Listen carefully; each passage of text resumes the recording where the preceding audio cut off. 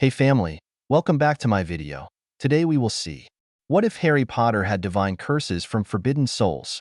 Before we start, I would like to extend my sincere thanks to the original author of this story for granting us permission to use it in our YouTube video. Your generosity is greatly appreciated. The author's creation and the original story's link in the descriptions, please do check that first. Now enjoy the video. The voice that said that seemed to come from everywhere and yet nowhere at the same time. The area surrounding Dumbledore and Harry transformed from the image of King's Cross Station into a courtroom.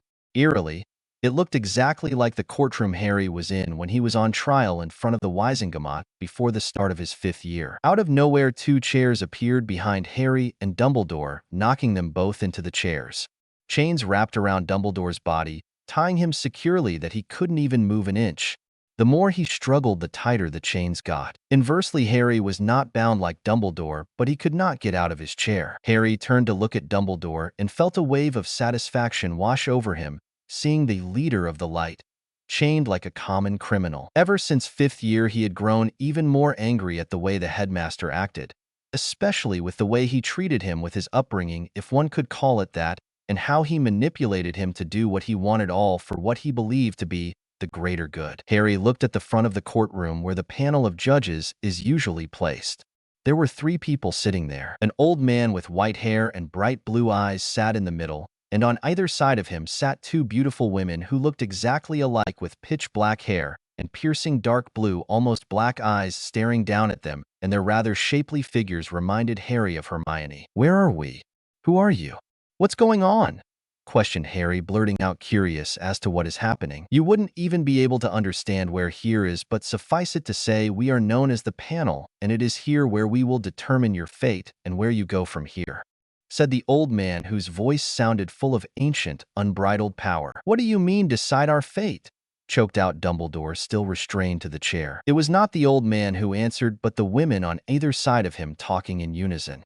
"Usually you would be brought to a check-in station to be registered, and then taken to your rightful place in the afterlife, but due to the rituals you used, we are forced to intervene to determine what the appropriate punishment would be." As the twins were talking, Harry saw Dumbledore's face, paling with every word. "Rituals? As in more than one that has to do with death?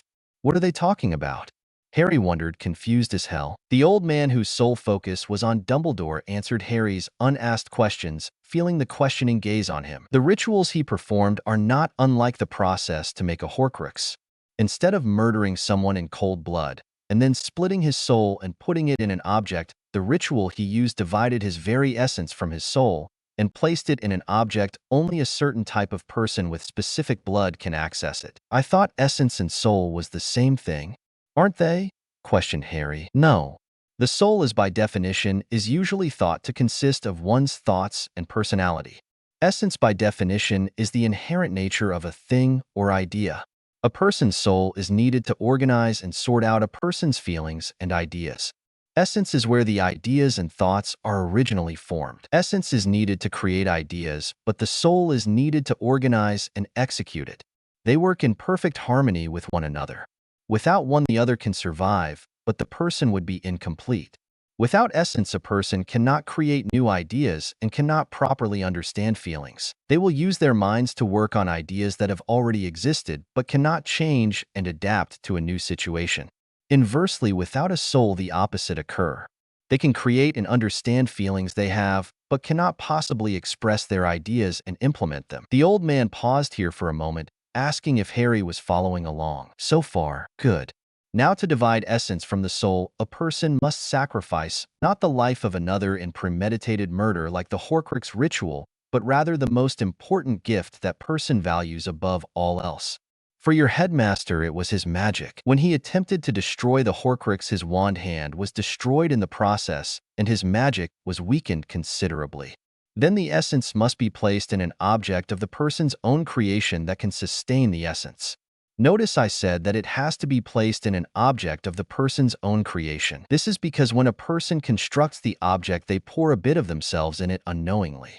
Also, the object in question must be strong enough to hold the essence onto this plane of existence, otherwise it would dissipate if it has no anchor. Does that answer your questions?" Harry could only nod affirmatively. "Good. Now, Albus Percival Wulfric Brian Dumbledore as head judge, it is my duty to sentence you. For being found guilty in using the Diripio Substantia Animus, tear apart essence and soul, ritual, you are hereby sentenced with no possibility of parole to spend the rest of eternity locked in limbo, never to move on to the next plane of existence. Dismissed. As soon as the old man banged the gavel, a hole appeared under Dumbledore, and he fell through yelling. The hole closed up, and there was silence yet again. Harry was shocked at what happened. Words couldn't describe what he was feeling. Stupefied, Harry faced the panel once again, wondering what is going to happen to him now. A feeling of fear encompassed Harry unlike anything he has ever felt before. Not even the combined terror of Voldemort, Dementors, Death Eaters, Basilisks, Boggarts, Trolls, and Giants could conjure a fraction of the level of fright he was experiencing right now. If Dumbledore, who spent most of his life fighting for the side of good, could be so easily sentenced to purgatory, then what chance did he have? Relax, Harry Potter. You will not have the same fate as your headmaster. Unlike him, you are an honorable and good man. You have survived through trials that would have destroyed others and turned them evil, and yet through all the pain and torment you managed to not succumb to the darkness.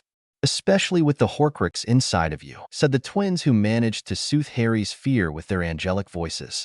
But one thing was bothering him. What do you mean, especially the Horcrux in my scar? I thought that it wasn't active like the other Horcruxes, asked a bewildered Harry. Just because it did not try to take over you does not make it inactive, replied the old man. The piece of Tom Riddle's soul that was in your scar caused your essence and soul to be uneven. I told you that a person's essence needs to be even with his soul, otherwise it would cause problems. Due to the fact that your soul was greater than your essence, you could not properly understand certain ideas and feelings. In turn, that caused you to overlook certain thoughts and ideas. Ms. Hermione Granger, for example, was one of the biggest outlooks that you overlooked. I've never overlooked Hermione. She's my best friend. I would never hurt her, retorted Harry, angry at the old man's words that insinuated that he didn't care about Hermione. The old man did not look perturbed in the slightest. If that is true, then why did you not realize that she was in love with you? Why did you then choose Ron over her almost every time? Just because he was the first person your age to be nice to you? She always stood by you no matter what the situation was, even when you were angry with her. She believed you about you not entering your name in the Triwizard Tournament when Ron, your supposed best friend, wouldn't even give you a second look. She took all your temper tantrums and moods without complaint, even though it hurt her when you directed it at her. She took it all without complaint, and she did that because she fell in love with you. She cared more about your well-being than hers. She erased her parents' memory intentionally and sent them away, knowing with a good chance that they would never forgive her because she could not bear leaving you. To her, you are her everything, her whole world. You may not believe it, but it is because of you that she has learned to see life, especially hers, through better eyes. You unknowingly showed her that there is more to life than just being smart and reading books. She fell in love with Harry Potter the person, not the hero, even though you were one, even if you don't believe it. She fell for the boy that was her best friend, who never gave up no matter what and tried to do the right thing, though it wasn't always the easiest thing. Though the old man spoke calmly like it was an everyday occurrence, Harry felt like he got hit with a stunning spell. He wanted to refute that. He wanted to yell out at the old man and say he was wrong, but knew he was right. Memories of Hermione flashed through his eyes. How all the time she helped him, was always there for him when he needed it. How could he not have seen it before? She was always there for me and never doubted me. She stood by me when no one else would, and all I did was take her support and help for granted. How come I didn't see it before? Why was I unable to realize what I had all along? I should have noticed it before. Why? Why? Oh God, I'm so sorry, Hermione. I'm sorry. I never meant to hurt you. Harry babbled, uncontrollably, tears streaking down his face at the pain he caused his best friend, who he now realized is the woman he loves more than anything. The one person who has always been there for him, and that he now realizes that it's too late to do anything about it. The panel of judges just sat there quietly, letting the young man in front of them pour out his frustrations. After a while, Harry's sobs subsided, but the desolate look in his eyes did not fade. So, are you going to sentence me to hell? I deserve it for how I treated Hermione. I was such a bastard to her. I don't deserve her forgiveness or love. So just get it over with. Harry said tonelessly, having all emotion other than guilt and pain drained out of him. You should understand, young Potter, that the reason you did not realize your love for Miss Granger was partly due to the Horcrux in your scar and the way you were raised by the Dursleys. It was not all your fault that you did not recognize the signs. The only examples of love you have seen are ones at school and the Weasley family. Teenagers rarely understand true love, and at that stage in life, they follow their glands more than their hearts, especially boys.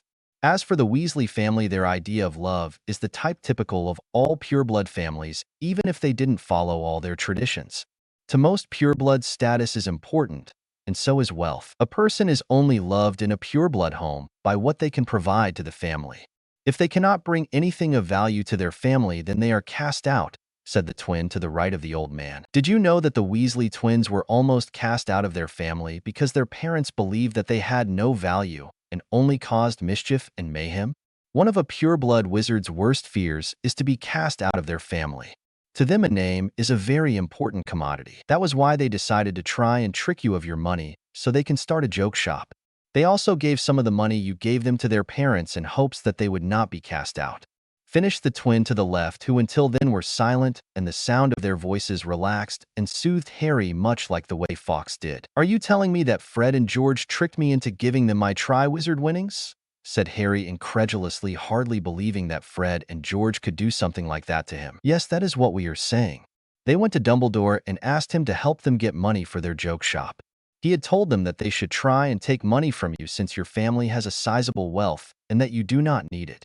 They asked their older brother Bill about your Gringotts vault value and knew you had the money for it. They couldn't just ask you for it because it would interfere with their parents' plan to get a hold of your vault and all the gold that was inside. When they found out that the Triwizard tournament was taking place and the prize would be 1,000 galleons, they decided to try and enter. As you know, they failed, but when your name came out, they realized they still had a shot of obtaining the prize money. While in front of you, they would act supportive and trustful. Behind your back, they would spread lies about how you were boasting that you fooled everyone and entered on purpose for more fame and glory. The other people in school believed it due to the closeness you had with the Weasleys. They would also drop hints about how they wanted to open up a joke shop but didn't have the funding available. You, in your act of kindness, gave them your prize money. Harry just sat there with a stunned expression on his face. It can't be true, can it? And let us not also forget the rest of the Weasley family, said the woman on the old man's right. Arthur and Molly Weasley were tired of living in poverty and wanted to live as purebloods should. When Dumbledore approached them about introducing young Ronald Weasley to you, they concocted a plan that would allow them to take your gold. After you reduced Tom Riddle to spirit form the first time, you were given rewards that included money, properties, and even marriage contracts. Given that the Potters were a reasonably well-off family to begin with, and were already respected in the wizarding community, the prestige only increased after your defeat of Tom Riddle. They decided that you would have to fall in love with their youngest daughter and have a best friend/brother type bond with their son Ronald. They wanted to make it so that you would think of the Weasleys as your surrogate family and would want to do anything for them. The old man said. Percy, on orders of Dumbledore, was told to cut ties with his family and align himself with the Ministry and be a part of Fudge's crowd. It was also on Dumbledore's orders that Percy would give highly edited and fabricated stories to the Minister about you. Bill and Charlie were to be the cool older brothers that you would look up to. It worked for the most part. They dosed you with different lust potions at first that would increase in intensity, so it would look less suspicious if you actually declared your undying love to Ginny. They told Ginny what her part was, and she agreed to it with the approval of Dumbledore that he remains aligned with a light family. Explained the twins in an odd stereo effect. At first, Harry didn't want to believe what they were saying is true, but the more he thought about it, the more it made sense. Meeting them at King's Cross when they could have fled in, the Christmas presents from people he met only once, to rescuing him from the Dursleys, the firebolt and Ron's verbal attack on Hermione, the jealousy during fourth year and Mrs. Weasley's attitude towards Hermione, Harry dating Cho in fifth, even if Ron didn't say it, but the look in his eyes when he realized Harry had a hot girlfriend and he didn't, being named Quidditch captain during sixth year. Did anybody even like me for me? Yes. Don't forget Hermione loved you for you, replied the old man. What about Sirius and Remus? Questioned Harry, dreading what the answer could be. Remus was a weak-willed man who was constantly afraid of himself. He never accepted the wolf in him, and because of that made him susceptible to outside influence. When Dumbledore told Remus he could not see you for your safety, he accepted it right away. He never questioned about your health afterwards, or even inquired to how you were doing. Remus was said to be one of your parents' best friends, almost a brother to your father and a sister to Lily. So, he would have known about Petunia and her hatred of all things magical. He would have known that there was a high probability that growing up with the Dursleys you would be beaten, abused, starved, and generally treated like a house elf. So why wasn't he there when you needed him? When you needed the support of a substitute uncle, or a godfather, even a friend? Where was he? He didn't want the responsibility, so he ran away and only came back when Dumbledore allowed it. Otherwise, he would have just stayed away. Also, during your 4th year, when everyone turned on you and said you tricked your way into the tournament, never mind that prior to that you have always been honest and noble. You may have redirected questions or not answered, but you had never lied to anyone. Remus was under Dumbledore's order not to contact you because he believed that you would need the experience harden you. And Sirius? Sirius. He did care about you, that is true, but the years in Azkaban altered his perception of reality. A person, even if they are innocent, can't spend as much time around a Dementor and not be affected by it. Because you look a lot like your father, Sirius's mind replaced the image of you with James and treated you more like your father than his son. Oh, said Harry. While it hurt that Remus was so easily led by Dumbledore, it was hearing that Azkaban made Sirius unhinged that hurt so much more. That he saw him as his father, and not as Harry, really broke his heart. But as he realized that, he remembered that at least Hermione loved him for him, that made him know that he could survive the pain. It may only make him feel slightly better right now, but maybe one day the pain would stop. I mean, it's great that you're telling me all this, but what's the point? I'm dead now, and as you said, I can't go back. I never said that. Actually, what I said was that you didn't have the choice to go back. The choice lies entirely with us, and we are prepared to send you back, replied the old man. Harry leapt out of his seat, yelling out joyously that he could go back to finish Tom, but more importantly back to Hermione. Yes, I understand your exuberant reaction is due to the news, but please refrain yourself from repeating the acts until you have heard why we are sending you back, Harry Potter. Harry immediately quieted down and sat attentively, not unlike a certain bushy-haired woman he knew. The reason why we are sending you back is due to the fact that you did not die properly, said the old man, like he was saying you answered a question wrong. Meanwhile, Harry was thinking that the old man was off his rocker. Die properly? You can't die any more properly than getting hit by the Avada Kedavra curse. I see that you are confused. Let me explain, and you will understand. On October 31st, 1981, Tom Riddle came to your place of residence with the intention of killing all the inhabitants inside. He managed to kill your father and made his way upstairs. Your mother pleaded with him to spare you and take her instead. Her exact words were, "Kill me instead." And he agreed, but then after he killed her, he turned his wand on you with the intent to kill you. He prepared the Horcrux ritual and sent the killing curse at you. To properly separate a soul into pieces, cold-blooded murder is necessary because with murder the soul becomes unstable for a few minutes. Only the killing curse can be used in the Horcrux ritual since it deals with destroying the soul. Anyway, wait. What do you mean it destroys the soul? The Avada Kedavra curse was specifically created to be used in the Horcrux ritual. When a person is hit by a killing curse, their soul is pushed out of the body, and once it is separated from its essence, that person dies. There is no anchor to hold the soul to the body. That is why there are never any physical signs on the body. The killing curse deals with removing the spirit of a person from its body. Like I was saying, once the killing curse is cast in conjunction to the Horcrux ritual, the soul of the person hit does not die right away. Instead, the soul hit with the killing curse is then used to cut a piece of the soul off and place it in a container. That is one of the main reasons why Tom Riddle did the ritual on situations he deemed important to him. Fortunately for you, Tom Riddle did not take into account the rules of magic concerning contracts. He by accident placed himself in a contract with your mother right before he killed her. He made a deal with her by agreeing to kill her, and not you, though not in those words, but the intent was clear. Magic focuses on the intent first, then the words second. It was a last-ditch effort by your mother who wasn't even sure if it would work. By breaching the contract, he violated the terms and magic decided to exact the appropriate amount of punishment. It reflected back the killing curse at Tom Riddle, causing him to lose his body. But at the time he was in the middle of the ritual and it could not be stopped. The soul fragment he cut had to go somewhere, and your body was the only thing available. You see, your soul was still attached to your body because he never fully finished the ritual, and that allowed you to go back into your body, albeit with an extra passenger. Finish the twin on the right. Let me see if I got this straight. So you mean to tell me that I actually did die the night Voldemort attacked, but because he unknowingly broke some kind of contract with my mother, it allowed me to live, but with the added piece of Voldemort's soul? Harry summed up. You always did have a way of simplifying things, but yes, true. So since then you have not been truly grew up like every child, but your very being was never in harmony, so your body was constantly fighting to survive. Because of this, your magic was blocked you from preventing you from accessing your full magical power. In actuality, you only had access to half your magic this entire time. 1/4 of your magic was being siphoned off to Tom Riddle, wherever he was while he was a spirit and later when he regained his body, and the other 1/4 was constantly fighting the spirit in your body from destroying you, thus leaving you weaker than you were. But Dumbledore said that it was my mother's love that saved me and gave me protection. If it was a contract made, then why did he say it was my mother? Wondered Harry. It is true that it was the contract that gave you protection, but it was your mother's love that made it possible. She loved you so much that even though she knew she would die, she found a way to protect you even after death. There is no greater love than that. So in a way, your headmaster was right.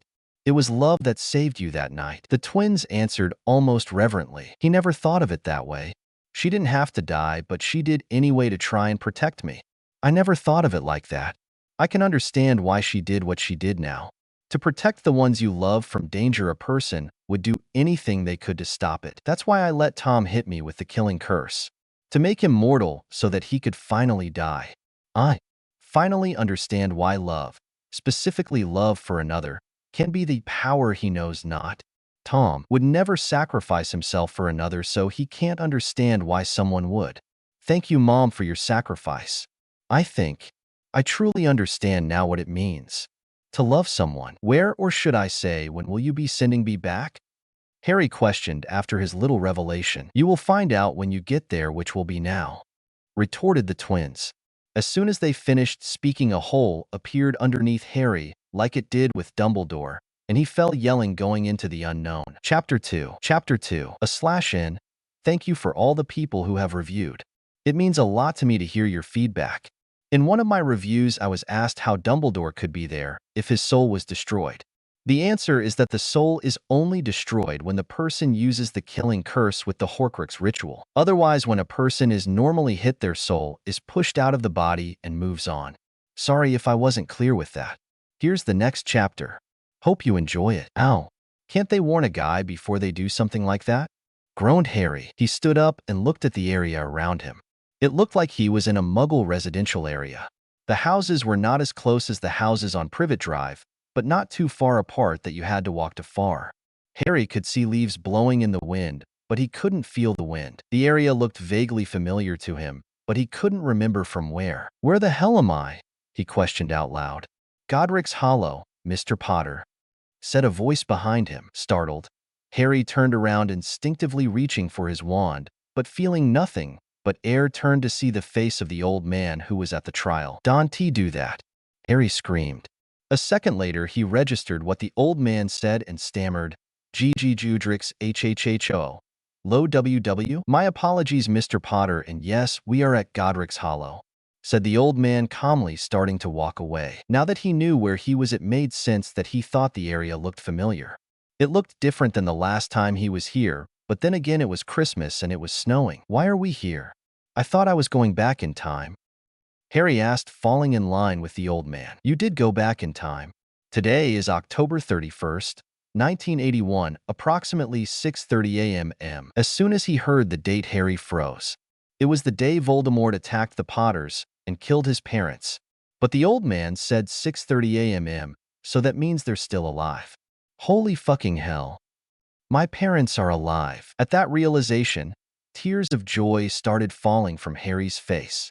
The prospect of actually seeing his parents alive was a dream come true. Before he could start looking, the old man snapped his fingers and froze Harry. Hey, what are you doing? I want to see my parents. Let me go. Harry growled angrily. Not before you hear what I have to say. Time passes much slower while I am here. You will see your parents soon, so be patient. There are a few things I need to discuss with you that I was unable to tell you before." The old man stated. "Fine," Harry resignedly said. "Make it fast."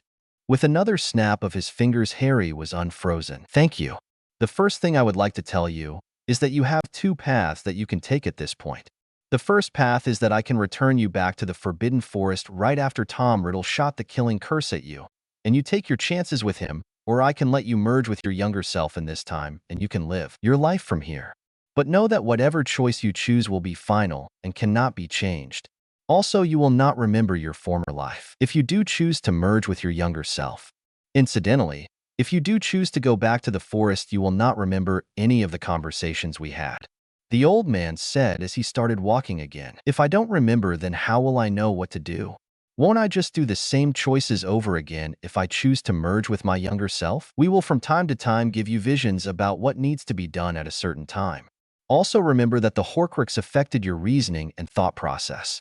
If you do choose to merge, the Horcrux will not be there anymore. And if I choose to go back to my time, the Horcrux in your head will be gone and Voldemort will be mortal. You two will most likely have to duel each other. And though Voldemort has the Elder Wand in his possession, what does Voldemort having the Elder Wand mean? I thought I was the master of the Deathly Hallows," Harry said bemusedly. "Yes, you are the master of death, but Voldemort is also the master of the Elder Wand and has some power over the wand. The Horcrux in your head gave him partial possession of the wand as well. When he shot the killing curse at you, he killed his Horcrux in you. As of this moment, Tom Riddle has possession of the wand, but if you go back, it will be up for grabs between the two of you as to whom the owner is. The wand can only be passed on when a person is defeated. You willingly gave up without a fight, transferring the wand to Riddle, but when he killed the part of his soul attached to you, he also defeated himself at the same time, and the wand changed owners again. As of this moment, nobody is the master of the Elder Wand," explained the old man. "Oh, at any rate, you don't have to decide till after Riddle attacks tonight. Is there any way to save my parents? Anything?" Harry desperately asks. For the first time, an expression of sadness is seen on his face. "There is nothing that can be done to save them." "I'm sorry." "You're sorry? That's it. It's not fair. Why should they die while people like Malfoy and Lestrange live? Tell me how that is right, and don't tell me it's for the greater good. The greater good can kiss my ass for all I care." Harry yelled. "It's not always about you. Did you ever wonder why they fought so hard? So that you can live. Instead of honoring their sacrifice, you insult them by acting this way. But you're so blinded by your own pain that you can't see that others suffer as well." The old man yelled back, losing his patience with him. The shock of him yelling stopped Harry. His voice when he yelled was full of power and felt ancient. For the first time, he saw a glimpse of his power, and it was mind-boggling. Realizing that the being in front of him could kill him quite easily, he quieted down. The old man, seeing him listen, immediately calmed down. "I apologize for my outburst, young Potter. I had no right to yell at you like that. I should have realized that for a person who has constantly wished for his parents to be alive, it would be most distressing to find out that no matter what you do, they will die. For that, I apologize." Watching him apologize took all the anger out of Harry and made him see that he was acting like a brat throwing a temper tantrum. "You're right. I'm sorry for acting like that. It just hurts to know that I can't save them. The two people I want the most, and I can't do anything. It's just not fair," Harry said, crying. The old man pulled him in his arms and gave him a hug. The feeling that he was giving off made Harry finally break down and mourn for his parents. He cried for all the lost experiences they would never share, for all the love they will never see, for all the times they would never be there. He cried for all the pain in his life and all the suffering and betrayal that has happened to him and all the people associated with him. He just cried. After crying his eyes out, Harry felt lighter, freer. It felt as if there was an unknown weight on him being lifted off of him. The pain was still there but dulled, and he knew that only time would fix it. Sheepishly, he moved out of the old man's embrace and straightened up. "Thanks. For for letting me." Harry trailed off, embarrassed at his reactions. "You're welcome," the old man replied, sparing Harry the embarrassment. "Now, if you have any questions to ask me, now is the time to ask," the old man asked. Grateful for the change in conversation, he eagerly took it. "Now that you mention it, there are a few things I would like to ask." "Ask away." We have all the time in the world. First off, do I still have the imbalance between my soul and essence in me? And what about the Horcrux that was attached to me? Harry asked, hoping that it was gone. The Horcrux that resided in your scar was destroyed when you were hit with the killing curse. Remember I told you that whatever choice you make, the Horcrux will be gone from you. And the imbalance? Here the old man hesitated. It's gone, right? I'm in harmony with my soul and essence. Tell me I'm right? Harry questioned, feeling panicked that he might not be right. You have to understand that your soul was oppressed for almost all your life. It would take time for it to fully grow and right itself. Seeing Harry's expression, he hastened to add that it would eventually fix itself. If you were to go back to your time, it could take years for you to heal, and by then you might not want to live the life you were living then. You might be married to Ginny Weasley in that time, and might even name a kid of yours after your headmaster or potions professor. It might even be a combination of the two. The look on Harry's face was priceless. It was a cross between shock, disgust, and horror. It was quite funny looking, which caused the old man to laugh. That's not even funny, old man. He continued to laugh. Stop laughing. Please. By the end, Harry was pleading. I'm sorry, it's just the look on your face was hilarious, and I haven't laughed like that in a while. He was still chuckling, though. What would happen if I merged with my younger self's soul? You would be reborn, so to speak. You would not be the Harry you are now, but you would be the Harry you should have been if you didn't have a soul piece in you. Not to say that the you of now isn't how you're supposed to be, but it's not your true self. Understand? Seeing the lack of understanding, he tried a different route. Take, for example, you're wearing a mask. When you put it on, it covers your face and hides your identity. In your case, the mask you're wearing is only covering half your face.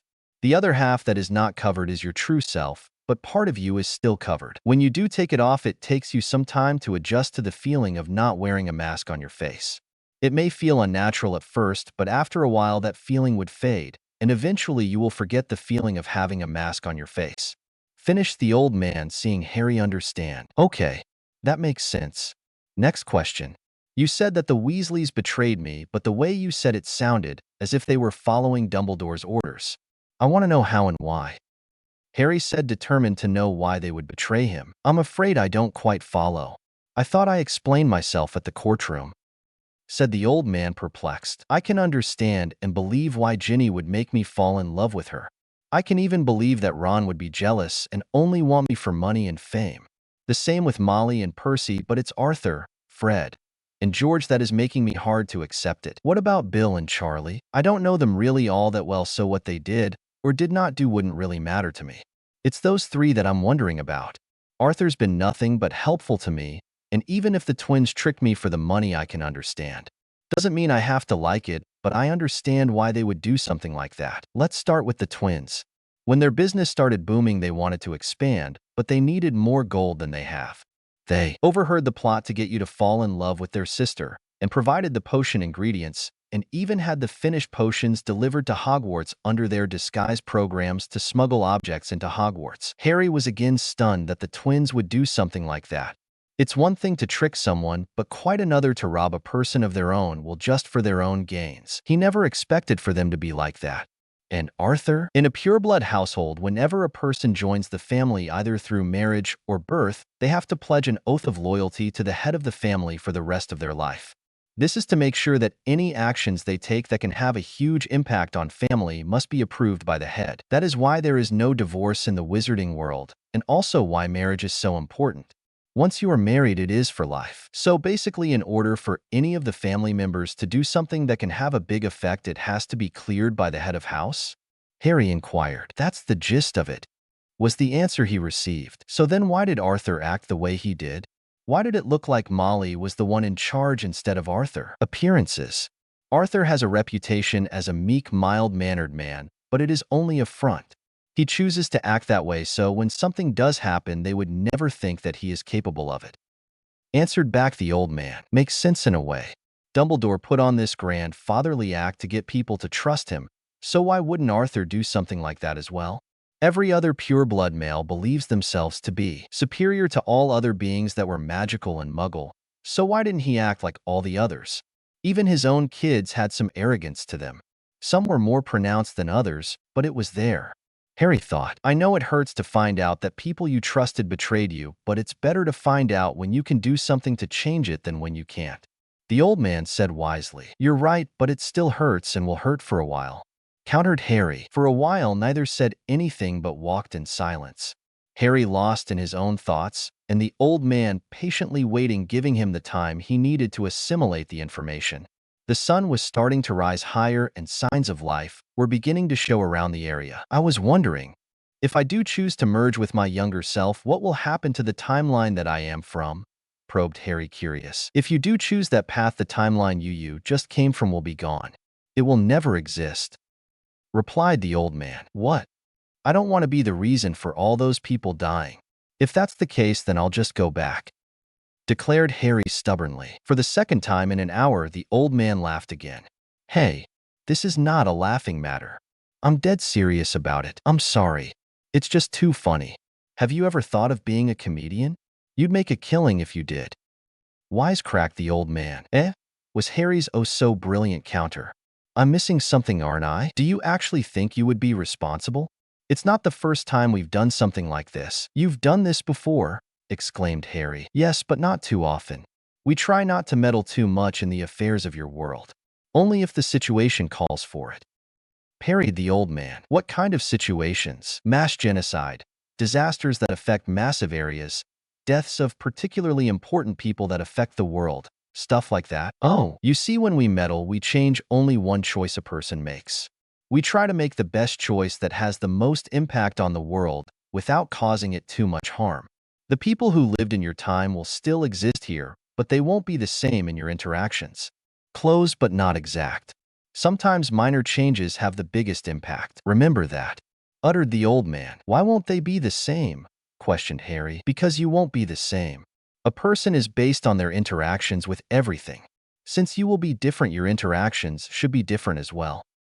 He lectured. I guess, replied a perplexed Harry. Don't worry, you'll see soon enough.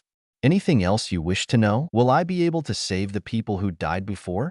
Harry questioned, having the idea in his mind for a while. The old man gave a sigh before answering. Depends. Theoretically, if they died of an unnatural death, then yes, but for some people it just might be their time. Or someone else might take their place. It's one of those what-if situations. What if I did this instead of that? All of it hinges on how different the timeline would become. Harry was disappointed that he couldn't get a more definite answer. Thanks. I guess I'll just have to see when the time comes. I'm sorry I couldn't give you a more exact answer. He truly did look sad. So when do I merge with my younger self if I do choose that path? It'll be weird being little again. Not like I remembered the first time.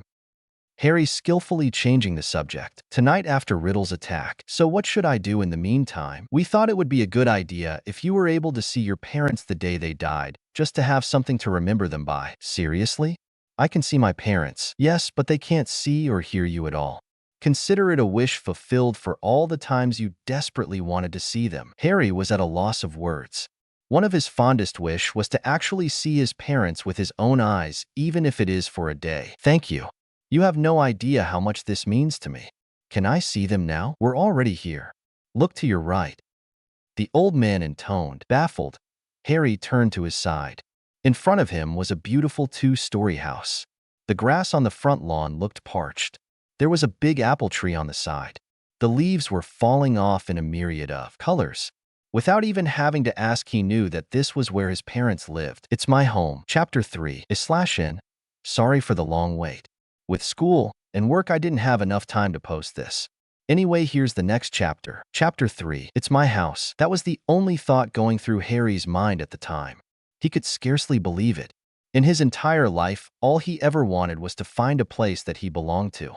He always wanted to experience the feeling of joy that many of his classmates felt when they left Hogwarts to go home. The closest he ever felt like that was when he was with Sirius at Grimmauld Place, but even that was marred with the attack on Arthur Weasley, and what he thought was his feelings at the attack. Standing in front of his house, knowing that his parents were just a few feet away alive, and well inside their home, scared and exhilarated him. Despite knowing that his parents couldn't see him, didn't make Harry any less nervous. Turning to the side, Harry expected to see the old man there standing next to him, but when he looked around, he was alone. Looking around him, he couldn't find the old geezer anywhere. Great. He couldn't even say that he was going. I could have used some moral support. At least he could have given me some kind of advice. Harry thought scathingly. Oh well. No time to be scared now, Potter. You're a Gryffindor and Gryffindors charge ahead. With this thought in mind, Harry strode forward towards the house. Walking up the stairs, he was standing at the front door. Harry went to open it, but his hand passed through the knob. The hell? Why can't I grab the knob? It's like I'm a ghost.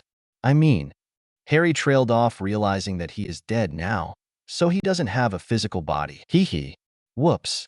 I was having a Ron moment there. Harry thought amusedly. Seeing his hand pass through the knob again gave him an idea. If I can't open the door, maybe I can go through it. It's worth a shot. With that thought in mind, he stepped through the door and emerged on the other side.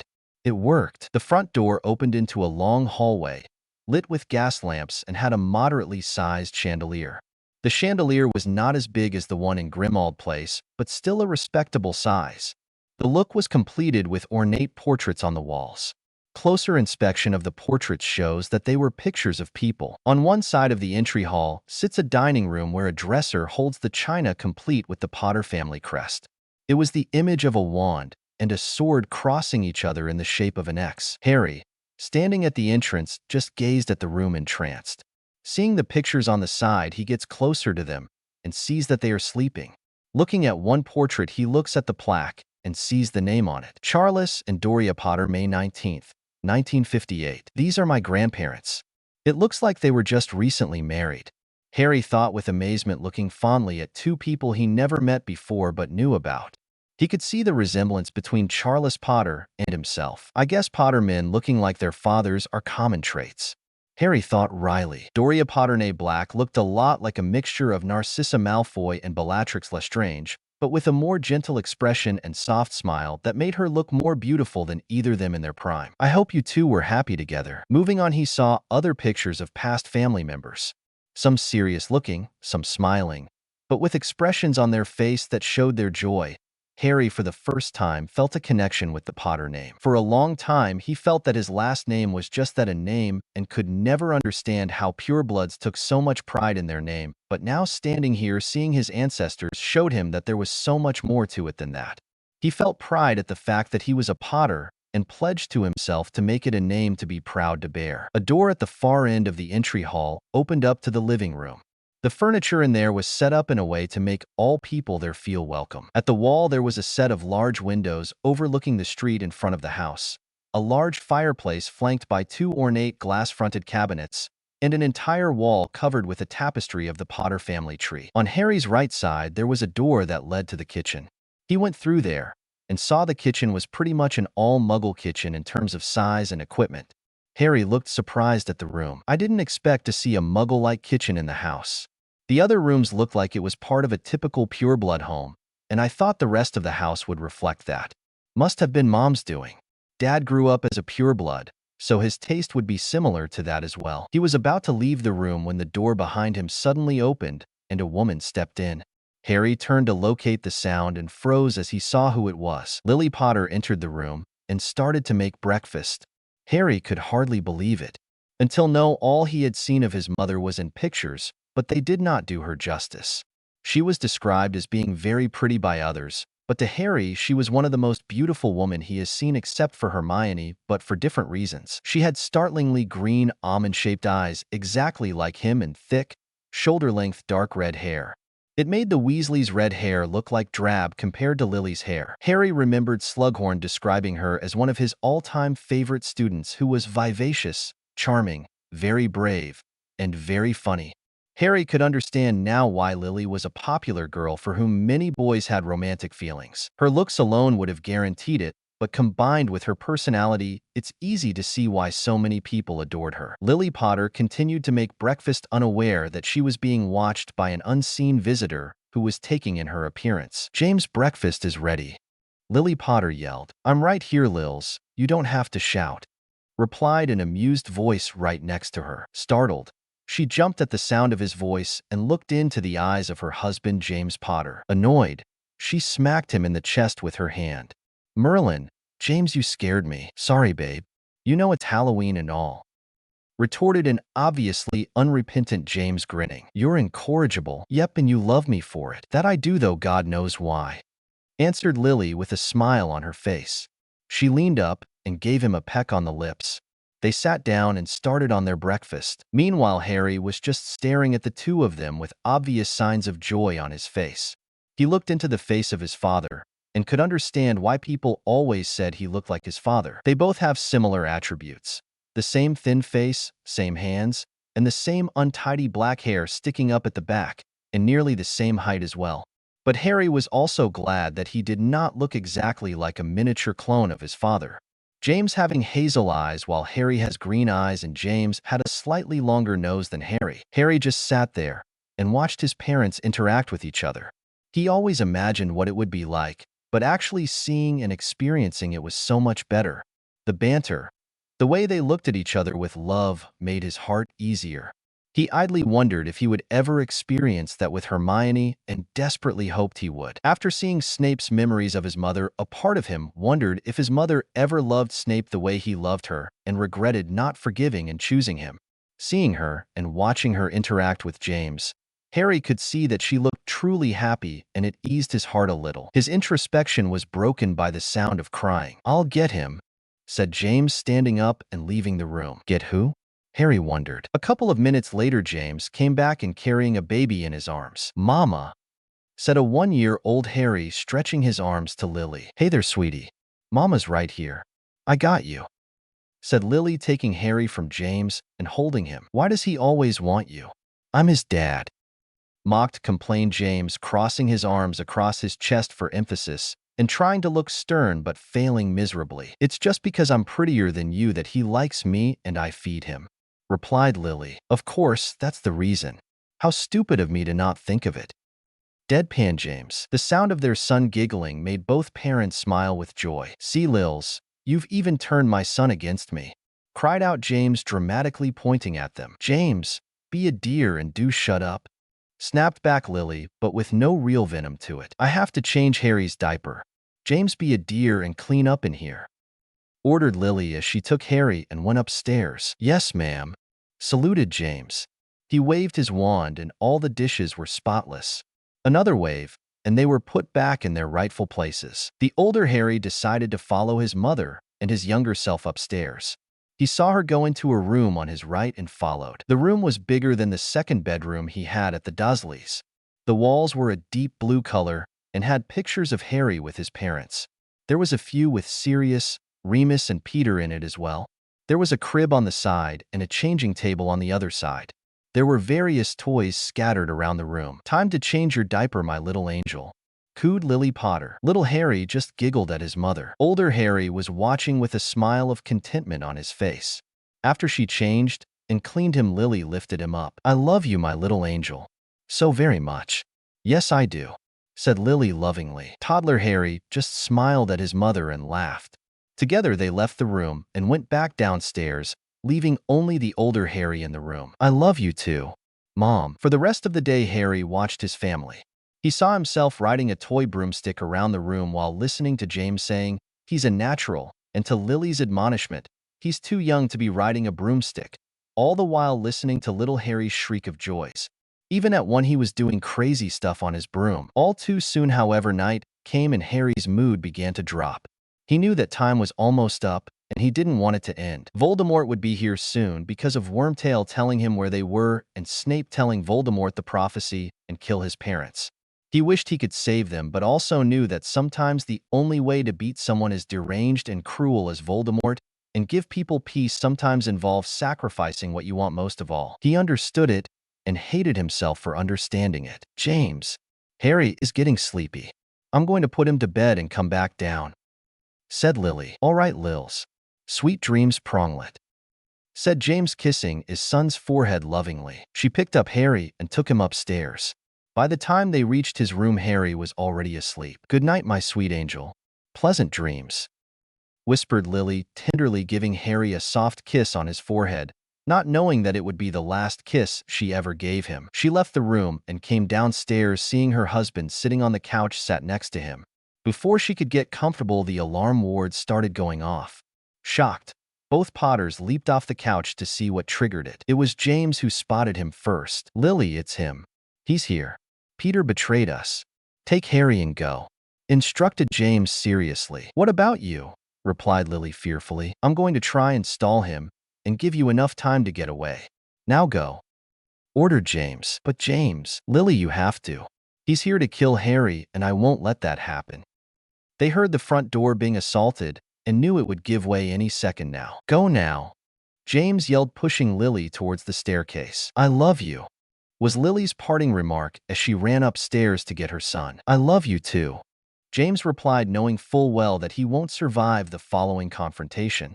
Harry stood there watching helplessly. The front door broke down and Voldemort walked in. He no longer looked like the handsome man he was before the dark rituals before, but was still human-looking. He didn't look like the man-snake that Harry remembered emerging from the cauldron fourth year, either, but somewhere in between the two. James, Voldemort said mockingly. His voice did not yet have the sibilant sound of a snake. Voldemort. You've been a thorn in my side for too long, Potter. I'm here to eliminate you and your family and end the Potter line, sneered Voldemort. You can try, but you won't succeed, retorted James, holding his wand in front of him. We'll see about that. Voldemort fired of an Avada Kedavra curse at James, who rolled out of the way. James responded with De Primo, aiming at Voldemort's feet.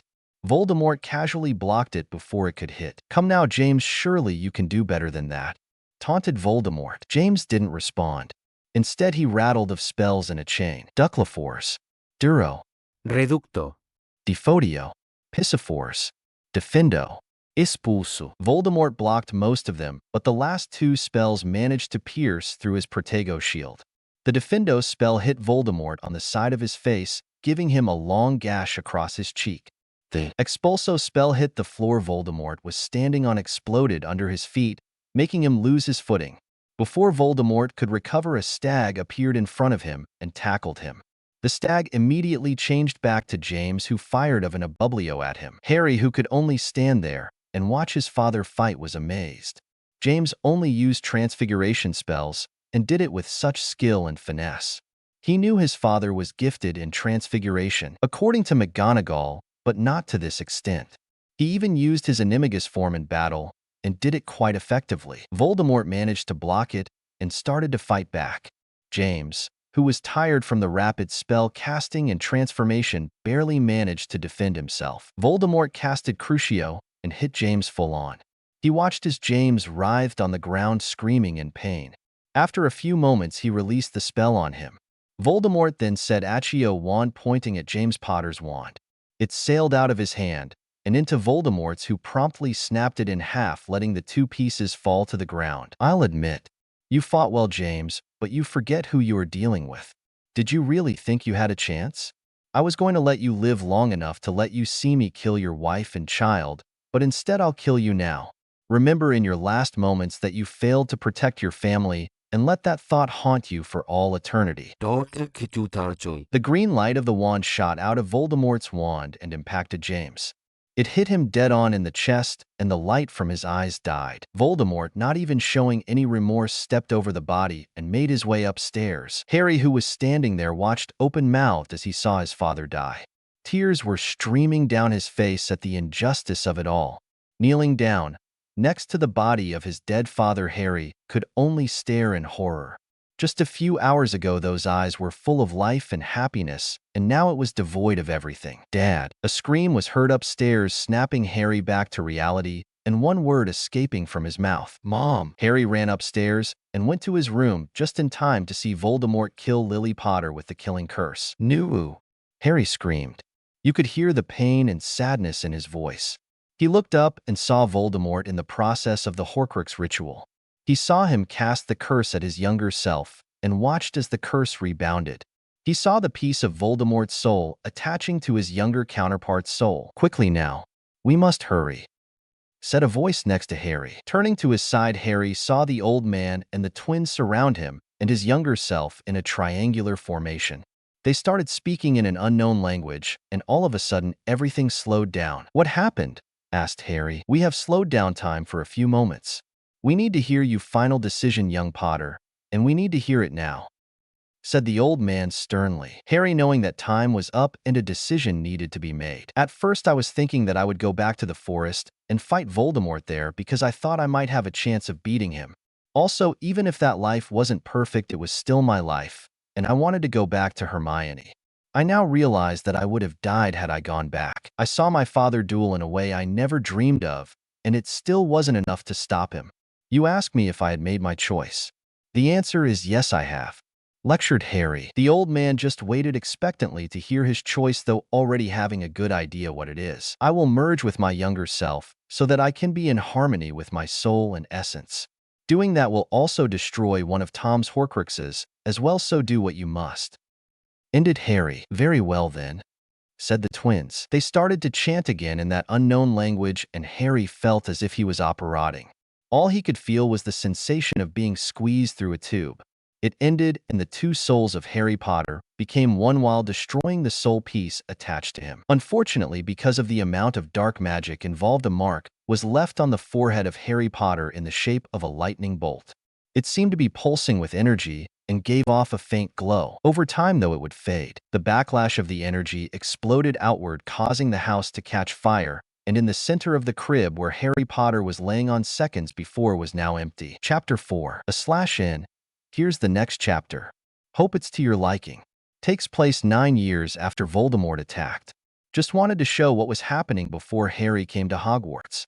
Next chapter will skip to when Harry is 11 and show what happened to Harry and he'll get his letter from Hogwarts. Also, I realized I didn't define the different spells I used in the last chapter, so here it is if anyone's interested. Disclaimer.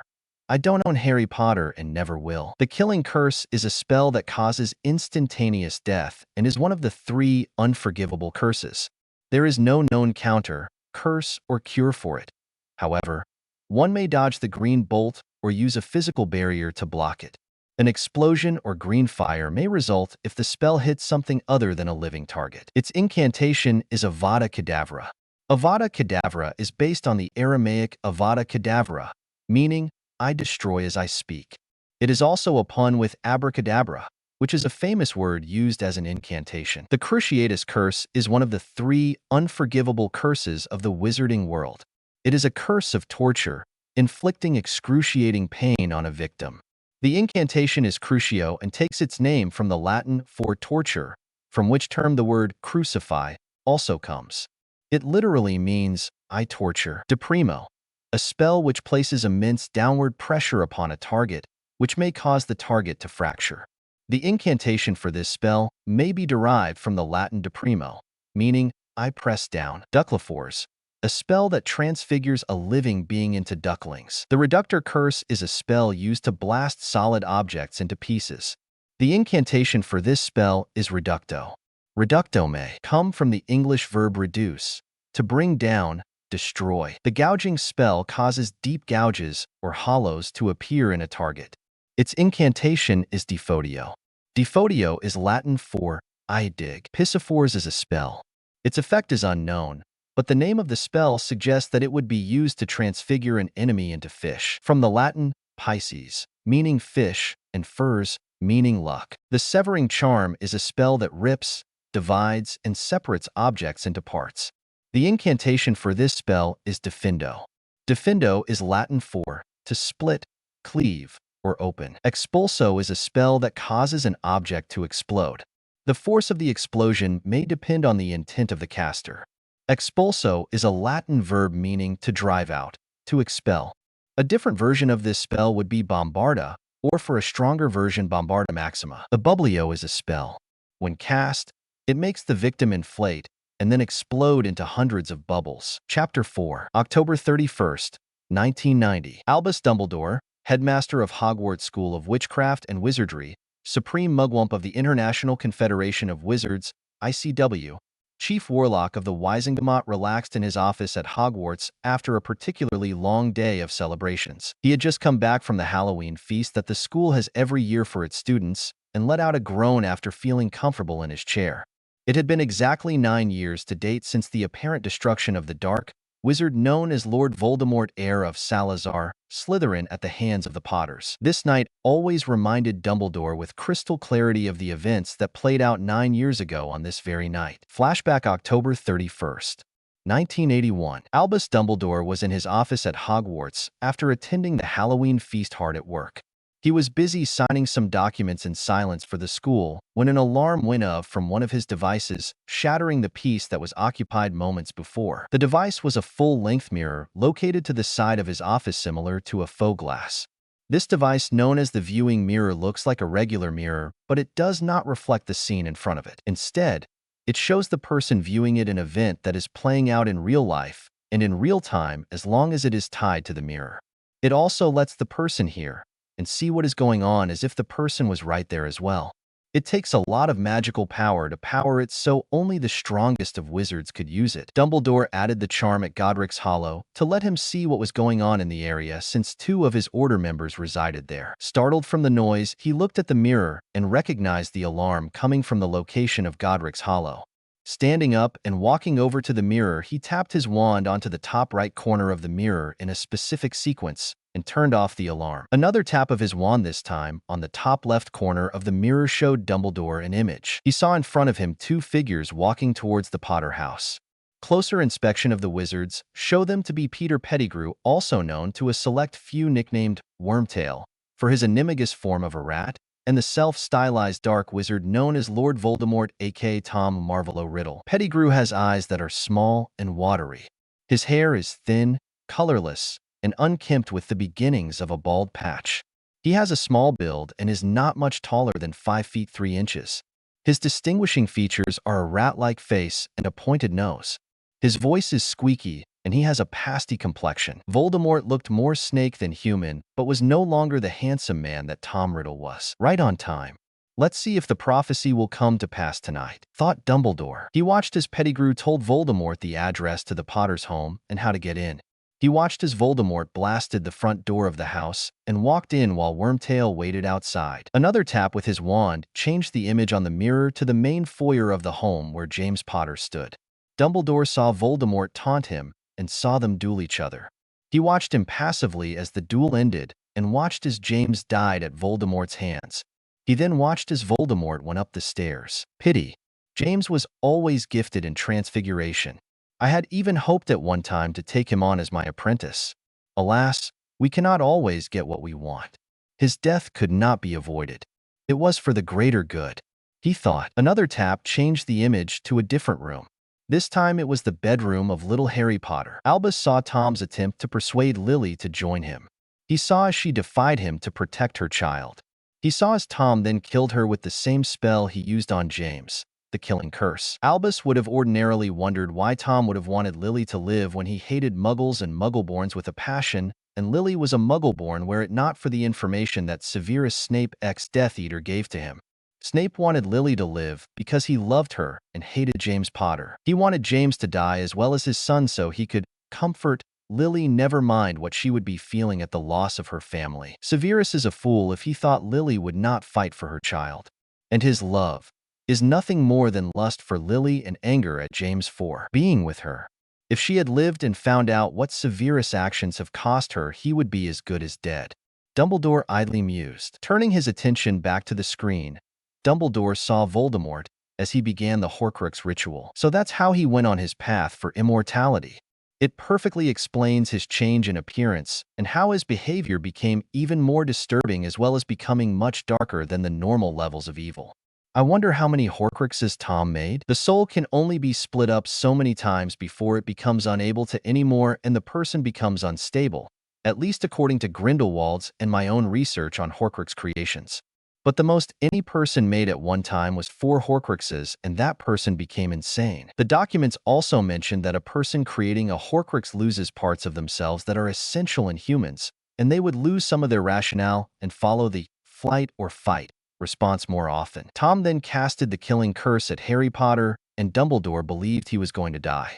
Then, the most amazing and unheard of events took place. The killing curse, always known as being unblockable by a direct attack, rebounded of young Harry's forehead and hit Tom, tearing him from his body. He then saw some kind of light right before the room exploded. The backlash of energy destroyed the charms Dumbledore placed and destroyed the feed. The mirror exploded, and only his fast reflexes with his wand stopped the shards of the mirror from hitting him. Dumbledore immediately sent his Phoenix Patronus to his gamekeeper, Rubeus Hagrid, with the message telling him to go to Godric's Hollow and go to the Potters. Hagrid was one of the few people who knew the location of the Potter home after reading it on a piece of paper. The Fidelius charm made sure that only the secret keeper could tell the address. For the Potters, it was Peter who they thought was a friend. While he was waiting for Hagrid's return, Dumbledore went back to the mirror and with a wave of his wand repaired the mirror. It was no longer attached to the enchantments and charms placed on Godric's Hollow, but he could still review the events that happened prior to the mirror shattering. He waved his wand looking for a particular image. He rewound it to right before the room exploded. He could have sworn he saw some kind of light right behind where Voldemort stood. The light only lasted a second and Dumbledore thought it looked like a person. It was so fast that if he blinked he would have missed it. What was that? It was so fast I almost missed it. And why did it look like a person? Was it a trick of the light? Did Tom do this? Or was it something else entirely? Dumbledore pondered. Looking back at the image one more time, he concluded that it must have been a trick on his eyes and he was seeing things. Sensing he was getting worked up over this tiny detail, he used his occlumency exercises to calm himself down. He chuckled to himself that he was getting worked up over a trivial detail, and it was nothing. Still, a part of him could not let it go for some reason. He sat down at his desk relaxing himself. Before he could relax in his chair, Hagrid burst through the doors clutching something in his hands. "Headmaster! Headmaster!" panted Hagrid, trying to catch his breath after he ran full speed from the gates of Hogwarts to the headmaster's office. "What is it, Hagrid? What happened?" Dumbledore asked sharply, standing up. "It's SSSSS about Lil LLLY and Jam MMMMES, sir." As he said this, Hagrid started crying uncontrollably. "What is it, Hagrid?" inquired Dumbledore in his grandfatherly persona with a twinkle in his eyes, already knowing the answer. "Teacher Ari dead, sir. Dead," yelled Hagrid. At this pronouncement, the twinkle in Dumbledore's eyes died. He truly did not want them to die, but it needed to be done for the greater good. Sighing heavily, Dumbledore responded, "I had feared that was the case when I heard the alarm wards go off. I had hoped I was wrong. I'm sorry to see that we have lost 2 more of our own." Hagrid only sobbed some more.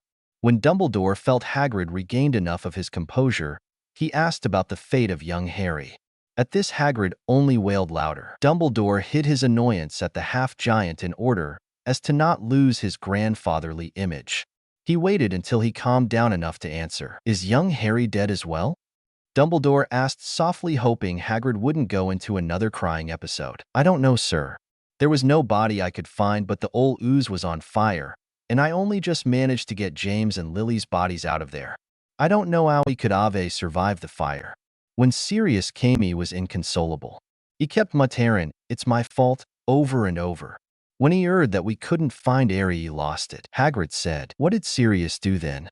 Dumbledore asked in the same soft voice. "He gave me his bike and said to tell you what happened. Said he had no use for the bike anymore. He said he had to take care of a rat and left. I transported Lily and James' bodies to St. Mungo's morgue center, then came straight air." Hagrid finished. "Anything else?" "No, nothing else. On a moment.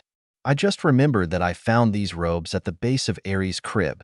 I think it might have belonged to the Death Eaters who attacked them, sir," Hagrid said, holding out the robes for Dumbledore to take from his hands. "This is distressing news, Hagrid. Let me see the robes." Dumbledore took the robes from Hagrid, knowing that these must have been Riddle's robes.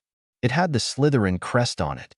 He flicked his wand a few times, muttered a charm for show, so as to not arouse suspicion. "I believe that these robes belong to Voldemort himself?" Dumbledore said questioningly, ignoring Hagrid's flinch whenever he said his name. "Sir? What does this mean?" After a lengthy silence where neither man talked, Dumbledore answered, measuring every word he said heavily. "I believe that Voldemort himself went to the Potters and killed Lily and James. I think that he also attempted to kill young Harry as well to end the Potter line, but something happened which backfired on Voldemort, injuring him gravely. It would explain why he left his robes there." "Are you saying, sir, that you know who is dead?" asked Hagrid hopefully. "I believe he is only temporarily indisposed as of right now. I believe that he suffered a huge defeat at the hands of the Potters and is unable to cause any damage to anyone as of this time, and maybe for a while. Even though Lily and James just died, it was still not enough to dampen the joy at the words of the headmaster. Hagrid, I must alert the Ministry of this development and let them know the news. I will also tell them of the unfortunate fate of James and Lily's. I want you to alert the Order members of an emergency meeting and tell them to meet me at headquarters. At once, sir. Hagrid left to do just that while Dumbledore went towards the flue to go to the ministry. What happened to you, Harry? Are you really dead or somewhere else? He muttered to himself just as the green fire enveloped him. In flashback, by the next day, the whole wizarding world learned of Voldemort's defeat and celebrated. The Potter family was given the Order of Merlin Award's first-class postmortem. The wizards were already talking about the Potters with reverence and awe. They were known as the family who conquered in the Daily Prophet. Dumbledore attempted to find Harry Potter to be certain if he really died or not, and if the prophecy came to pass. The prophecy stated that only a child born at the end of July, and whose parents that have defied Voldemort 3 times could defeat him. There was also the part about Voldemort marking him, but Dumbledore didn't know if it was meant as something physical or spiritual. He spent numerous resources and even attempted to look at the magical registry at Hogwarts that shows all the magical births in Britain, Scotland, and the surrounding areas. The registry also shows the name of all the people who have been deceased as well. Dumbledore could not get the registry open due to the fact once all the names have been added, the scroll then magically seals itself and is locked in a drawer. It can only be opened when it is time to send the letters to the children who have been admitted at that time. All the other paths have lead to a dead end as well. Eventually, Dumbledore exhausted all of his resources and gave up his search of Harry Potter. He believed that since he could not find him and all other avenues have turned out to be useless, then he had no choice but to conclude that Harry Potter died that night at Godric's Hollow and is not the chosen one. He then turned to the only other person viable that fit the contents of the prophecy, which was Neville Longbottom. Shortly after the defeat of Voldemort, Frank and Alice Longbottom were tortured into insanity by a group of Death Eaters trying to find their master. Luckily, Neville survived, but his parents, who were gifted Aurors, were tortured into insanity. A young, foolish obliviator named Gilderoy Lockhart thought it was best to erase the event from Neville's mind and cast the spell at him. Instead, the spell affected Neville's brain, and the spell affected certain areas of his brain, which caused him to be a bumbling and forgetful boy. Although he had not been marked by Lord Voldemort, Dumbledore believed that it would only be a matter of time. He believed that Neville would be their best chance of defeating Voldemort, since there was no one else. It took Dumbledore some time to undo the damage that was done to Neville, and just recently started to train Neville after talking with his grandmother Augusta. Besides looking for Harry Potter, Dumbledore, as chief warlock of the Wizengamot, had to preside over numerous Death Eater cases, making sure that Severus Snape was not among them, and to protect his identity from the other Death Eaters who would try and turn him in to reduce their own sentence. He also had to free Sirius Black from Azkaban after he heard Barty Crouch Sr. put him there without a trial. Black served no purpose to him locked up in Azkaban. If Harry was still alive, then he would have left Sirius there, otherwise Black would have taken custody of Harry as his godfather, which was his right. Since Harry was nowhere to be found, there was no point in leaving him there. Sirius, as the last of the most noble and ancient house of Black, had access to a fortune. Even if he could no longer claim lordship to the Black family name, he can still access the family money and properties under the Black name. The Black family also had a lot of influence in the Wizengamot. Dumbledore also attempted to access the Potter family fortune as well, since it holds a fair amount of money as well, but the goblins at Gringotts would not let him. They said that until a proper heir can come and claim access to the vault, no one else is allowed to get it. Many pureblood families attempted to access the inheritance but were turned away. Families like Malfoy, Goyle, Crabbe, Greengrass, Zabini, Diggory, Chong, and even the Weasleys tried to gain access, but they were all denied. The goblins said that there was a person who was next in line for the fortune, and they would keep the fortune safe until the heir came and claimed the vaults. A knock at the door brought Dumbledore from his musings. "Come in," he said. The person who entered the room was his deputy headmistress Minerva McGonagall, professor of Transfiguration. Minerva McGonagall is a tall, rather severe-looking woman. She wore emerald green robes, a pointed hat cocked to one side, and always had a very prim expression on her face. "Albus, I wanted to drop of the budget reports for the month that are due tomorrow. I have finished them all, and they need only your signature and seal of approval," said Minerva, walking to his desk and dropping off the paperwork. "Of course," he replied. He took out a quill, dipped it into the ink pot, and signed his name. "There you go." He handed back the papers with a flourish. "Thank you, Albus." McGonagall hesitated for a minute, before she voiced a question she wanted to ask all night. "Are you all right? You seem distracted tonight." "I'm fine. Just thinking about what happened on this night 9 years ago." Dumbledore answered, "I know what you mean. Sometimes I can't believe that Lily and James are gone. Little Harry as well. He would have attended Hogwarts next year if he was still alive." She said, "Sometimes I wonder if I could have done anything different. Anything that would have changed the outcome. If I had not made the choices that I made, would they still be here?" "Albus?" asked Minerva, concerned for her friend. Oh, it's nothing. Just the ramblings of an old man. You should get to bed. Have a full day tomorrow." He replied, waving of her concerns. Hesitating, she got up and walked to the door, but she left one last parting remark before she left. "It's not your fault that they died. You did what you had to, and know that I am behind you all the way. Good night." She closed the door behind her, leaving Dumbledore to his silence. "Would you still be behind me if you know what I did, or will do to ensure we win? I wonder." Dumbledore spoke to the empty room before going back to his work. Chapter 5. Here's the next chapter. We got Dumbledore meeting Harry and finding out a bit about Harry's past. Have fun and enjoy the read. Constructive criticism always approve. Destructive criticism is not approved. Chapter 5. July 30th, 1991. There he is. "Get back here, freak. When I get my hands on you, you're gonna wish you were never born, asshole." Same old threats day in, day out. It does get boring after a while. "It's such a nice day too," mused a young black-haired, green-eyed boy right before he was surrounded by a group of 5 boys, ranged from 12, 14. "Looks like I'm surrounded.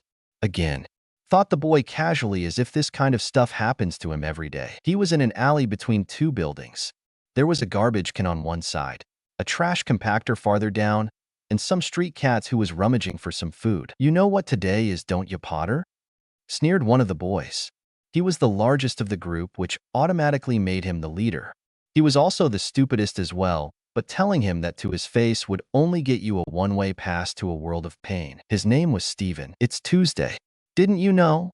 retorted Potter sarcastically. "No. I mean yes. I know what day it is, you retard," replied the flummoxed teenager. "Then why are you asking me the day if you already knew?" Potter innocently asked. "I'm gonna beat you into the ground so bad for what you did yesterday that even your grandkids are gonna feel it. I know it was you who did it.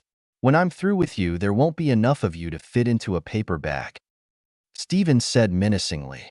The other 4 boys just laughed as if he just said the funniest thing in the world. "Hey, it's not my fault I opened the door just as you were in the middle of entertaining yourself with a girl. I heard some weird noises coming from your room and wondered if you were in pain.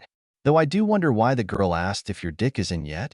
I mean, you were practically right on top of her." Potter shot back, smirking. Seeing him get worked up, he continued to taunt him. "Or is the reason why you're angry the fact that the whole building heard your conversation over the building's a system? It's a sad day when a person deliberately records another person's conversation and then plays said conversation for everyone to hear. Or was it the fact that everyone was laughing at you? I would certainly be embarrassed if something like that happened to me." Potter sighed in mock sadness. As Potter spoke, Stephen's face was turning an alarming shade of red, either from anger or embarrassment. Most likely from both, Harry mused. "That's it. Get him," Stephen yelled. Harry just waited patiently for them to come.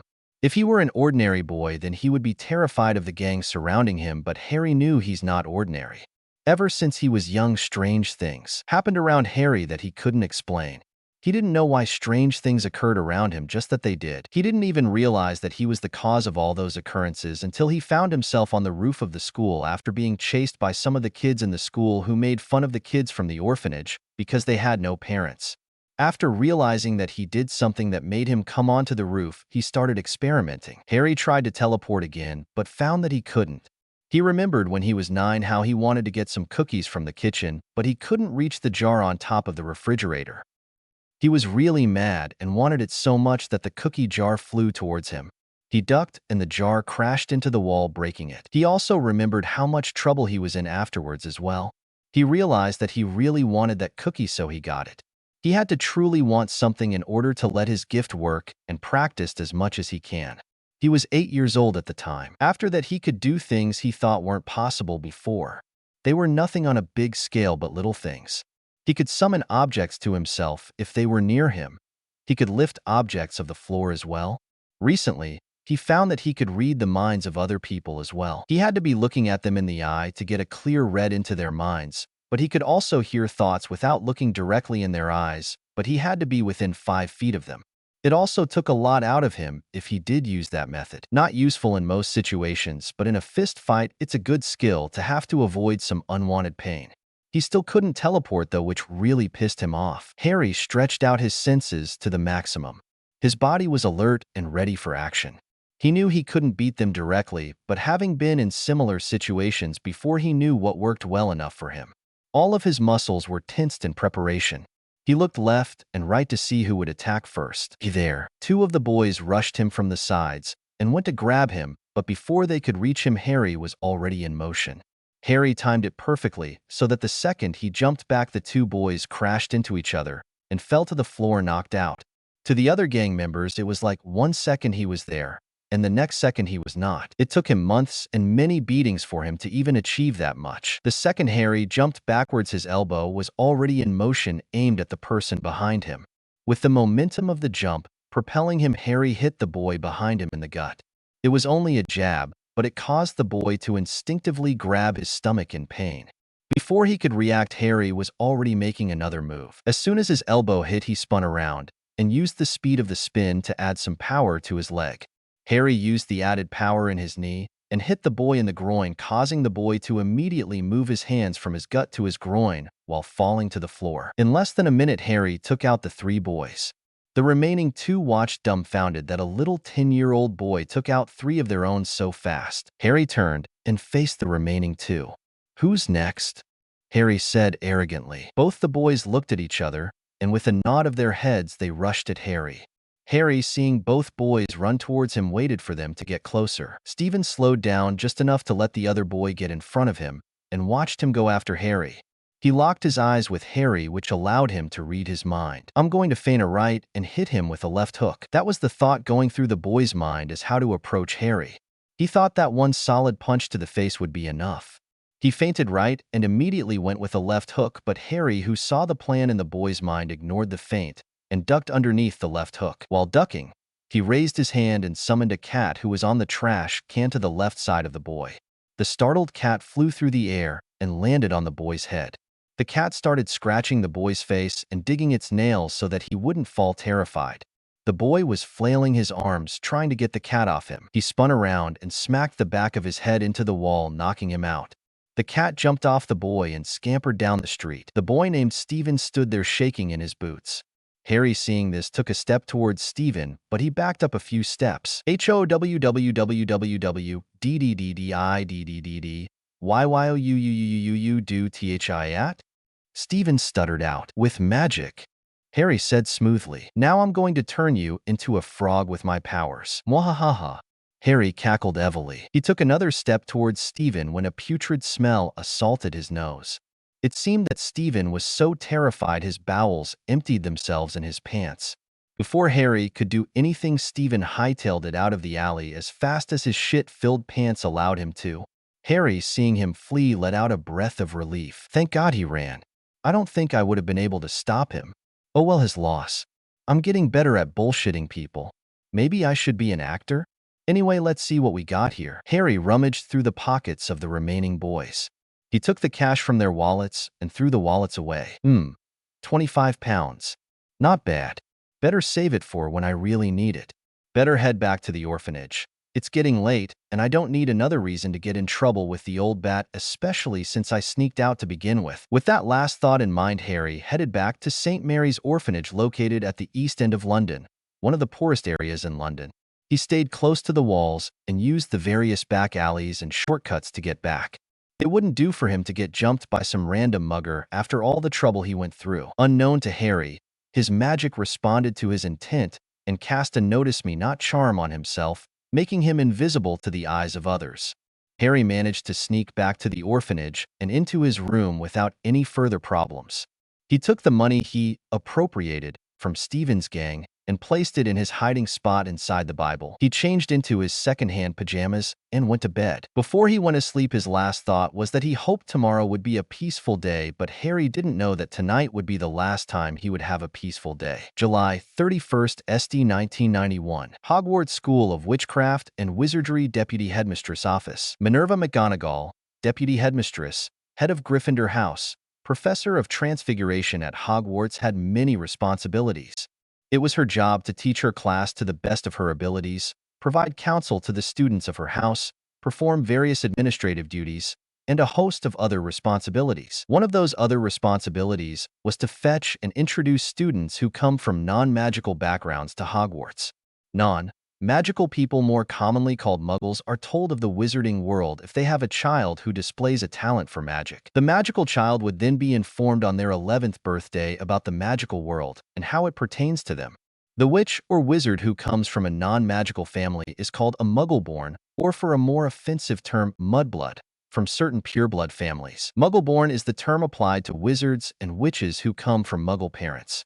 A Muggleborn would have a magical ancestor in their genealogy, possibly numerous generations back, that allows them the ability to use magic. Pureblood supremacists refer to Muggleborns with the offensive derogatory term mudblood, a term similar to racial and ethnic slurs found in the non-magical world. Purebloods is the term applied to witches and wizards whose whole family comes from a line of magic users.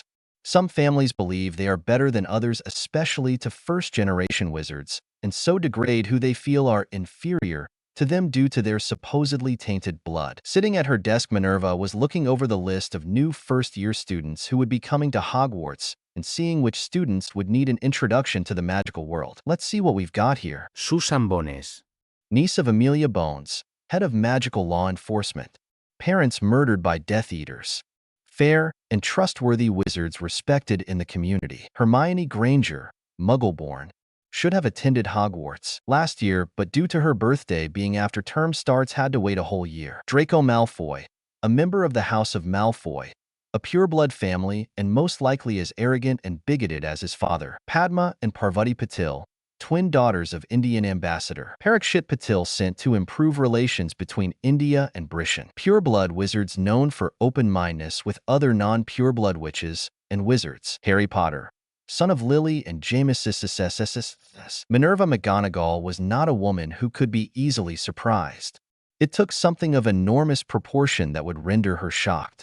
She had lived through 2 wars, fought numerous battles, survived the chaos that was the Marauders, but none of those circumstances even came close to the feeling she had now. It's impossible. He can't be alive. The whole house was burned down. It can't be him. I have to see Albus. He'll know what's going on. The normally unflappable Professor McGonagall literally bolted from her chair, clutching the list in her hand, and ran as fast as she could to Dumbledore's office. If there were students in the hallway, they would have seen the unusual sight of a flustered professor running through the halls with no sense to propriety. She reached Dumbledore's office on the 2nd floor, and the gargoyle that guards the entrance let her come in. She stepped on the rotating stairs to take her up, and while going up used her wand to restore her appearance back to her level of decency. Without knocking on the door, she barged into his office and strode up to the desk, to Dumbledore's shock, and placed a sheet of parchment on his desk. "Is there anything I can do for you today, Minerva?" said the headmaster jovially, with his ever-present twinkle in his eyes. "This is the parchment for all new incoming students that are due to start Hogwarts this fall. Take a look at the name under the Patils." Minerva replied sternly. Dumbledore decided to humor Minerva and looked at the list. The minute he saw the name Harry Potter written on it, the humor vanished from his eyes. Thinking his eyes must be playing tricks on him, he looked again, but his name was still there. "How is this possible, Albus? He can't be alive. He was legally declared dead by the Ministry." McGonagall exclaimed, seeing Albus' shock. "We both know that the registry puts the names of all the magical children in the surrounding areas.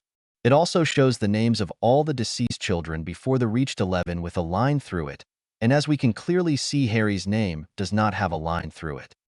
Dumbledore explained, quite confused. "Also remember, we never found young Harry's body, Minerva. It could be quite possible that we missed something."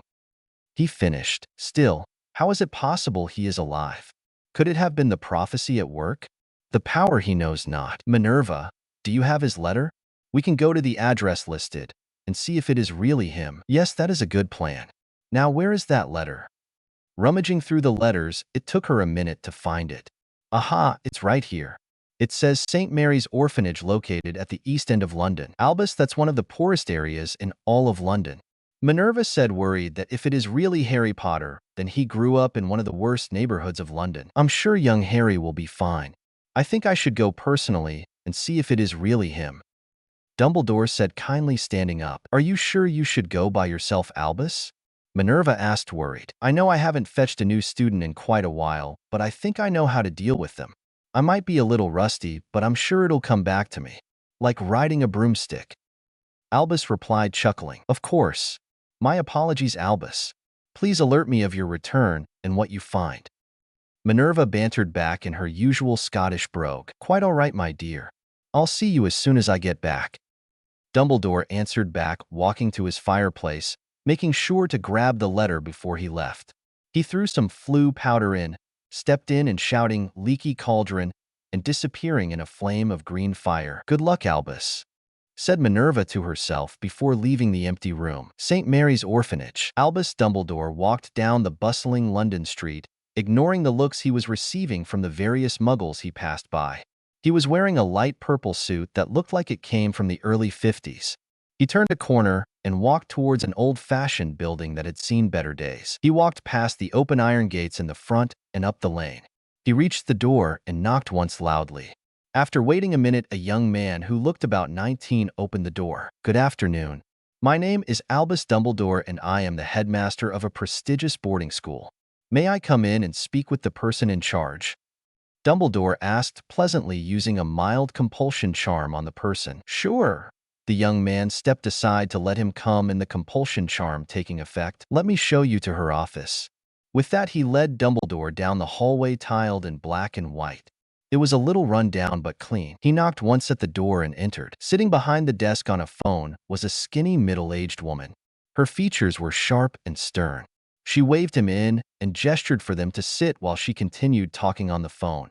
After a few more words were exchanged, she hung up. She told the young man he could leave the room and left the two people alone. The room was an office. The furniture was old but still usable. There were some file cabinets and a couple of photos of Herslef with a few others in it, presumably family and friends. My name is Alice Ashford and I run the orphanage here. How can I help you, mister? The woman named Alice trailed off purposely. Dumbledore. Albus Dumbledore. I am the headmaster of Hogwarts, a prestigious boarding school located in Scotland. I was wondering if I could ask you some questions about a ward in your care by the name of Harry Potter. Potter. Let me see. She got up and walked over to a file cabinet. She opened it up and thumbed through it for a few moments before pulling out a file. Potter, Harry James was the name on the side. She opened it up and skimmed through the information for a few moments. Ah yes, I remember now. Came in here about 3 years ago. No family to speak of, and nobody ever claimed him. Polite but quiet boy. Keeps to himself mostly. Why do you want to know? Mrs. Ashford inquired. I knew his parents before they died. I had thought that young Harry had perished along with them. It seems that rumors of his demise were false, which I am grateful for. When I had found out he was alive, I had to make sure that he was okay, and also to offer him a place at my school. Dumbledore answered. Are you sure it's the same boy you're looking for? I'm not sure, but I believe that he is. If I could see him, then I would be able to make a positive identification. How did you find him if you thought he was dead? Well, Dumbledore trailed off, not quite sure how to answer that. It's not like he could say that the magical registry told him Harry's address, and he came all the way from Scotland only an hour ago. Before he could answer, Mrs. Ashford started firing off many questions that would have caused problems for Dumbledore. Like how he was able to find him now and not before, where he was all this time, what he intended to do now that he found him, will he be adopting Harry? She also asked Dumbledore to show some identification that proved he was who he said he was and information about the school. Of course, madam. How remiss of me to forget to show you. I have it all right here in my pocket. He slipped the wand out of his pocket while grabbing a piece of paper from her desk at the same time. Before Mrs. Ashford could say anything, Dumbledore waved his wand once and passed her the piece of paper. It seems everything is in order. Forgive me for doubting your claims. She answered meekly after seeing the proof. No problem at all. As a headmaster who is entrusted with the safety of the children under my charge, I understand your caution.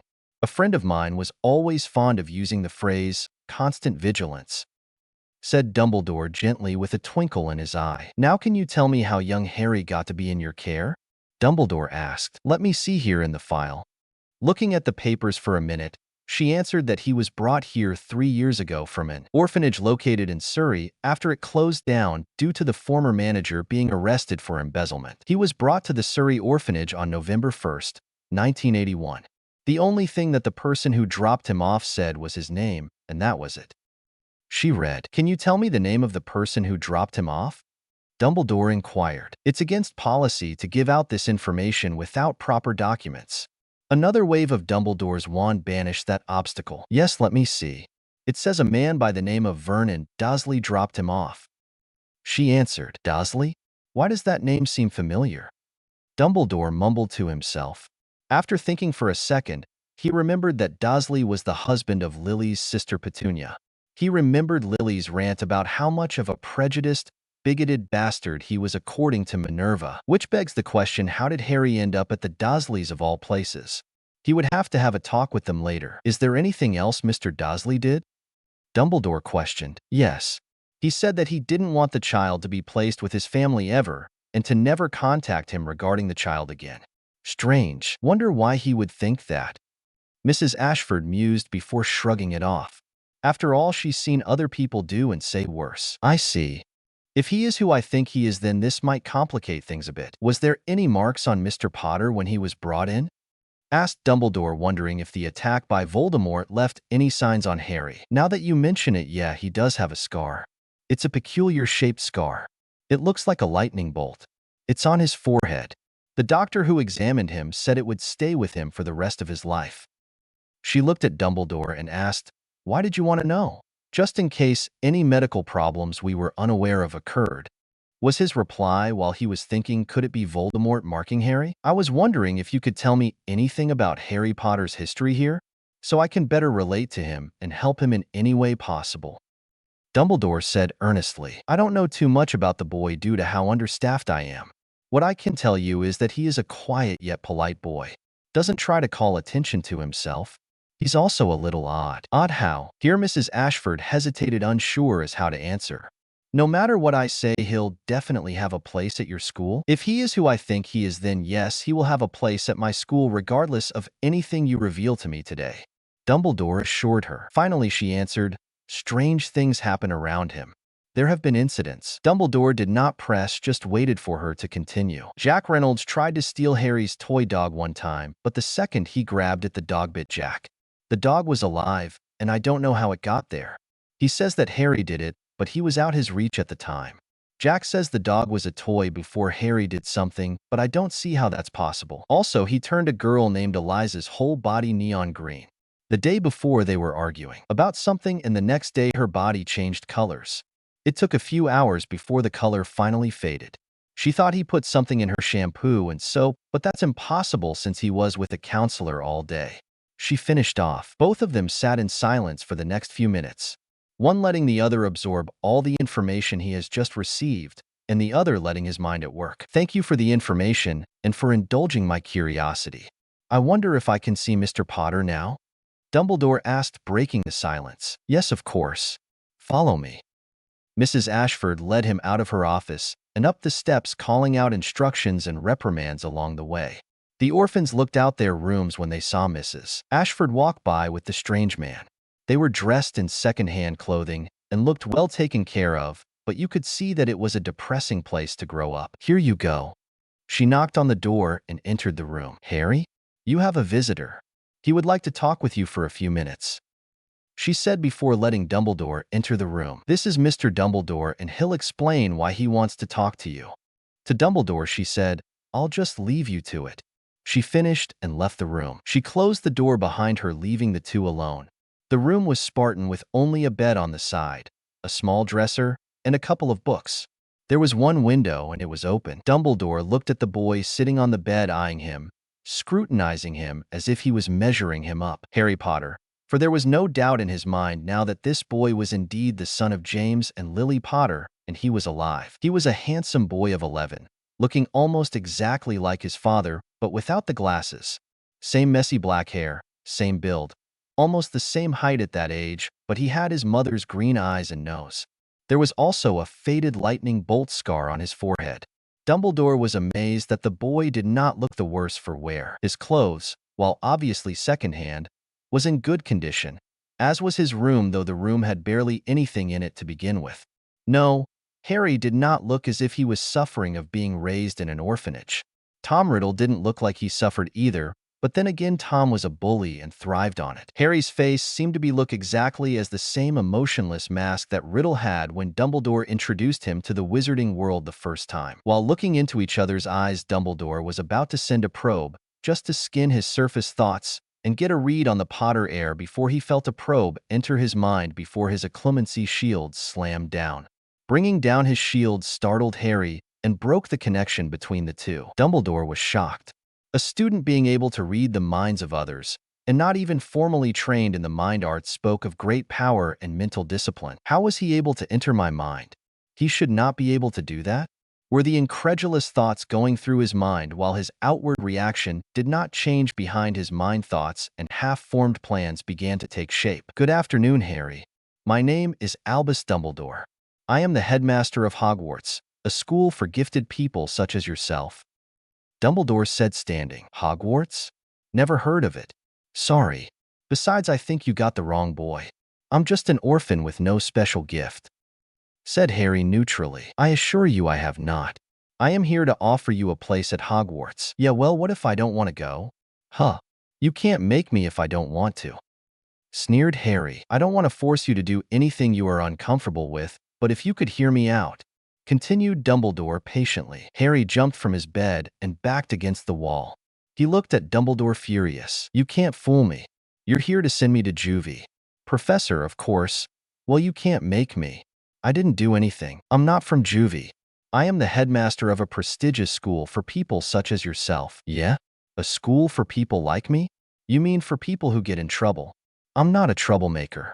Trouble likes me, not the other way around, so you can just take your offer and shove it up your wrinkly-ass headmaster. Also, Hogwarts is a school for people who can do magic. Dumbledore cut in. There was a profound silence after that, neither person making a move after Dumbledore's last statement. Harry didn't know if he should believe him or not. Magic? Harry asked skeptically. Correct, said Dumbledore. A school for magic? Yes. Your parents went there. My parents? Asked Harry, eager to hear about the two people who he has never heard anything about. Yes, your parents. Lily and James Potter. Two of the finest people ever to grace the halls of Hogwarts.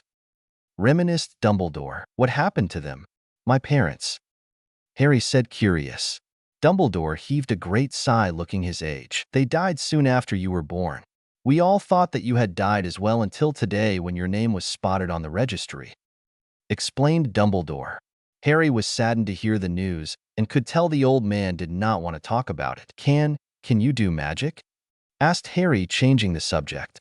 Yes, I can. Show me, please, Harry added at the end as to not appear rude. Dumbledore drew his wand from his pocket and pointed it at the floor and casually flicked it.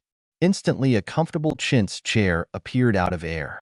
He pocketed his wand and sat down, groaning comfortably. Harry just watched amazed. He tentatively reached out his hand and touched the chair, wondering if it would disappear any second. Amazing, Harry breathed out. And I can learn to do that if I go to your school? Among other things, replied Dumbledore, amused. I can do some stuff of my own, Harry said abruptly. Really? I wonder if you could satisfy an old man's curiosity? Can you show me what it is that you can do? Dumbledore inquired. Sure, Harry said. He turned to the dresser, and with a wave of his hand, the book that rested upon it flew to him. Blue eyes widened slightly. Impressive, he murmured. Dumbledore's amused expression turned serious here. You must not tell others of your ability to do magic. If you do, you will be expelled from Hogwarts, and the Ministry of Magic, yes, we have our own ministry, will punish you to the full extent of the law. If you wish to enter our world, you must abide by the rules. Understood? I understand, said Harry neutrally. Good, replied Dumbledore, the amused look in his eyes. He reached into his pocket and withdrew an envelope. This is your Hogwarts letter. Inside it you will find your letter of acceptance. your ticket for the train that will take you to Hogwarts, and list of supplies you need. And where can a person get all these supplies? Diagon Alley. It is the main shopping area of wizards. I don't have any money to buy this, sir, said Harry, weakly, feeling depressed that he wouldn't learn magic. Your parents have left you a vault full of money. It is located at the Wizarding Bank, Gringotts, retorted Dumbledore. Will we be going today? Asked Harry. Dumbledore took out his pocket watch, which did not look like any watch Harry has seen before. It has 12 hands. Instead of having numbers, little planets move along the edge of the face. I'm sorry, Harry, but we do not have enough time today. I will send a member of my staff to help you get all your supplies. They will be here in a couple of days.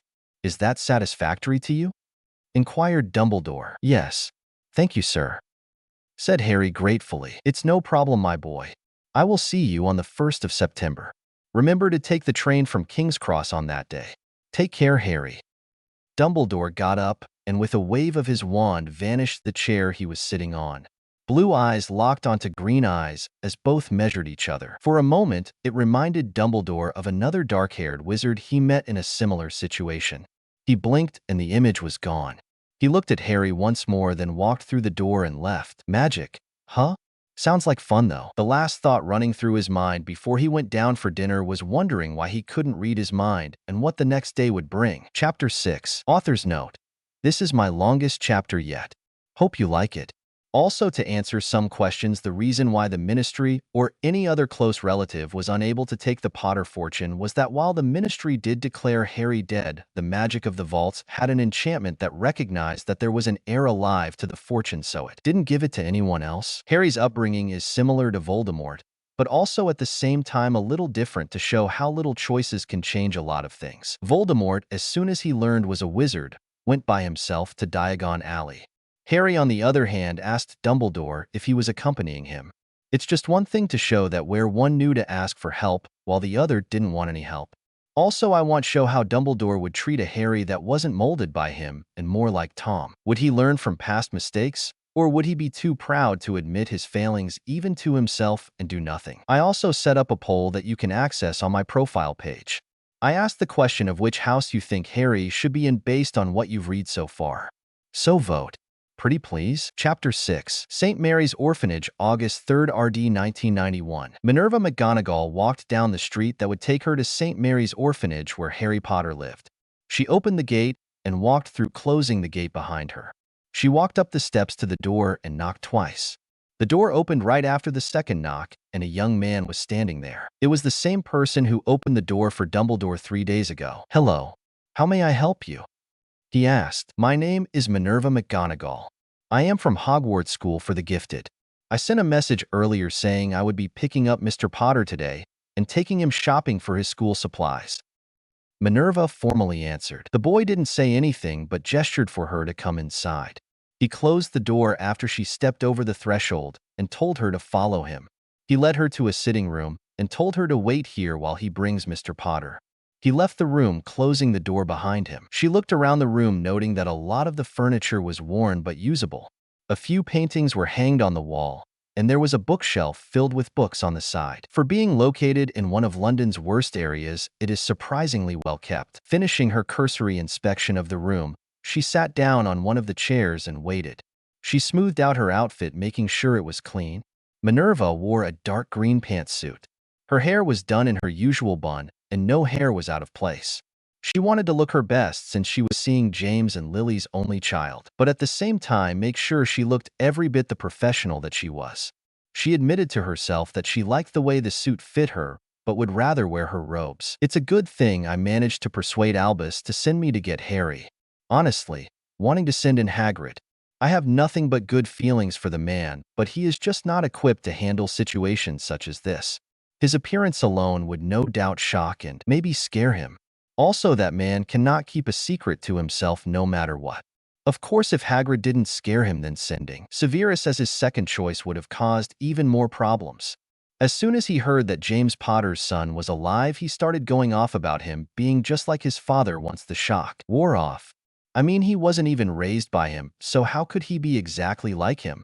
If Albus would have gotten his way, he might have unintentionally scared off Mr. Potter. Ridding herself of these thoughts, she wondered what he would be like. Would he be a prankster like his father, or a studious student like his mother? She hoped he would be more like Lily, studious and a follower of the rules.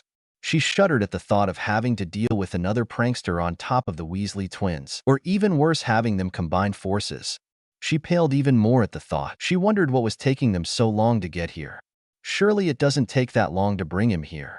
Scarcely had the thought passed her mind when the door to the sitting room opened and 3 people walked in. One was the boy who opened the door, another was a skinny middle-aged woman with stern features, and the third was undoubtedly Harry Potter dressed in second-hand clothing. Minerva had to stifle a gasp at the sight of him. The last time she saw him was on his first birthday. She remembered the adorable little smile he had on his face and how his laugh brought joy to everyone in his room. Then he was an adorable little tyke with a smile that would have melted even the coldest of hearts, and those wide, innocent eyes that made him irresistible among the female members of the Order. Now he was an 11-year-old boy with his father's good looks and his uncontrollable hair. Though to be fair to him, it seems to be more in control than James, possibly due to the fact that his hair is longer than James. His eyes were still that brilliant shade of green, and if anything seemed to be even more mesmerizing than before. It was like looking at James Potter reincarnated, but with Lily's eyes minus the glasses. In a few years the girls will be all over him if they already won't be, she thought wryly to herself. The other woman in the room took her cue and introduced herself. Good morning. I am Alice Ashford, the caretaker of St. Mary's Orphanage. The woman named Alice introduced herself. It is nice to meet you. My name is Minerva McGonagall, and I am the deputy headmistress of Hogwarts. I believe you met the headmaster, Albus Dumbledore, a few days ago. Minerva said, I remember. I am here on his behalf to take Mr. Potter shopping for his school supplies. He did say that he would be sending a member of his staff to help Mr. Potter with his shopping. She replied, the shopping will most likely take the whole day, so don't expect him to be back before dinner. Very well. I was also told that Mr. Potter's parents have left him some money, so he can pay for his tuition and school supplies since we do not have the funds to pay for it. Yes, they did. You did not have to worry about the cost. If that is all, we really must be going now. Minerva finished. Of course. My apologies for the delay. I just had to ask these questions as the legal guardian for Mr. Potter. For his sake as well as our own. I will leave him in your care. I understand, Minerva said with a nod of her head. Mrs. Ashford turned her head towards Harry and gave him a stern look that was missed by Minerva. Bending down a little, she hissed in his ear threateningly, listen to her, and don't you dare cause her any problems. She does not need to deal with your troublemaking ways, cause if you do there will be hell to pay when you get back. Standing up, she looked down at Harry one more time, who didn't seem to be bothered by her tone, before gesturing to the young man standing at the door to exit the room with her, leaving only Harry and Minerva. Looking at Harry, Minerva gave him a small smile. Good day, Mr. Potter. As you have already heard, my name is Minerva McGonagall. You may call me Professor McGonagall since I will be one of the teachers at Hogwarts. We have a lot of work to do today, so we should get going, Minerva said in a no-nonsense kind of voice. She left the room and walked outside, being followed by Harry. They walked out of the orphanage and made their way down the street. She made a turn into an alley that had a dead end. She looked around her to make sure nobody was looking. She looked to the side and picked up a discarded beer can. She pulled out her wand and tapped the beer can, saying the phrase portus. Now, Mr. Potter, we are going to travel to our location using a device called a portkey. Please. McGonagall was about to continue when Harry interrupted. What's a portkey? Harry asked, curious. A portkey is a common item used to transport anyone touching it to another predetermined location. Typically, portkeys will activate at a specific time, but it is also possible to create an on-contact portkey that activates immediately when touched, or an on-command portkey that activates on demand. We are using an on-command portkey that activates on demand, McGonagall lectured. So basically what you're saying is that you can turn any item into a device that allows for instant transportation depending on when you want to activate it, and you use the phrase portus to create it? Harry inquired. Yes, that's about right, McGonagall said, pleased that he got it so quickly considering he didn't even know magic existed a week ago. How do you create a portkey? Harry asked, thinking about the many different possibilities and scenarios he could use them. Even if I told you how to create one, you would be unable to do it for many years. You would need a firm understanding in enchanting, runes, charms, and apparition to understand it. I see, said Harry, disappointed on the outside, but mentally making notes to get books on the subjects mentioned to understand it. If it's one thing he hates, it's being told that he can't do something. Please touch the can. Only a finger will suffice. Professor McGonagall said, holding out the can in her hand. Why only a finger? Asked Harry, even as he did just that. It doesn't have to be only a finger. As long as some part of your body is touching the portkey, it will still work. A word of advice, make sure it's a body part and not a piece of cloth touching it, otherwise you would most likely be thrown off the portkey mid-travel and can get seriously hurt. Really? Yes. A portkey travels at high speeds in a circular motion, and there is a charm placed on the device that makes sure whatever is touching it does not fall of mid-flight. A body part will not be cut off during portkey travel, but a piece of cloth would not be able to take the strain and would rip off. Do you have any more questions? None at the moment, Professor. Very well. Activate, said McGonagall, and the two of them disappeared. The leaky cauldron. The portkey dropped them off into an alley. Professor McGonagall landed on her feet, used to the high-speed travel, mostly due to the abilities given to her by her cat animagus form. Harry, on the other hand, hit the ground with enough force that made his legs unable to support him, which caused him to fall flat on his face and used to such traveling method. It does take some getting used to. Minerva chuckled. She always found it a bit amusing watching the less than amused reactions of other people after their first portkey ride. Grumbling about the various things he would like to do to the person who invented portkey travel, Harry picked himself up off the ground. He mentally took notes about what he learned so far about the portkey travel method. 1. It can be a near instantaneous travel method if he had to get somewhere in a hurry. 2. Covers distances in record times. 3. Portkeys can be made from any object surrounding him. 1. Gives unpleasant feeling of having his body dragged by the stomach on a hook, jerking him around. 2. Disorients a person upon landing and causes them to lose balance. We'll have to build tolerance to prevent disorientation. After memorizing what he learned so far about portkey travel, due to his mind being better honed through constant use, Harry looked around the area, seeing that he is in an alley. Where are we? Asked Harry to Professor McGonagall, who was looking around her to see if they were spotted by anybody and missed the question asked. Harry, frustrated at the lack of response, looked Professor McGonagall in the eye and used his mind-reading skill to look in her mind. He looked into her mind through her eyes, but he met the same type of barrier that Dumbledore had. The barrier was a lot weaker than Dumbledore's, but she still had a shield of sorts in place. Also, her mind barrier had an image of a cat prowling back and forth as added protection. Annoyed and a bit perturbed, Harry pulled back from her mind. Do all wizards and witches have a type of mental shield in their minds? If they do, then this could be troublesome. Before he could ask the professor where they were, she started to walk out the alley, telling him to hurry up and stop dawdling while ignoring his mumbling. Muttering under his breath about she should have her ears checked, he followed her out of the alley. They walked out of the alley onto a bustling London street. He looked at the street sign, and it said Charing Cross Road. Harry saw a few buildings that he recognized from school field trips and made a mental note where they were and which direction they were walking in so he could explore later on by himself. They walked 1 block from the alley. The portkey dropped them off and stopped in front of a dingy-looking pub. There was a sign that had the image of a cauldron that looked like it had some sort of liquid spilling out of it. There was a sign above the design that said the name of the place was the Leaky Cauldron. Professor, isn't it a little early for a pint? I thought teachers aren't supposed to drink on the job? Besides, as an educator, you should always set a good example for others, especially in the company of an impressionable minor. Drawled Harry, unable to stifle a grin at the sight of a flustered professor blushing in embarrassment from the looks that she received from the muggles who overheard Harry, shooting Harry a glare that always caused the Marauders and Weasley twins to be properly cowed. She wondered if the school and she herself were truly ready for another Potter at Hogwarts. Taking a deep breath to calm down a little, she said with a flourish, "This, Mr. Potter, is the Leaky Cauldron.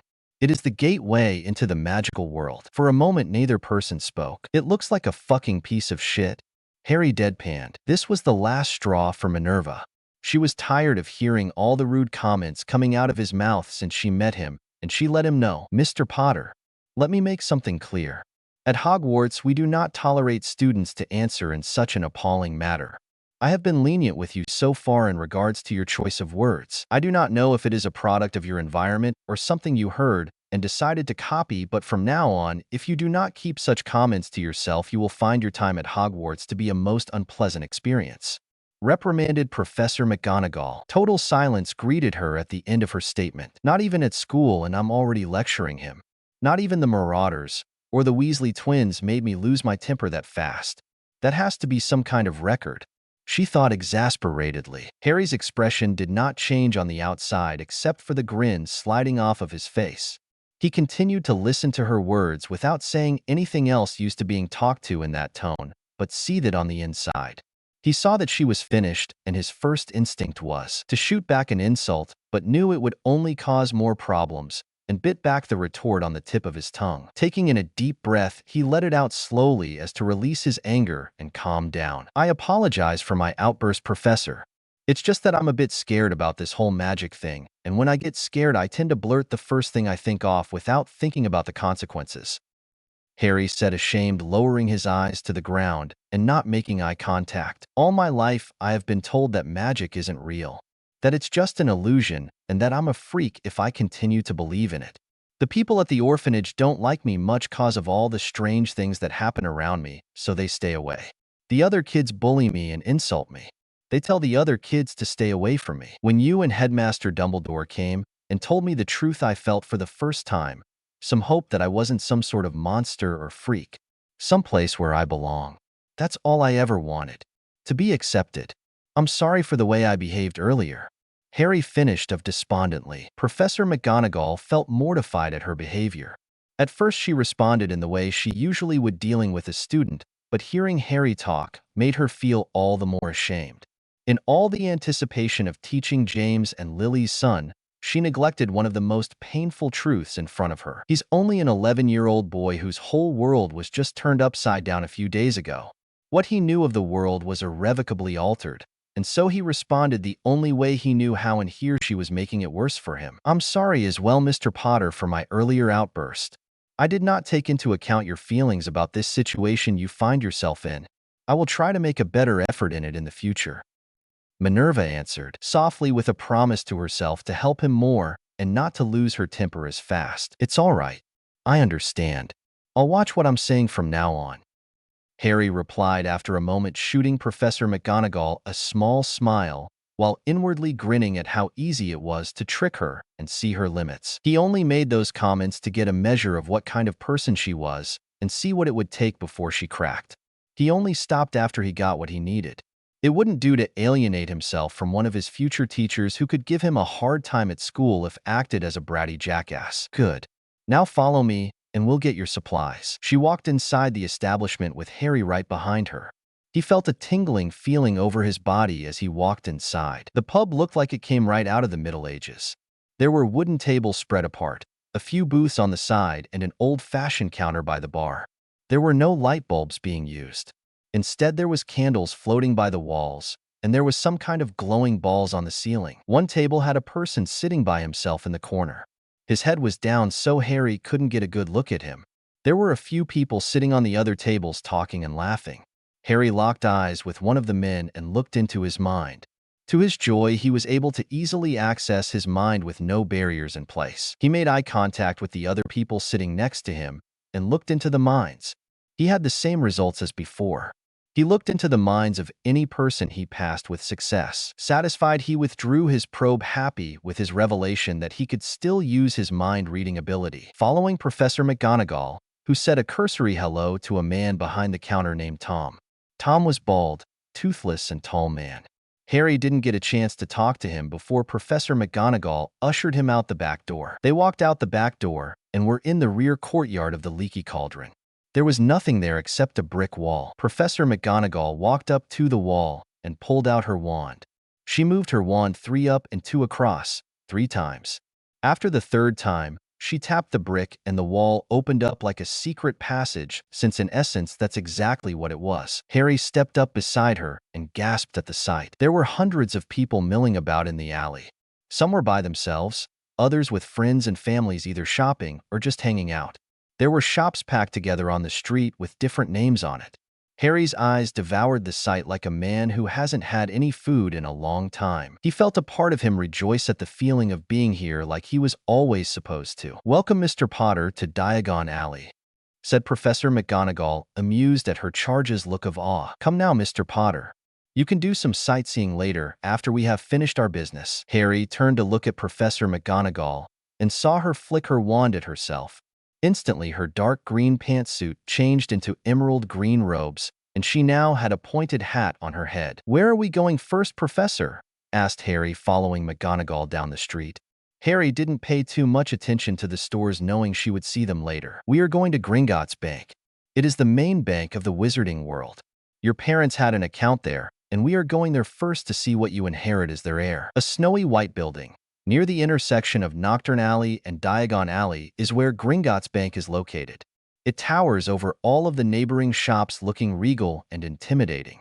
There were two green creatures as tall as Harry standing on either side of a set of bronze doors. They were wearing a kind of armor with weapons rested on their sides. Those are creatures known as goblins. The whole bank is operated solely by them, and they are most efficient at running it, said McGonagall, seeing what drew his gaze. They walked closer to the bronze doors and saw that there was an inscription on each doors. "Enter, stranger, but take heed of what awaits the sin of greed. For those who take, but do not earn, must pay most dearly in their turn. So if you seek beneath our floors a treasure that was never yours, thief, you have been warned. Beware of finding more than treasure there." Harry didn't get a chance to ponder the words before they walked through the silver doors and entered the lobby. The main floor was paved with marble and has long counters stretching along its length. There were tellers behind the counters, but instead of people there were goblins. Wizards and witches keep their money and other valuables in vaults that are protected by very complex and strong security measures. The vaults extend for miles under London, and they are accessible through rough stone passageways and then by means of magic carts that travel speedily along their tracks. Gringotts also offers Muggle wizarding currency exchange, lectured Minerva, giving Harry a brief description about the bank. They waited online and walked up to a goblin teller where a gruff-looking goblin sat when they were called. "Business?" asked the goblin, which sounded more like a growl. "We are here to claim the vaults of the Potter family," intoned Professor McGonagall. "Oh, really?" questioned the goblin, looking amused. "Nobody's attempted to claim the Potter vaults in at least 6 years. "Yes, but that was because they weren't the heir to the Potter vaults," retorted McGonagall tersely. "He is," she said with a nod at Harry. The goblin took a long, hard look at Harry as if he was measuring him up. Harry, refusing to back down from the rather intimidating look, starred back where they engaged in a silent battle of will. The goblin was the one who broke the stare first after seeing whatever it was he wanted.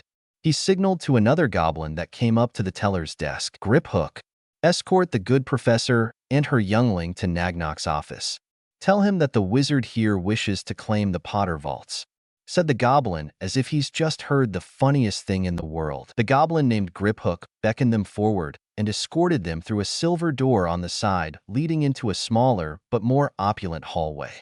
He started walking down the hallway with Minerva and Harry trailing behind. Harry saw many different names on the doors, such as Black, Bones, Crouch, Lestrange, and Malfoy.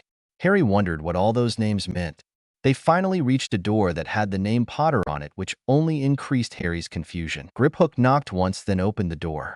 He stepped through with the guests following. The office was simple but luxurious. The carpet looked to be expensive, the walls adorned with different artifacts preserved in glass cases, and there seemed to be a crest engraved on the wall opposite the door. It had the image of a griffin standing on its hind legs with its wings spread, looking like it's ready to fly. In front of the crest, there was a rich mahogany desk filled with papers and a couple of objects. There was a goblin sitting behind the desk, and Harry guessed that this must be Nagnak. Griphook walked up to the desk and started conversing with Nagnak in low tones.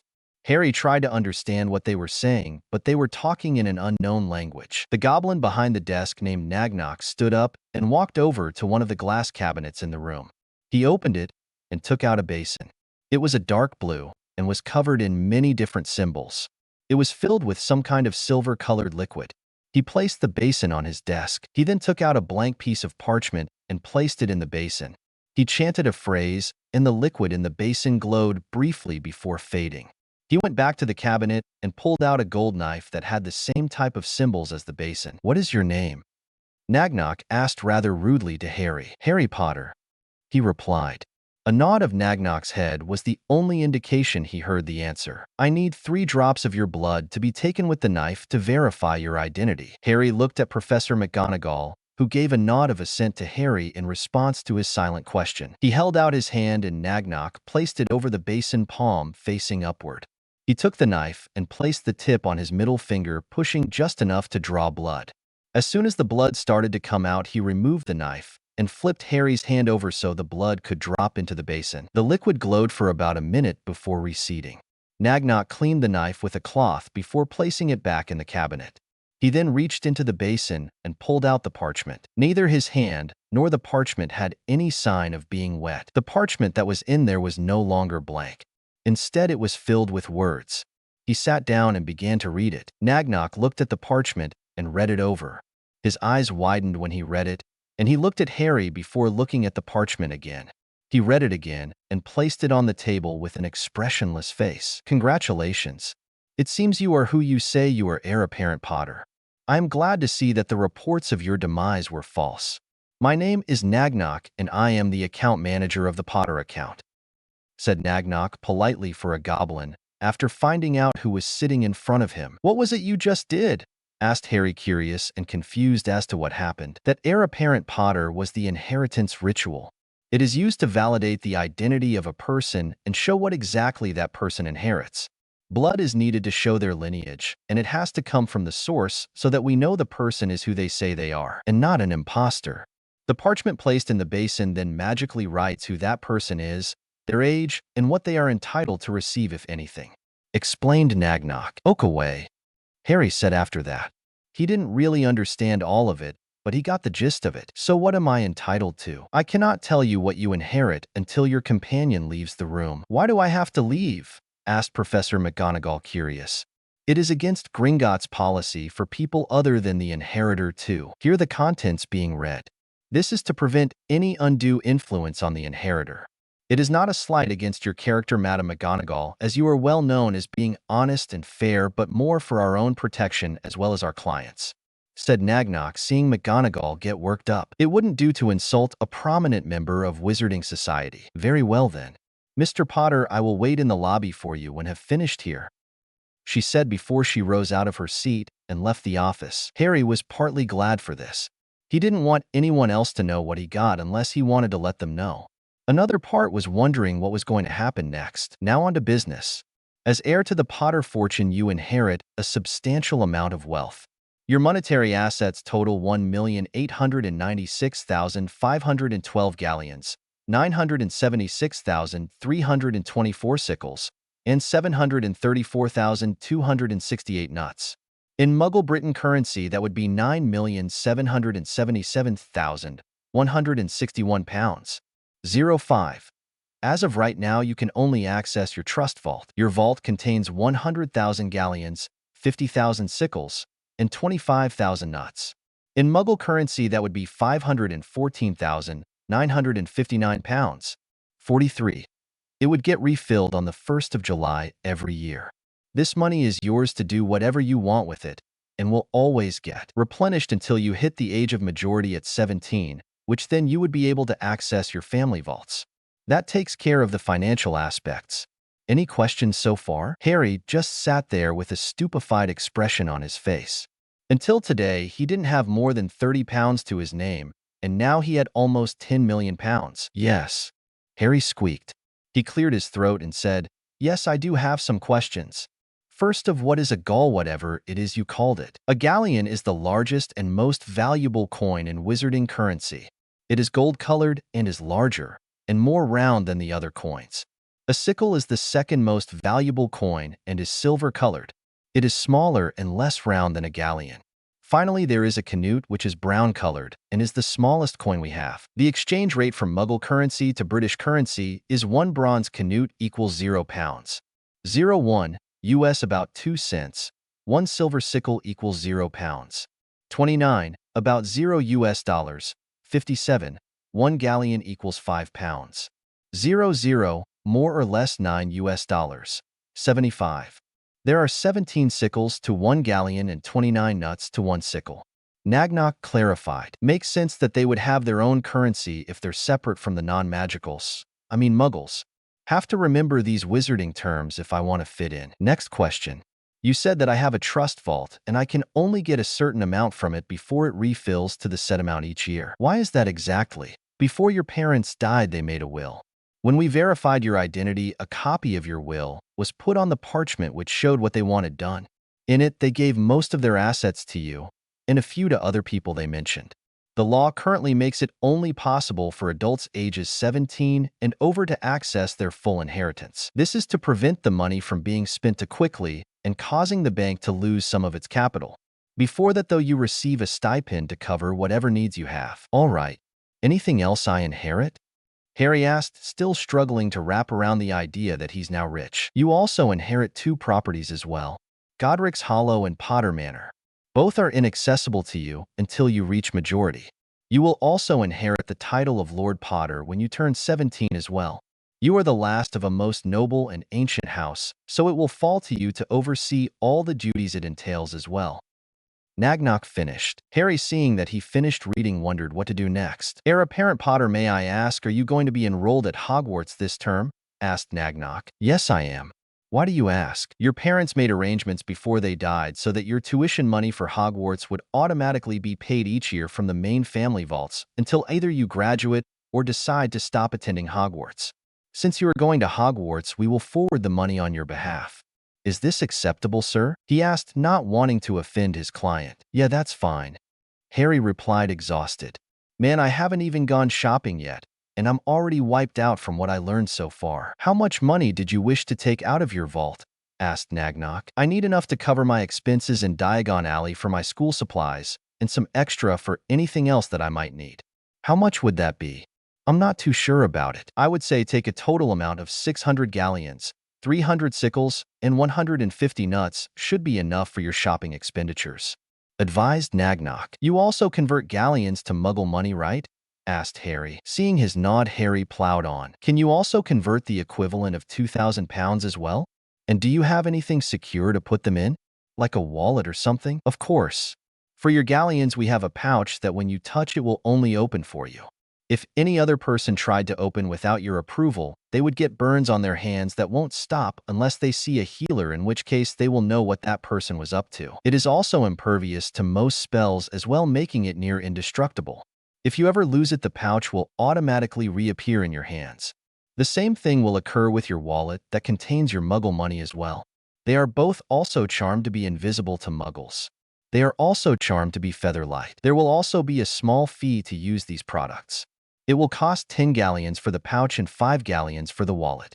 Will that suffice? Hell yeah, that'll do, exclaimed Harry, liking what he was hearing. Nagnok gestured to Griphook to get said objects. A few minutes later, Griphook returned with the pouch and the wallet, both already filled with money. They both had the same crest on it that was behind Nagnok's desk, as well as another crest. All you have to do is touch it, and it will record your magical signature. Instructed Griphook. Harry placed his hands on the objects and felt his hands heat up. After 5 seconds, the heat died down from his hands, returning them to their previous temperature. He picked them up and placed the wallet in his pocket and tied the pouch to his side. What are the crests on these? This one is the same as the one carved into the wall, questioned Harry. The crest on the back is the Gringotts crest to show where you got the pouch. The one on the front that is also carved into the wall is your family crest to show who they belong to, responded Nagnok. Oh. Harry took a closer look at the Potter crest, almost reverently, knowing that it belonged to his family. I almost forgot to give you this. Nagnok got up and went to the glass cabinet again. Instead of opening the cabinet with the basin, he opened a smaller door and took out a small gold key. He closed the door and went back to Harry, placing the key in his hand. This key is the key to your trust vault. If you ever have to take out more money, you can just ask the teller to take you to your vault instead of having to see me every time. Thanks. He placed the key in his pocket as well. Is there anything else I should know? Queried Harry. At this time, no. Harry, seeing that there was no other business, got up. The goblins were already standing. Thanks for all your help. I guess I'll be going now. It's our job. We thank you for using our services today and hope it has met your expectations. Nagnock answered. Harry didn't want to be cruel and say that he didn't have any expectations since he only found out about the bank right before he entered. It won't do to have the goblins angry at him and cause him problems later on. I thank you for your services today and applaud the goblins of Gringotts for their excellent generosity. Harry replied, having no idea where the words came from, but feeling as if it was the right thing to say. We thank you for your compliment, Herr Potter. Nagnock replied instantly. I must be going now. Have a good day. With that parting note, Griphook recognized his cue to leave and escorted Harry back to the main lobby. God, I hope there aren't any more surprises like that. I don't think I could take it. He thought, hopefully not realizing that the biggest surprise had yet to come. Chapter 7. Author's note. Here's the next chapter. I've been asked when Harry and Hermione are going to meet. They'll get their first meeting in the next chapter. I'm going to make it different from the other ways they meet. At least I hope it'll be different, and she'll start playing a larger role in the story. Chapter 7. Diagon Alley. Harry rejoined Minerva at the main lobby. Checking once more to make sure his money pouch and wallet were secure, they walked out of the bank and onto Diagon Alley. Do you have your school list with you? Minerva asked as soon as they were out of Gringotts. Yeah. Hang on a moment. Harry pulled it out of his pocket. He didn't really take a good look at it before due to the fact that he was more preoccupied with all the new information he received the past week. He now took the time to look it over. First years will require uniform 1. 3 sets of plain black work robes 2. 1 plain black pointed hat for everyday wear 3. 1 black winter cloak 4. 1 pair of protective gloves. Set books. All students should have a copy of the following. The Standard Book of Spells, Grade 1, by Miranda Goshawk. A Beginner's Guide to Transfiguration by Emmerich Switch. A History of Magic by Bathilda Bagshot. Magical Theory by Adalbert Waffling. 1000 Magical Herbs and Fungi by Phillida Spore. Magical Drafts and Potions by Arsenius Jigger. Fantastic Beasts and Where to Find Them by Newt Scamander. The Dark Forces. A Guide to Self-Protection by Quentin Trimble. Other equipment. 1 wand, 1 cauldron, pewter, 1 set glass or crystal files, 1 set of potion ingredients, 1 telescope, 1 brass scale, 1 set of parchment, quills, and ink. Students may also bring a pet: owl, cat, rabbit, turtle, toad. Note: first-year students are not allowed to bring their own brooms from home. Where to first, Professor? Questioned Harry. We are going to get your school trunk first, replied Minerva. They walked down the alley till they reached the store. It was filled with trunks of all different sizes, colors, and even shapes. There were also backpacks, carrying cases, purses, satchels, etc. There was a middle-aged man standing behind the counter wearing a monocle in his right eye. The monocle reminded Harry of the character from the board game Monopoly. Welcome. My name is Simon. How may I help you? The man with the monocle asked. Afternoon, Simon, replied Minerva. Oh, Minerva, I didn't see you there. Damn monocle doesn't do its job. Don't know why I even bother. So what can I do for you today? He asked. I'm helping out my charge here and getting his supplies, said Minerva, motioning with her hand at Harry. Oh, it's that time of year already? Guess you'll be needing the standard Hogwarts trunk, right? Yes, as well as a backpack. The man named Simon walked around the counter and made his way to the back room. 5 minutes later, he returned with a standard black school trunk and a black shoulder bag. The total is 22 galleons and 7 sickles, Simon said after counting the total. Do you also add crests and initials on stuff as well? Spoke Harry for the first time. We do. If you want it on your trunk and bag, it'll be 20 sickles more, Simon replied. Do it. Very well. Do you have a picture of the crest you want with you? He asked. Will this do? Harry asked, pulling out his money pouch and showing him the Potter family crest. Yeah, that'll do. Also, what are the initials? HJP. Simon took out his wand and traced it over the crest. He then pointed it at the trunk and said Geminio. The image of the crest shot out of the wand and hit the trunk in its center. The copy of the griffin on its hind legs with its wings spread was engraved on the trunk. Simon said the phrase again, this time pointing his wand at the bag, and the griffin image was placed on there as well, though not as big as the trunk. On the trunk, the griffin was in the colors of white and dark red. The image on the bag was in white and dark red as well. He then put the initials HJP on both objects as well in white. Professor McGonagall said nothing as this was being done. A lot of families put their symbols to show which family they belong to. She didn't think Harry knew that, though. Here you go, Simon said, showing them the crests. Harry liked it and thanked the man. He paid the extra amount, and they left the store. Simon forgot to ask which family the crest belonged to. He tried to remember, but was brought out of his musing when he heard a bell chime, alerting him that he had another customer. He immediately recognized the man who came into his store. He usually comes in to get trunks that are durable and stable enough to hold all of his supplies. He's also a well-known member of society. Afternoon. How can I be of service today? Need more space in your trunks for your materials? Simon asked good-naturedly, while hiding his disgust at the sight of the man. He might give Simon good business, but his behavior towards Simon and others always grated on his nerves. Naturally, none of his unpleasant thoughts showed on his face. Did you speak with the two that were in here before? The man sneered in his usual tone, disregarding Simon's greeting. Yes, I did. Simon answered, confused. Do you know who the child Professor McGonagall was escorting is? The man asked. No, I don't. Why don't you ask her since you two? Simon started to say. Idiot. If I wanted to know, I would have asked her. I asked if you knew who he was. The man interrupted, harshly fingering his wand idly in full view of Simon. No, I do not know who he is.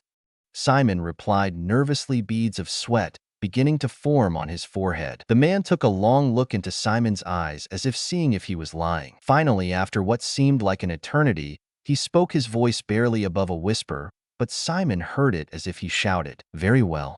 I see in your feeble mind that you don't know. I also see that you haven't been completely honest with me. I see the crest in your mind, and you wonder which family it belongs to. Too bad you will never know. I can't have you spreading it once you've figured it out. What are you going to do? Simon said, terrified, wondering if he's going to die. Fool. I'm not going to kill you, but unfortunately for you, you won't remember, and don't think your pitiful words will alert anyone. I disabled it as soon as I came in, said the man, seeing what Simon was thinking in his mind. I grow tired of this conversation. Obliviate.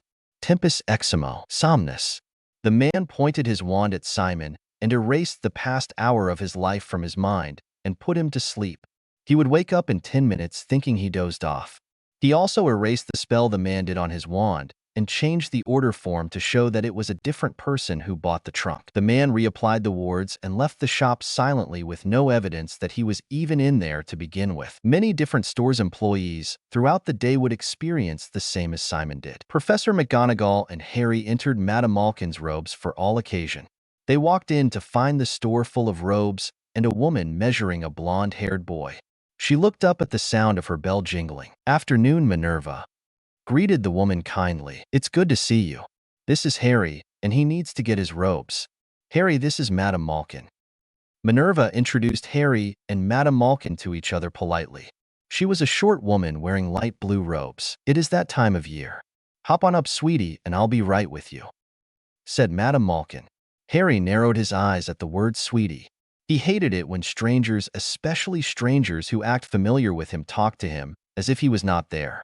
He said nothing but merely stepped onto the stool next to the blonde boy and waited. You don't have to wait here, Professor. I'll be done shortly, said Harry, hoping she would not insist on staying and taking charge like she did in the trunk shop. He hated it when he did not have control of a situation as well. Minerva, thinking that nothing bad could come of it, agreed to browse around the store and to call her when he was done. She walked off, leaving Harry with the blonde boy and Madame Malkin. Madame Malkin said a couple of minutes later that she'll have his robes packed and to wait here. This your first year? Asked the blonde boy to Harry. Yes, Harry replied. The blonde boy gave Harry a look similar to the goblin teller, as if he was sizing him up. Mine as well. I've met all of the staff at Hogwarts, and they know me well.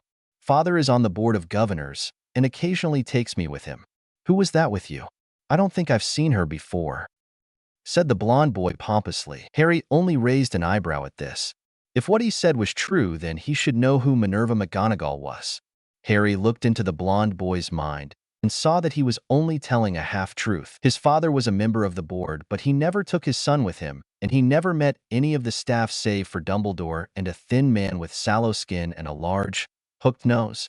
He had shoulder-length, greasy black hair which framed his face in curtains.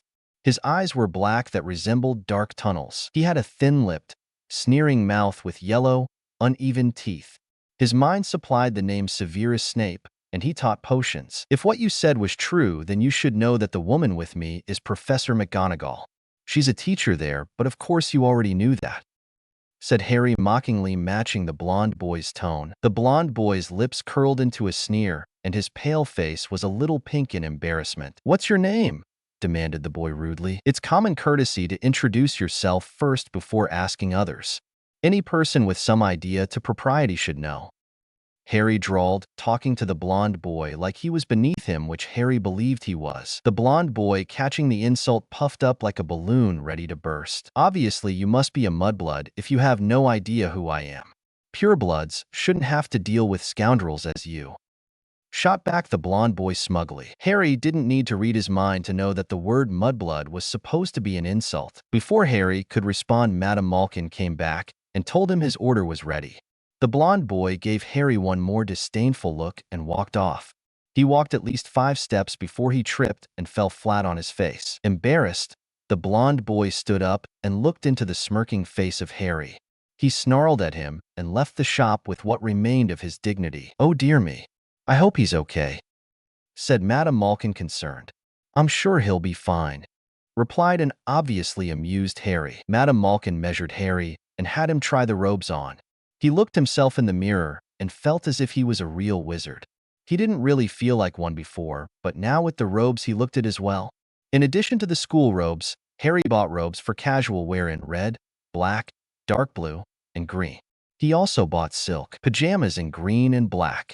He bought a pair of dragon hide boots, which according to Madame Malkin was in style, that would change colors to fit whatever outfit, and that automatically resized to fit his feet and would for another 10 years. Socks as well as underwear was also bought. All the clothes were charmed with a heating charm to keep the clothes warm, sizing charm so that the clothes would grow with him, but only good for a year. Anti-smell and cleaning charms as well to keep it smelling fresh and looking good. He also got his family crest on all of his robes in whatever color would complement the robes, except for his school robes. Those robes would have the crest of Hogwarts in whatever house he would be in. He also looked at their supplies of Muggle clothing and saw that they were at least 60 years out of date. He asked her if he could buy clothing from Muggle stores and bring them here so she can charm them. She said he could, but depending on the fabric it might not last as long. The total came to 91 galleons, 34 sickles, and 19 nuts. Harry felt it was money well spent. He decided to wear out one of his casual robes in the color green with the dragon hide boots in dark green. After Madame Malkin's, they went to apothecary where they got all of Harry's potion supplies and vials to hold them as well as scales.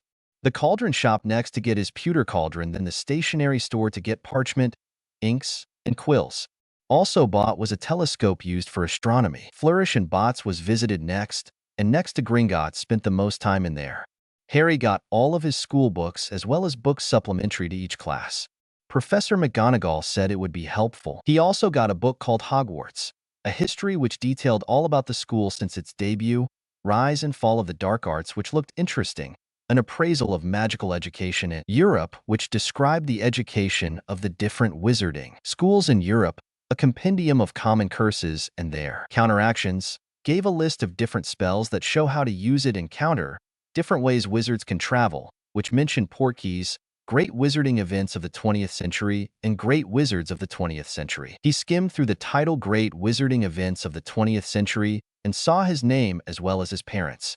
It said that the Potters were responsible for the downfall of he who must not be named, whoever that was. It also stated that his parents as well as himself all died that night as well. It seemed that the Potters were regarded as the family of the wizarding world. According to the book, they were like the wizarding version of royalty. Wondering if this was true, then Harry silently wondered why he was raised in an orphanage and not with some magical family. Obviously, he wasn't dead, but then why did everyone think he was? For protection? And why was he left at a Muggle orphanage with no idea who he is? Having more questions than answers, he resolved to ask McGonagall the first chance he got. He also bought Modern Magical History, Nature's Nobility, a Wizarding Genealogy, the Ministry, What is it and its function, and the Laws of Magical Britain. He also looked for any books that would describe his mind-reading skill and how some people were able to block it and how some were not. He found in a book about mind arts that his skill was called legilimency. Legilimency, a branch of magic not normally taught at Hogwarts, is the ability to extract emotions and memories from another person's mind. Although the word literally translates as mind reading, This is considered a naive interpretation of the art by its practitioners. Someone who practices legilimency is known as a legilimens. Legilimency is easier when the spellcaster is physically near the target, and when the target is off guard, relaxed, or otherwise vulnerable. Eye contact is often essential, so it is useful for a legilimens to verbally manipulate his or her target into meeting the legilimens' eyes, with the fringe benefit that the target's emotional state may bring relevant associated memories to the surface. Note: legilimency is regulated by the ministry, and any person caught learning it illegally will have a minimum of a 10-year sentence in the prison of Azkaban. Ministry must approve a person before they can learn legilimency. Even though the book didn't say any more, Harry found it extremely interesting. It didn't mention the spell needed, but since he's been already doing it, he could just replicate it. Further down, the book showed that the only way to block legilimency is by occlumency. Occlumency is the art of magically defending the mind against external penetration, sealing it against magical intrusion and influence, the defensive counter to legilimency. A practitioner of occlumency is referred to as an occlumens. Occlumency is a necessary prerequisite to defeat a legilimens' lie detector abilities without suspicious behavior such as avoiding face-to-face contact and eye contact. Elementary occlumency involves clearing the mind of thought and emotion, so that the legilimens can find no emotional ties to memories that the target wishes to conceal. Simple resistance to attack requires similar skills to those needed to resist the Imperius curse. In its more advanced form, occlumency allows the user to suppress only feelings and memories that contradict what the user wishes a legilimens to believe, thus allowing the occlumens to lie without self-betrayal. Note: occlumency is not illegal to learn but is heavily frowned upon. In order for a person to be a master occlumens, they must be repeatedly attacked by a legilimens to learn how to block them. Ministry must approve a person before they can learn occlumency. That was the only book in the store that described legilimency and occlumency. It seemed that if a person wanted to learn it, they would have to go to the government. Harry figured what he could do would have to be enough for now. Later on, if he could, he would learn it, but it wasn't a pressing need for now. In total, Harry spent an hour and a half in the store and paid over 150 galleons for all the books. The most expensive book he bought was The Laws of Magical Britain. That was worth 60 galleons by itself and was in limited supply. Due to the many books Harry bought, they had to revisit the trunk store to include a bookcase compartment to hold all of his books. Simon wasn't there when they went back. The clerk watching the store said that he was on his lunch break, but said he could help them. The clerk added the second compartment to the trunk, and he also added a featherlight charm and an expansion charm on Harry's book bag, so the books wouldn't weigh him down, and there would be enough space to hold up to 10 books at one time without feeling the extra weight. It cost Harry an extra 13 galleons to add it to his trunk and bag, but made carrying all those books easier. "What's left, Professor?" Harry asked as they stepped out of the bookstore. "All that's left is to buy your wand, and if you want a pet, Mr. Potter," replied Minerva as they walked down the less crowded alley. "I don't think I want a pet now. Not really a big fan of animals, and the orphanage would never let me keep it even if I was leaving in a month," said Harry, thinking it over. He had enough trouble taking care of himself, and adding a pet would only cause him more problems. "It is your decision, after all." They walked in silence the rest of the way until they reached a store where the letters over the door were peeling off. The shop was narrow, shabby, and just as dilapidated as the rest of Diagon Alley. Set above the door was a wooden signboard, painted a dark green with faded and peeling gold letters that declared, "Ollivanders, makers of fine wands since 382 BC. There was only a single window looking out onto the cobblestone street that wound through the alley. Displayed on a moth-eaten purple pillow was a single, elegantly carved wand. The inside of the store looked just as bad as the front. The shop was tiny, empty except for a single, spindly chair in the corner. Thousands of narrow boxes containing wands are piled right up to the ceiling of the tiny shop, and the whole place has a thin layer of dust about it. "Ah, Harry Potter." Harry spun round and saw an old man to one side of the entrance, standing alongside Professor McGonagall. He was dressed much as every other wizard Harry had thus far encountered, though he looked a bit on the dusty side, much like the rest of the shop. His hair was a wild mass of white surrounding his head like a halo of clouds. His eyes were an unnaturally pale silvery color, and both eyes were focused unblinking upon Harry with a startling intensity. Harry felt as if a feather had brushed his mind the minute he locked eyes with the old man. Harry, not knowing what was going on but wanting the old man to stop whatever he was doing, he unknowingly and accidentally tapped into his magical core and used it to repel the attack back to the old man. Shocked by the mental response, the old man withdrew his probe and gave Harry a long look. "It seems the rumors of your demise were false. I am glad you are alive and well," the old man said in a soft voice. "Demise? It seems everyone knows more about me than me." Harry thought scornfully. "I am Ollivander and I run this store." The man named Ollivander introduced himself. "Nice to meet you," Harry said, neutrally eyeing him. "Now, Mr. Potter, which is your wand hand?" Ollivander stepped up to Harry and withdrew a silver tape measure from his pocket. "My wand hand?" Harry asked, confused. He understood what the old man was referring to, but was put off by the silliness of the question to answer it. "The hand which you write with." "Oh, I can write with both hands, but easier to do with my right hand," Harry replied. The only reason he could write with his left hand was that he had to learn when his right hand was broken by Stephen's gang when he was 9. The teachers didn't think a broken arm was reason enough to stop Harry from turning in his assignments. "Your parents were right-handed as well, but I don't think either one was as adept with their left hand," Ollivander said, walking into the back to get some wands. The tape measurer was moving independently. "What kind of wands did my parents use?" "Your mother's wand was made of willow with a unicorn hair at its center, 10¼ inches long. Good for charms. Your father, on the other hand, was selected by a mahogany wand with a dragon heartstring core. A powerful wand, 11 inches long. Perfect for transfiguration." Ollivander came back to the front with boxes in his hand. With a wave of his hand, the tape measurer left Harry and sat on the desk. He took out a wand and gave it to Harry. "Go on, give it a wave," he encouraged. Harry raised his arm to wave it, but Ollivander snatched it out of his hand. "No, that isn't it. Try this one. Oak and phoenix feather. Exactly 12 inches. Harry waved again, but Ollivander snatched it from his hands, muttering it wasn't the right one. This was the process for the next 40 minutes. Ollivander would hand him a wand, tell him to wave it, and snatch it moments later, telling him it doesn't match.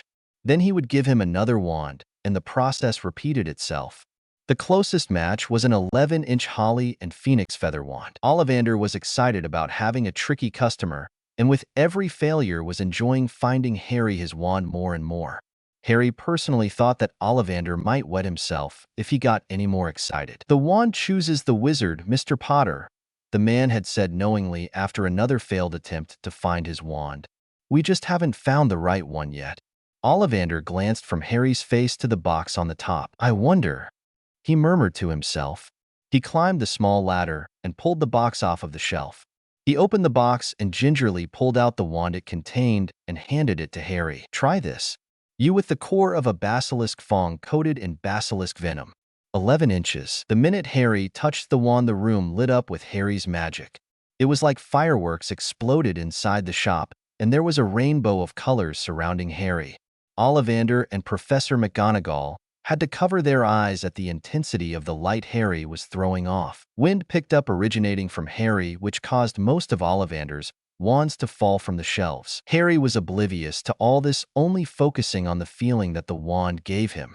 Instinctively, Harry knew that he was different from other children for a long time. He could do things no other person could and reveled in it. When Dumbledore came, it only reinforced what Harry already knew, but now it had a name to it. Magic. The warm feeling in his body he felt whenever he used it was his magic being used. It comforted him and gave him a feeling of contentment that he rarely felt, but only lasted for as long as he used it. Then the feeling would disappear, and he hated that. He constantly used his magic to the point of exhaustion just to maintain that feeling. The minute the wand reacted to him, Harry experienced a feeling of pure pleasure throughout his body. The magic in him seemed to rejoice at the feeling of the wand, and a part of him that he didn't know was empty was filled. The light and the wind died down and Harry's magic retreated into him. He could still feel it vibrating, pulsing through his body, ready to be used at a moment's notice. He finally took his eyes off the wand and looked around him. The whole store looked like a twister went through it. Wands were on the floor. The dust that was in the store was settling on the floor, being moved from their original spots. Harry looked back at his wand and breathed out one word. Amazing. Harry's speaking broke the trance that Ollivander and Professor McGonagall were under. "Indeed, Mr. Potter," replied Professor McGonagall, astonished. Her hat had fallen off, and her hair was out of the bun she usually put it in. A quick flick of her wand fixed her appearance, and picking up her fallen hat and placed it back on her head. I've never seen a reaction so strong before. Not even Albus produced such a reaction the first time he touched a wand. Ollivander said excitedly, who suffered no ill effects to Harry's magic unlike Professor McGonagall. Ollivander took another look at the wand and at Harry, murmuring, "Curious, very curious." Knowing he was going to regret asking, but doing it anyway. "What's curious?" "That wand in your hand is one of a kind, Mr. Potter. I remember every wand that I have ever made and sold. Every single wand. The wood of your wand is the exact same type as the wizard who attacked your family on Halloween. While the wood is not as significant as, say, two wands sharing the same core, it is still important. The core of your wand was the only one I had in the store. It was brought in by the same wizard who attacked your family not long after he graduated from Hogwarts. He brought it in hopes of creating a new wand for himself for reasons only known to him. Unfortunately for him, it was not compatible for him, and he left infuriated and displeased. He left the wand, and it has been here ever since. You are the only other person other than the Dark Lord who has touched this wand. It's curious that the wand in your hand was essentially created by the wizard who attacked your family and is now in your possession. So you see why it is so curious that you of all people would be fated for such a wand." Neither Harry nor Professor McGonagall, who heard every word as well, knew what to say to that.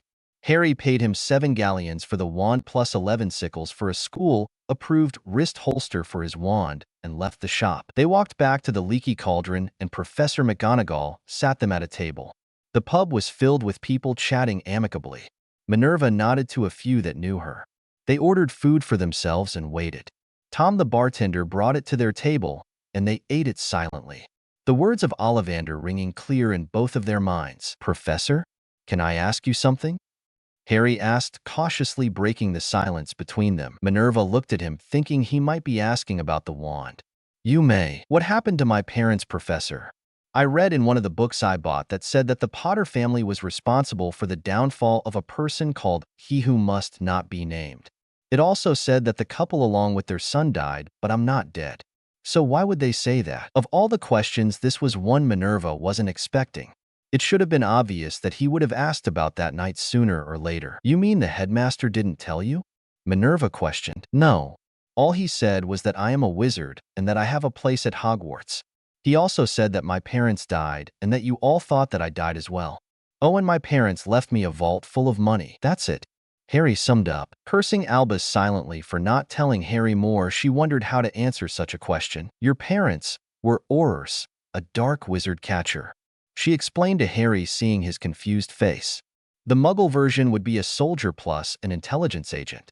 It is an Auror's job to catch dark wizards and bring them to justice." "And my parents were killed by this dark wizard?" "Yes. Your parents were drafted to join the ministry as soon as they graduated.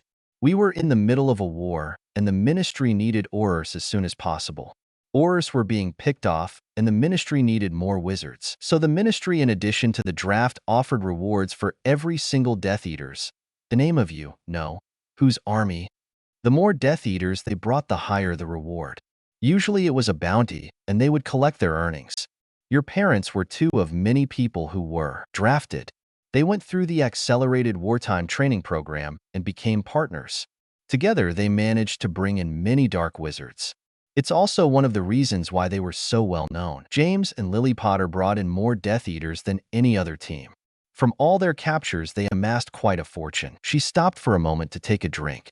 Setting it back down, she continued her tale. "Eventually, you know who heard about their success and went after them personally. They managed to stop him 3 times before he finally got them. Nobody knows what happened that night except for the people in the house. Obviously, you were too young to remember, and I doubt you would remember. As soon as the wizarding world learned of his death, the Potters were known from that night on as the family who conquered." Minerva finished off. Harry shook his head negatively at the last statement. He had no idea what happened that night except for a high chilling laughter and a green light. "Why did people think I was dead?" Minerva sighed heavily, stalling a few minutes to formulate her thoughts before answering. "By the time we got to your house in Godric's Hollow, the house was destroyed. There was nothing left there. We never found your body and assumed that you died in the fire. Obviously you didn't. Harry didn't say anything even at Minerva's jab. Mr. Potter. Harry, I would like to apologize for not finding you sooner. I should have looked harder for you. I failed you as well as your parents, who were two of my favorite students. Minerva said, unexpectedly feeling shame and guilt for not finding him. There were tears in her eyes as she spoke. You did what you could. Nobody can fault you for that. Harry replied, awkwardly patting her hand, not knowing how to properly comfort her and not really willing. He was extremely pissed and angry that they didn't find him sooner, but kept those thoughts to himself. Thank you for your kind words, but it will be a long time before I don't feel guilty anymore. Minerva replied solemnly. So do you know how I might have survived? Harry asked, changing the subject quite obviously. Recognizing the not-so-subtle change, she gratefully took it. Nobody really knows, but if I had to guess, I think somebody found you before we did and placed you in the orphanage for reasons known only to them. It is the only thing I can think of. I see. Professor, what was the name of the person who killed my parents? We don't speak his name. Why? If he's dead, then why don't you say it? Harry was honestly confused by that. If it was him, he would want people to know his name. Not be so scared as to not say it, but at the same time impressed that the wizard was so terrifying that people were still scared to say his name even after he died. He did so many terrible things that people still remember it. It has been 10 years since his downfall, and we as a community have only recently recovered from the war, and we are still rebuilding in some areas. Okay, I guess I can understand. But can you tell me his name? Harry pressed. Very well. Lowering her head, she whispered in his ear, Voldemort, which was followed by a shiver as she said his name. Voldemort? Harry inquired. Don't say it, but yes, that is his name. Minerva advised. What was the war about? Harry asked. You know who was a big supporter of blood purity. He believed pure-blooded wizards, wizards who have no non-magical ancestors, were the only type of wizards who should be allowed to practice magic. He waged a war against half-blood and muggle-born wizards and witches. Half-blood wizards, term applied to wizards who come from either a combination of one muggle and one magical person, a muggle-born and half, or pure-blood, or half and half-blood parents, and all must including part muggle ancestry. You would be considered a half-blood because your father was a pure blood while your mother was a muggle-born. Muggle-born is the term applied to wizards who come from muggle parents. Professor McGonagall lectured. How can a witch or wizard come from a muggle family? In order for a muggle-born to be magical, they would need to have a magical ancestor in their genealogy, possibly numerous generations back. Purebloods know this, but they believe that since their magic passes on to the next generation that they are superior. She answered, I met a boy who was my age while I was being fitted for my robes, and he called me a mudblood. What does that mean? It is an offensive term meant to degrade and insult a person. Basically, the word means filthy blood or dirty blood and is used by pure blood wizards to make themselves feel superior, kind of like how some muggles insult others because of their skin color. Harry answered back thoughtfully. Minerva nodded approvingly at his answer. Glancing at the clock, she saw that it was already night, and she had to get back to the castle. It seems that our time is up, Mr. Potter. I have to take you back to the orphanage now. Okay. Minerva paid for their food, and they left the pub. They walked down the street back to the alley they landed in. Minerva made another portkey, this time an old boot, and told Harry to touch it. She activated it, and they disappeared in the blink of an eye. Chapter 8. Author's note. Here's the next chapter. I didn't intend for it to be as long, but hey, when I write, it's 16 pages long.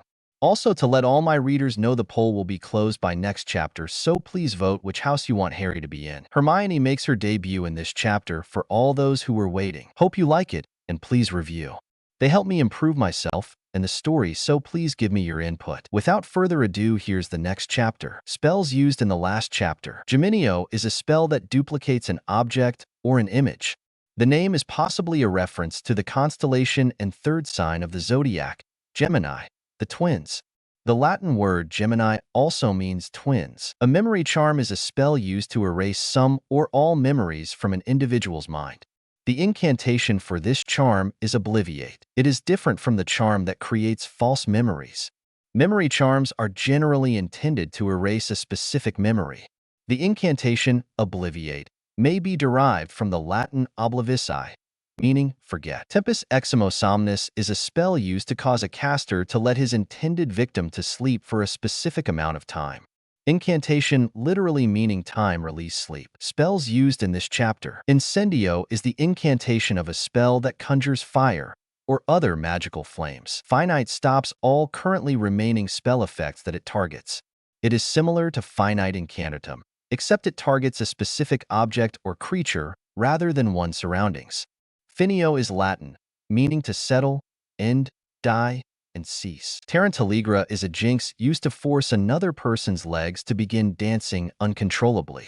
This spell has its origins in Italy, but is best remembered for its improper usage by warlock Zaccaria Innocenti, who is credited with conjuring a dance within Mount Vesuvius in 79 AD. It is mainly used to make a victim do something hilarious, but it can also be used in dueling. The tarantella is a dance originating in Italy. It was believed to cure the effects of the bite of a tarantula by causing the victim to sweat out the toxin. It wasn't until centuries later that scientists determined the black widow was actually the poisonous spider in question. People merely blamed the tarantula because of its size. Allegra may be derived from allegro, a musical tempo meaning quick and lively, or simply from the word leg, as this is the only body part affected by the jinx. Floor guide found in OTP Chapter 22, pages 485 to 486. Chapter 8, August 29th, 1991. St. Mary's Orphanage. The next month was one of the longest ones of Harry's life. He barely left his room except to eat and use the bathroom. The rest of the people at the orphanage were happy to see him go. It's not as if they didn't like him, but to them he was a strange kid. He didn't really interact with the other children, only if he had to, and they saw him as a delinquent. Mrs. Ashford, along with the rest of the staff, was anxiously waiting the day when Harry would leave for boarding school. Harry was unaware of the tense atmosphere surrounding him. Even if he wouldn't care about it. He spent all of his free time studying his textbooks. He found transfiguration, charms, and defense against the dark arts the most interesting. Potions, herbology, and astronomy he found would be the most complicated due to the many terms needed to memorize. History of magic looked to be intriguing as well, with its different wars between species. He wondered why they didn't teach the dark arts. After all, magic is magic, and it is the person, not the art, that makes it evil. It was the same thing with guns. If you put a gun in the hands of a criminal, it would most likely be used for nefarious purposes. The criminal could use it to rob a store or hold a person hostage. But if, let's say, a law-abiding citizen had a permit for it and kept it in the house for protection for his family, then how could a gun be seen as bad? It's just a tool, and it is the person who, at the end of the day, is ultimately responsible. He wondered if he would get in trouble for using magic. Dumbledore did say that they had their own government, and he had to follow the rules if he didn't want to get expelled. Harry didn't particularly like rules, since all they do is limit him, but understood the necessity of it. In the book The Laws of Magical Britain, it stated, "The improper use of magic office is responsible for investigating offenses under the Decree for the Reasonable Restriction of Underage Sorcery and the International Confederation of Wizards Statute of Secrecy. They regulate an underage wizard or witch's use of magic and prohibit wizards and witches from performing magic in the presence of muggles or in a muggle-inhabited area. An enchantment called the Trace is placed upon children and helps the department in detecting offenses. It breaks at age 17. If that was true, then he should have gotten a warning years earlier because of all the magic he performed, especially the ones in front of the muggles. Harry wondered why he didn't. Maybe it was due to the fact that he didn't have the Trace on him, and wondered if it is placed when he goes to Hogwarts. It might even be placed on him already. At the last thought, Harry fumed. He would be livid if that was the case. The only way he knew if they did was to do magic. He did, and waited to see if the ministry would send someone to charge him. Nobody did, which proved to Harry that he didn't have the Trace on him. After that, he read and practiced as much as he could. He managed to get through the first 5 chapters of each book and mastered the spells. He looked through his other books as well and found out more information about Voldemort and the war and rise and fall of the dark arts. The only other book he read in depth was a compendium of common curses and their counteractions, which listed so many different spells useful for dueling. He spent a lot of time mastering the spells as well as the counters, and managed to get at least close to halfway through the book. He idly wondered if it was because he was so used to doing magic without a wand, it made him easier to do stuff with a wand. He practiced both with and without a wand, and saw that while he could do spells with both, it was easier with a wand. It gave him a degree of control that he didn't have before and made spell casting easier. He also found that while he did have better control with his wand, he found that he used more power without his wand. He speculated that if he could master both wand-based magic and wand-less magic, he could theoretically do more magic and not be limited to one type. He didn't fancy losing his wand and being defenseless. Harry found Hogwarts, a history to be another interesting book. He only read the part about the school which talked about the different houses. The house system seemed to be an easy way to classify people into groups. Gryffindor's values courage, daring, nerve, and chivalry. Its mascot is the lion, and its colors are scarlet and gold. The house was founded after Godric Gryffindor. Slytherin house values ambition, cunning, and resourcefulness. The animal representing Slytherin is the serpent, and the house colors are green and silver. The book also suggests that the hunger for power is a characteristic of Slytherins like its founder Salazar. Slytherin, Hufflepuff, founded by Helga Hufflepuff, values hard work, loyalty, tolerance, and fair play. The house mascot is the badger, and canary yellow and black are its colors. Ravenclaws value intelligence, creativity, wit, and wisdom. Wit beyond measure is man's greatest treasure is an oft-repeated Ravenclaw proverb. The house mascot is an eagle. The house colors are blue and bronze. Their founder was Rowena Ravenclaw. His parents had been in Gryffindor, and the Dark Lord Voldemort had been a Slytherin according to the rise and fall of the dark arts. He didn't put much thought about what house he would be in. It didn't really matter to him. He doubted he'd be in Gryffindor, though people might think that he should be due to his parents. He wasn't heroic or chivalrous. He looked out for himself, and only himself. That seemed to him that was the Slytherin mindset. Though he did like learning, so Ravenclaw might not be a bad fit. Hufflepuff was outdue to him, not being a fair player and only loyal to himself. He would use whatever he could to make sure he came out ahead. He also agreed with a lot of Slytherin's view about Muggles, but at the same time found the idea that purebloods were not as grand as they thought they were. The blonde boy at Madame Malkin's came to mind. On the subject of his parents, he didn't know what to think about them. Sure, it was brave of them to stand up for what they believe and they should have put him first and not their ideals. They knew that they were a high-profile target and yet continued to fight. If they weren't going to stop fighting, they never should have even tried for a child, especially during wartime. And look where it got them. Murdered. They died, and he had to suffer for their decisions and being raised in this hellhole. Harry looked up from reading an appraisal of magical education in Europe at the clock, which said it was 12:43 p.m. He was in the middle of reading all about Hogwarts and how it is ranked as the premier wizarding school of magical Europe. He realized he had to get ready and go to King's Cross today for his orientation. Professor McGonagall told him before she left that he had to be at King's Cross station by 1:30 sharp at Platform 9. It was an orientation for all the Muggle-born and Muggle-raised students, so they would know how to get onto Platform 9 and March 4th. Then they would all got to St. Mungo's Hospital for magical maladies and injuries for their checkup to make sure that they are all physically fine. She said that they would only have to go there once, and after that they would get their yearly checkup with the school nurse at Hogwarts until they graduated. Harry marked his spot in the book and put it to the side. He would read more on the way to King's Cross. He took a shower and was deciding what to wear, either his Muggle or wizarding clothing. In the end, he decided to put on his Muggle clothes since it would avoid people looking at him weirdly if he wore his robes. He put on a pair of his new clothing which he just got charmed by Madame Malkin 2 days ago. She said the charms would only be good for at most 7 months before they faded. It was the only other time he left his room other than to use the bathroom or cafeteria. He put on a fresh pair of underwear and socks, dark blue jeans, and a white t-shirt saying, "I'll try being nicer when you try being smarter." He put on his dragon hide boots which changed to a solid black color. He grabbed his book bag and put an appraisal of magical education in Europe in it. He also put in Great Wizards of the 20th Century, figuring if he got bored with the other book he could read this one. He strapped his wand holster on his right arm and put his wand in it. He grabbed his gear and left, heading to the station. King's Cross Station. King's Cross Station is a major railway terminus opened in 1852. The station is located on the edge of central London, on junction of the A501 Euston Road and York Way, in the King Cross district and within the London Borough of Camden on the border of the London Borough of Islington. King's Cross forms the southern terminus of the East Coast Main Line, one of the UK's major railway backbones. It was already 1:30 by the time Harry reached King's Cross. He walked out of the train and into the bustling London terminal.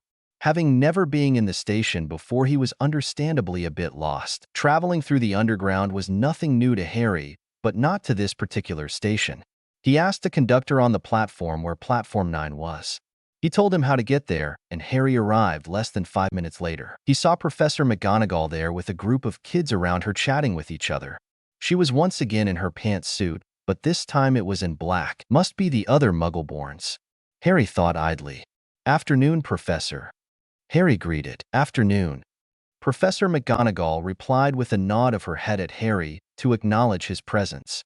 She faced the assembled crowd of 11-year-olds and started speaking after the last child showed up. "For those of you who have forgot, my name is Minerva McGonagall, and I am the deputy headmistress as well as the Transfiguration professor at Hogwarts, where you will all be attending.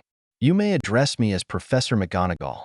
Please follow me," Minerva said. She started walking down the platform and stopped between Platform 9 and 10. There was a brick wall separating the two platforms. "You are here today to learn how to get onto Platform 9 3/4 foot S. Like Diagon Alley, the platform is hidden from non-magical eyes. To reach the platform, you have to pass through the wall behind me." Minerva continued lecturing. The children all looked at her in disbelief. "That's impossible. No one can walk through walls," said a blonde-haired boy disbelievingly. There were murmurs of agreements coming from the other kids. "I assure you, Mr. Boot, that I am not joking," replied Minerva professionally. "Observe." Minerva walked briskly towards the wall. She didn't slow down as she approached the wall, and right when it looked like she would crash into the wall, she disappeared. Less than a minute later, she reappeared through the wall she just passed through. "I trust you all believe me now," Minerva replied imperiously. The group could only nod their heads in agreement, speechless. Minerva then ordered them to try it themselves. She told them that the train wouldn't be there until the first, but they could see the platform, so they would know how to board it on the first. When Harry passed through the barrier, he felt the same tingling feeling he had when he entered the leaky cauldron. This time, though, the feeling was not as strong as the feeling in the leaky cauldron, but still noticeable. After everyone passed back and forth through the barrier, at least once they re-emerged onto the platform. "Professor? I was wondering, why don't the Muggles notice when we go through the wall?" asked a girl with bushy hair and brown eyes. She had 2 large front teeth. "There are many powerful wards and enchantments in place that make it impossible for Muggles to see when a wizard passes through. These safety measures are only in place during the time when students get on the train and when they get off. We only open the barrier so that students will be able to get on the train. The rest of the year, the wall is just that, a wall." "Minerva," answered the girl. "Any other questions?" Minerva asked. Seeing no one else had any questions, she told them all to wait here while she checked to see if their transportation is ready to take them to St. Mungo's for their physicals. As soon as Professor McGonagall left, the kid named Boot started bragging to the others about how he's been practicing spells and can turn people invisible. "I find that highly unlikely. Invisibility spells are notoriously difficult to do due to the complexity of it that only truly skilled wizards can do. You've only found out you're a wizard when you turned 11. It's impossible for you to have mastered a spell before you started school that many wizards are unable to do. Either you are so uncommonly skilled, or you're lying, which I think you are," said the bushy-haired girl in a bossy tone. Boot's face colored at the telling off he was getting from the girl. He could see the other children laughing at him, and could hear the other kids making fun of him. Getting angry, he shot back, "At least I'm not a buck-toothed, know it. All who's a pain in the neck." The girl lowered her head slightly at the insult. Boot, seeing this, continued to taunt her. He was calling her names like chipmunk and nerd, trying to save face. The other kids laughed along with him. "I'd rather be a nerd than an idiot who can't even back up what he's saying. At least I don't have to lie about my skills." The girl shot back, eyes blazing. "Why you?" Boot growled out. He started to take a step towards her, but before he could, he came face to face, or rather face to wand, with a black-haired, green-eyed boy. "I'd think real carefully about what you're going to do next, pal," Harry said casually. "My name is Terry Boot, and I'm not your pal, so you better get out of my way before I make you," Boot said angrily. "Or what? You'll try to use your amazing wit on me like you did with the girl and lose again. Just stick with keeping your mouth shut, and we won't have any problems. Got it? You think you can do anything? I bet you're just all talk and no bark. I don't think you even know how to use that wand of yours," Terry said confidently. He took another step towards Harry, who jabbed his wand harder under Boot's chin. "Wanna bet?" said Harry, grinning threateningly. Harry withdrew his wand from Boot's chin, but before he could make a nasty comment towards Harry, he heard him say, "Tarantaligra." Immediately, Terry's legs started doing a crazy dance, and he was unable to stop. The other kids looked on, unsure as to laugh at Boot or to help him. "Stop this now," yelled Boot, frantically, eyes wide. "Why? I thought that you were practicing spells. Don't tell me you don't know how to stop a simple first-year spell," Harry said dramatically with his hands over his heart. He looked over Boot amusingly. The git was sweating all over, and his face was red from the exertion as well as embarrassment. "Oh well, guess I'd better stop." Harry raised his wand to cast the counter curse finite, but someone else did before he could. Harry turned to his side, seeing Professor McGonagall rushing towards them with her wand out. Arriving in front of the students, she turned to Boot and made sure he was fine. Seeing him as fine as he could be at the moment, she rounded on Harry. "Mr. Potter, please explain why you felt it prudent to jinx one of your fellow classmates in full view of Muggles with no regard at all." McGonagall spat out, glaring at him, barely holding in her temper. Harry could see that she was really mad and absent-mindedly thought that he would be on the receiving end of that glare a lot. That is to say," Harry said, stumbling over his words, buying time to think of an excuse. "To hell with it. Professor, I was just trying to stop Boot here from insulting one of our classmates when he suddenly started verbally attacking me. I pulled out my wand for show so that he would stop, but he continued to verbally offend me. He took a step towards me and, fearing that he might physically attack me, said the first spell that came to mind. I only meant to stop him and was about to cast the counter curse when you stepped in," Harry explained convincingly. It was the truth, or at least enough of the truth to favor Harry. "Mr. Boot, is this true?" Professor McGonagall asked. Terry was about to refute that claim when he caught Harry's eyes. Those eyes promised pain if he didn't agree, and he was not eager to be on the receiving end of that. "Yes, Professor. Very well. Mr. Boot, please refrain yourself from making comments like those again. Mr. Potter, next time something like this occurs, find an adult immediately and do not take action with your own hands. Understood?" she said sternly to the two boys. They both nodded their heads in agreement. Harry, not really agreeing with that, but unwilling to tempt the professor's wrath, kept silent. "That goes for the rest of you as well," Minerva advised to the rest of the group. Everybody nodded in agreement. "Good. Now come along. Our ride to the hospital awaits," Minerva said, leading the students to an innocuous-looking door.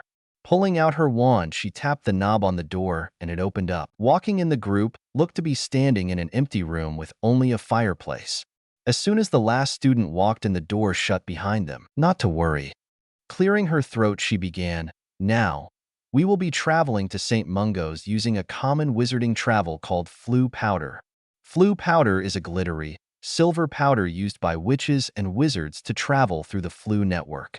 The network connects most wizarding households and buildings. It is similar to the telephone, but not only can you talk to others through the fireplace, you can travel to another fireplace as long as it is connected to the Floo network. This powder was invented in the 13th century by Ignatia Wildsmith. The powder turns a fireplace's flames harmless and emerald green. Observe." McGonagall went to the fireplace, and Harry could see on the side a pot that must be filled with the powder. She pointed her wand at the fireplace and said the phrase, "Incendio." Immediately, flames sprung from her wand and landed on the fireplace. She then took a handful of the powder in the pot and tossed it into the flames. The flames turned to an emerald green. It is tricky to use. One must toss a handful of powder into a fireplace connected to the Floo network, walk into the flames, and state the desired destination loudly and clearly to ensure arrival in the proper location. Otherwise, you might end up somewhere else if the destination is not said clearly and concisely. Most witches and wizards use this form of travel the most, as it is the easiest and most convenient to use. Remember to say the phrase clearly. The phrase is St. Mungo's. Remember that. Now, who's first? None of the children were eager to step into the fireplace. Minerva, seeing this, called Terry Boot to the front. He stepped up to the fireplace. He threw the powder into the fireplace, watching it turn green. Professor McGonagall gave him an encouraging smile to him. Gulping, he stepped into the flames and shouted, "St. Mungo's." He disappeared in a ball of fire. The rest of the students looked on a bit terrified, and Harry had to admit he was a little wary as well. McGonagall, either not noticing or choosing to ignore the faces of the group said, "Good." Next, St. Mungo's Hospital for Magical Maladies and Injuries. The group arrived at S Hospital after a dizzying ride through the network. Harry landed face first on the ground. Do all forms of wizarding travel have people falling down? Grumbling about mad methods of wizarding transportation, he got up and dusted off the suit over his clothes. After doing a cursory inspection and making sure he had all of his stuff with him, he looked at his surroundings. It looked as if they were in the reception area. It didn't look to be too crowded, but then again, every hospital is never empty. There were rows of witches and wizards sitting on rickety wooden chairs.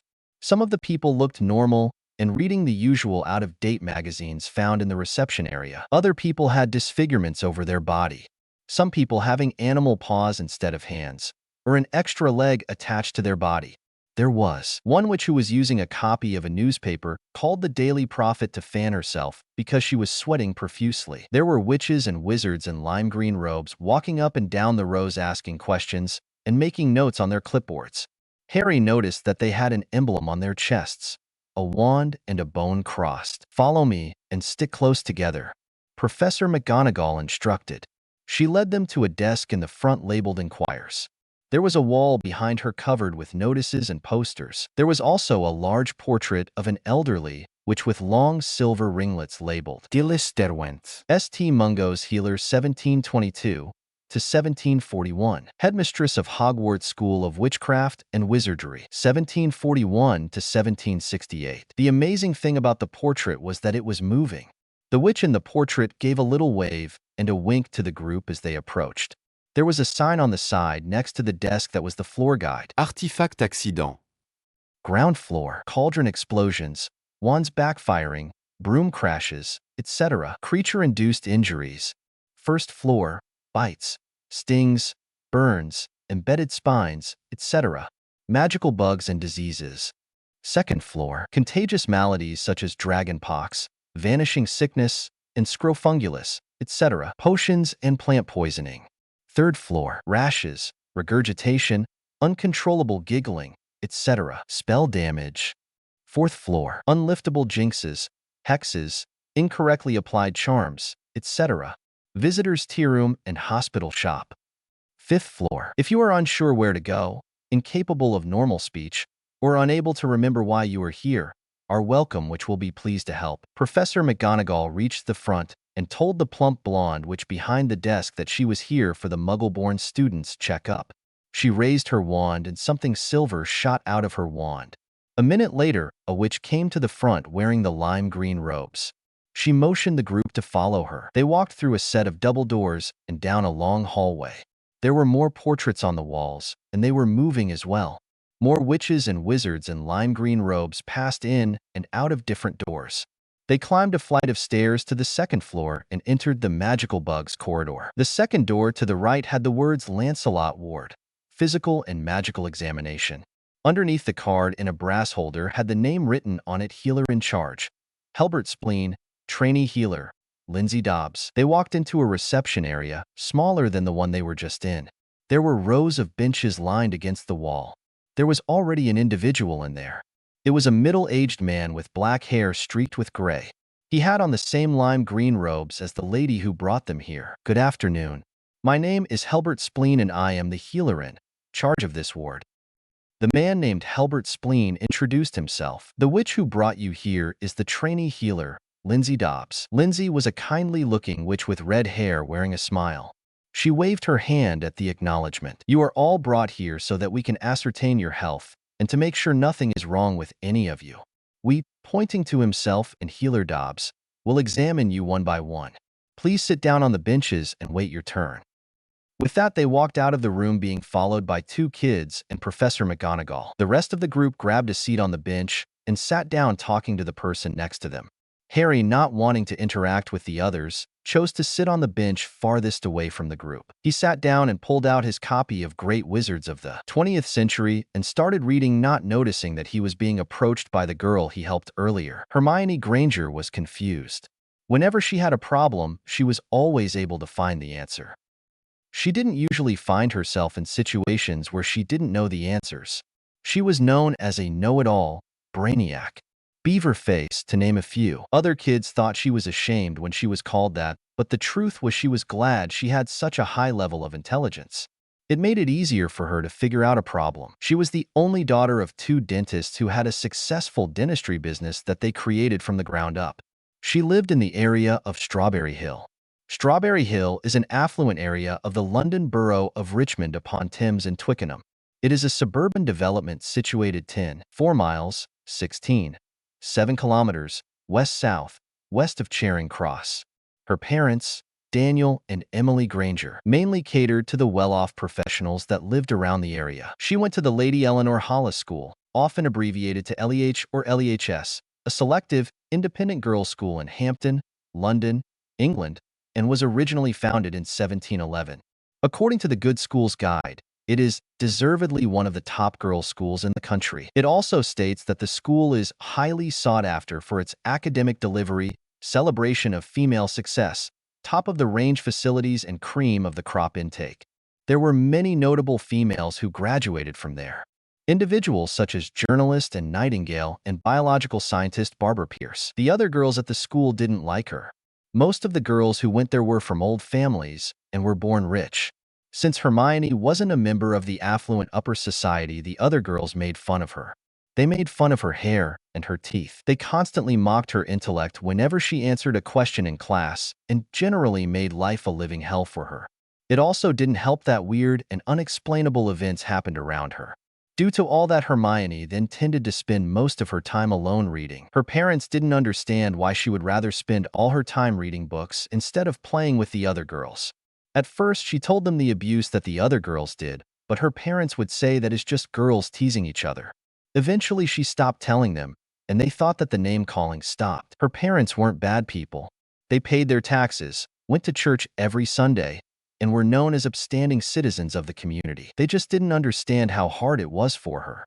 They spend most of their time building up their reputation and practice that they sometimes ignored their only daughter. They didn't mean to do it intentionally, but they sometimes ignored her all the same. They were good people, but they just didn't know how to raise a child, so they treated her more as an adult than a child. Her parents never had trouble making friends and couldn't understand why their only child could not do the same. They would give her whatever she wanted or needed and made sure she was never lacking in possessions. Despite all the possessions she had, or could have, Hermione was not a spoiled child. In fact, she would go out of her way to try and help her fellow classmates as best as she can. Though she tried to make friends, the other children got annoyed with her bossy nature and started picking on her. She didn't mean to come off as a snob, but she didn't know how else to communicate to kids her age. Her whole life changed the day she turned 11. When Professor McGonagall came to her house and told Hermione she was a witch, she was ecstatic. She felt as if this was a chance at a new beginning for a better life, and to maybe find a place where she belonged. Her parents were at first skeptical about all this and a little bit fearful, but in the end, they decided to let Hermione decide. She was so happy that she even did a little dance in front of her parents and the professor. She was understandably disappointed when she was told she would have to wait to go to Hogwarts until the next year. Since her birthday was on September 19th, she missed the cutoff list by 3 weeks. Instead, she had to wait a whole year before she could go. She wasn't idle, though. She managed to go to Diagon Alley and purchased many different books about this new and exciting world. She couldn't get a wand and practice magic until next summer when she accepted to go to school. For the next year, she read as much as possible and learned about the different aspects of the magical world, while at the same time doing all of her current Muggle schoolwork. It felt like ages, and eventually the time came for her to get ready for Hogwarts approached. She got her supplies and eagerly awaited the day she would board the train and learn alongside others her age. She hoped that maybe she would be surrounded by people who like her loved to learn. When she went to the orientation for all Muggle-born students, she was a bit nervous. She wanted the others to know she was smart and asked Professor McGonagall the question about the barrier, so she could show off her knowledge, but was unable to due to the professor's detailed explanation. She wanted to talk to the other children, and when she heard the boy named Terry Boot brag about his skills, she had to act. She didn't like it when others purposely tried to make themselves look better by lying. She had hoped that her explanation would deflate the boy's head, and also to show off her knowledge. It didn't work out the way she planned, since Boot started making fun of her and mocked her. She shot back and called him a liar, and that was when he started to walk towards her. She didn't have much experience interacting with boys her age due to her school being an all-girls school. Her only encounters with boys were seeing them wrestling with each other, or some other type of physical activity. It was then reasonable that she would be scared that he was going to physically attack her. Before Terry could get close to her, the black-haired boy who came last stepped up and defended her. Hermione Granger. The girl who was always picked on and who had no friends. She saw as he taunted Terry and complimented her wit, and when she saw him use his wand, she was impressed that he could already use magic. She only did a few simple spells that was more on the side as basic, but the boy was able to do a spell that affected another person. She went from impressed to scared when Professor McGonagall came back and looked angry. She wanted to say something in the boy's defense, but didn't know what. She saw as the boy told the professor pretty much the whole truth, while making himself look like the good guy. She noticed how he didn't mention the taunting he gave Terry, and how Terry quickly agreed with the explanation, not wanting to incur the other boy's wrath. She didn't get a chance to talk to him with all the commotion. She saw as the group waited that nobody else was sitting next to him. She watched as the other kids scooted away from him as if he was something nasty. Hermione figured that she would never get a better time to talk to him than now. She took a deep breath in and approached her black-haired savior. "Can I sit here? Can I sit here?" Harry looked up from his book and saw the girl from earlier standing in front of him, looking him in the eye. Shrugging his shoulders, he moved his bag from the seat next to him and placed it on the floor. Immediately, the spot that was holding his bag earlier was now occupied by the girl. "You could have gotten into a lot of trouble for what you did," the girl said pretentiously. Harry raised his eyes from the book and looked at the girl, giving her an "Are you serious?" look. "Well then, the next time it looks like you're in trouble, I'll make sure not to interfere," Harry replied sarcastically. He went back to reading his book. Blushing, she replied, "I didn't mean it like that. I only meant that you didn't have to do that for me. It was a nice gesture and all, but you don't have to intervene on my behalf. I don't want to be the cause of you getting in trouble, and oh, I've realized I haven't introduced myself. I'm Hermione Granger, and you are?" Harry could only stare in astonishment at the girl in front of him. She managed to say all that in one breath, which he privately admitted was quite a feat. He locked eyes with her and looked into her mind, wondering why she approached him. He was surprised to feel a good-sized well of power emanating from her. Her mind was very organized, and she had some barriers in place. They weren't strong enough to keep him out, and if he wanted to, he felt he could get by them quite easily. It seemed that he was the first person to ever defend her from bullies, and she wondered why. Shaking his head mentally at the thought, he withdrew from her mind. Seeing her hand outstretched, he took it. "Nice to meet you, Hermione. I'm Harry Potter." Harry introduced himself. He figured he might as well get to know the girl a bit since they are going to be in the same class for the next 7 years. "Nice to meet you too, Harry," Hermione replied. She thought that name seemed familiar and wondered where she heard it before. Mentally shrugging the thought to the side, she'd look into it later. "So what are you reading?" Hermione asked curiously. She was an avid reader and a big fan of books. "Great wizards of the 20th century. It's very interesting," Harry answered back. He decided to put his book away, sensing that the girl Hermione wanted to talk with him. "I've read that before. It is a very fascinating read about all the different famous magical wizards and witches. Albus Dumbledore, our headmaster, is mentioned there," Hermione replied. "I know. He's the one who came to give me my letter," Harry said, leaning back on the bench, getting comfortable. "Really? Professor McGonagall was the one who came to my house," Hermione answered back thoughtfully. "It probably had to do with me being raised in an orphanage. Dumbledore knew my parents before they died and figured he should be the one to tell me." "Oh, I'm sorry," Hermione said, meaning it. She sometimes felt as if her parents were never there when she needed them, but to have parents that are dead must be terrible. "It's okay," Harry said, waving his hand. "I never really knew them, so no harm. Can't miss what you don't know, right? I guess. Anyway, tell me about yourself." "Why?" Hermione asked suspiciously. "I figure that we're going to be classmates for the next 7 years, so it might not be a bad idea to get to know one another," Harry retorted. Hermione agreed and started talking about her parents and her school. She talked about the different books she read and what she liked about them. She saw Harry listening attentively to her, which gave her warm feeling in her chest. She could see that he was interested by her with the different types of questions he asked. They talked about their respective experience with magic as well. Harry contributed to the conversation by talking about the orphanage and his school as well. He also talked about the unexplainable incidents that happened whenever they used magic. He found Hermione to be a good conversationalist and actually enjoyed talking with her. Despite her somewhat bossy nature, she was okay. Harry didn't know if they would continue to be friends as soon as school started, but wouldn't be opposed to the idea. The healers came back and forth to the room calling the students. The ones who finished were taken home by Professor McGonagall with the aid of a portkey. Harry and Hermione continued to talk until eventually it was their turn. The healer took each of them to a separate room. The healer in charge, Helbert Spleen, came in and told Harry to strip down into his underwear. Healer Spleen said that Headmaster Dumbledore wrote to him telling him that Harry Potter was alive. He thanked Harry profusely for what happened to you know. After Healer Spleen thanked Harry and his parents following the 10-minute thank you speech, he told Harry that his exam would be a bit more detailed than the others. The reason being that they wanted to make sure there was nothing wrong with him and that he wouldn't have any problems that would be caused by what happened that Halloween night 10 years ago. He then waved his wand over Harry, muttering phrases that were being recorded by a quill that was writing by itself. Healer Spleen checked his physical condition as well as his magical core. He did a full checkup that included checking his internal as well as external body. Unbeknownst to Harry, Healer Spleen also did a checkup on his soul as well, since Dumbledore asked him to, like he would ever say no to Albus Dumbledore. The whole exam took about an hour to do, and by the time Harry was done, Hermione had already left.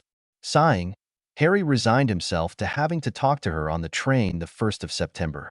He grabbed his book bag and Professor McGonagall took him back to the orphanage. September 1st. Finally, the day he was waiting for arrived. Harry woke up around 8:30 in the morning. He took care of his usual morning routine. By the time he was showered and fresh, it was 9 o'clock. He had packed his trunk last night with all of the things he was going to take. He checked his room one last time before he left it. He reached the door and opened it, but before he left, he took one last look at the room. All of his belongings that he kept were in the trunk, and the stuff he wasn't going to take, he left it, figuring that whoever got the room next could do whatever they wanted with it. He was extremely happy to leave this place. He hoped he would never have to come back here again. He left the room, closing the door behind him that signaled the end of a chapter of his life and the beginning of a new one. He met Mrs. Ashford in the main foyer. She was accompanied by her staff as well as the kids in the orphanage. They were happy to see him go, almost as happy as Harry was to leave this dump. A taxi was waiting outside to take Harry to King's Cross Station. He reached King's Cross by 10 o'clock. It took so long due to the traffic, but not even that could dampen Harry's mood. He got a trolley for his trunk and walked into the station. He pushed his trolley along towards the barrier in between platform 9 and 10. When Harry was close enough to the barrier, he took off at a dead run. He passed through the barrier and emerged on the other side of the barrier. This time, instead of the platform being almost empty, it was filled with wizards and witches sending off their kids. Harry looked in front of him at the train.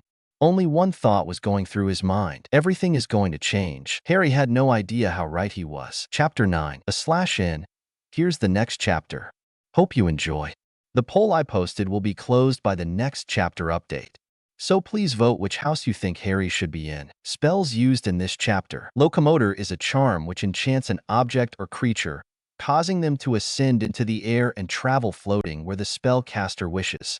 To use this charm, you must first say the incantation, and then whatever it is that you are trying to move, for example, locomotor trunk. Loco is Latin for place.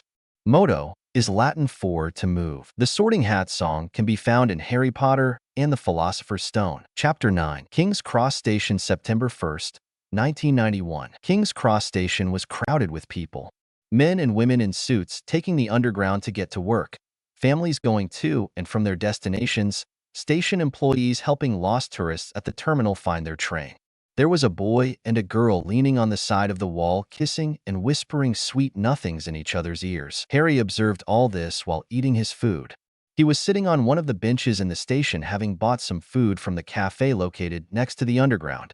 He wasn't sure how long it would be before he arrived at Hogwarts, and not knowing if some type of meal would be given on the train ride, decided to get something to eat. After putting his trunk in the rear compartment of the train, Harry realized he had plenty of time left.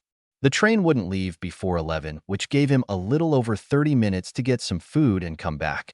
He remembered seeing a stand in the lobby of the terminal selling food. Finding the stand, he bought a bagel with butter on it and some orange juice. He sat down on one of the benches near the stand and started eating while watching people pass by. Finishing his breakfast, he looked at the clock, which showed him the time at 10:43. Realizing he had less than 20 minutes to get back to the train before it left, he threw away his now empty bag and drink in the garbage and started walking back. Walking down the crowded platform, Harry was weaving through the multitude of people, making his way back to the train.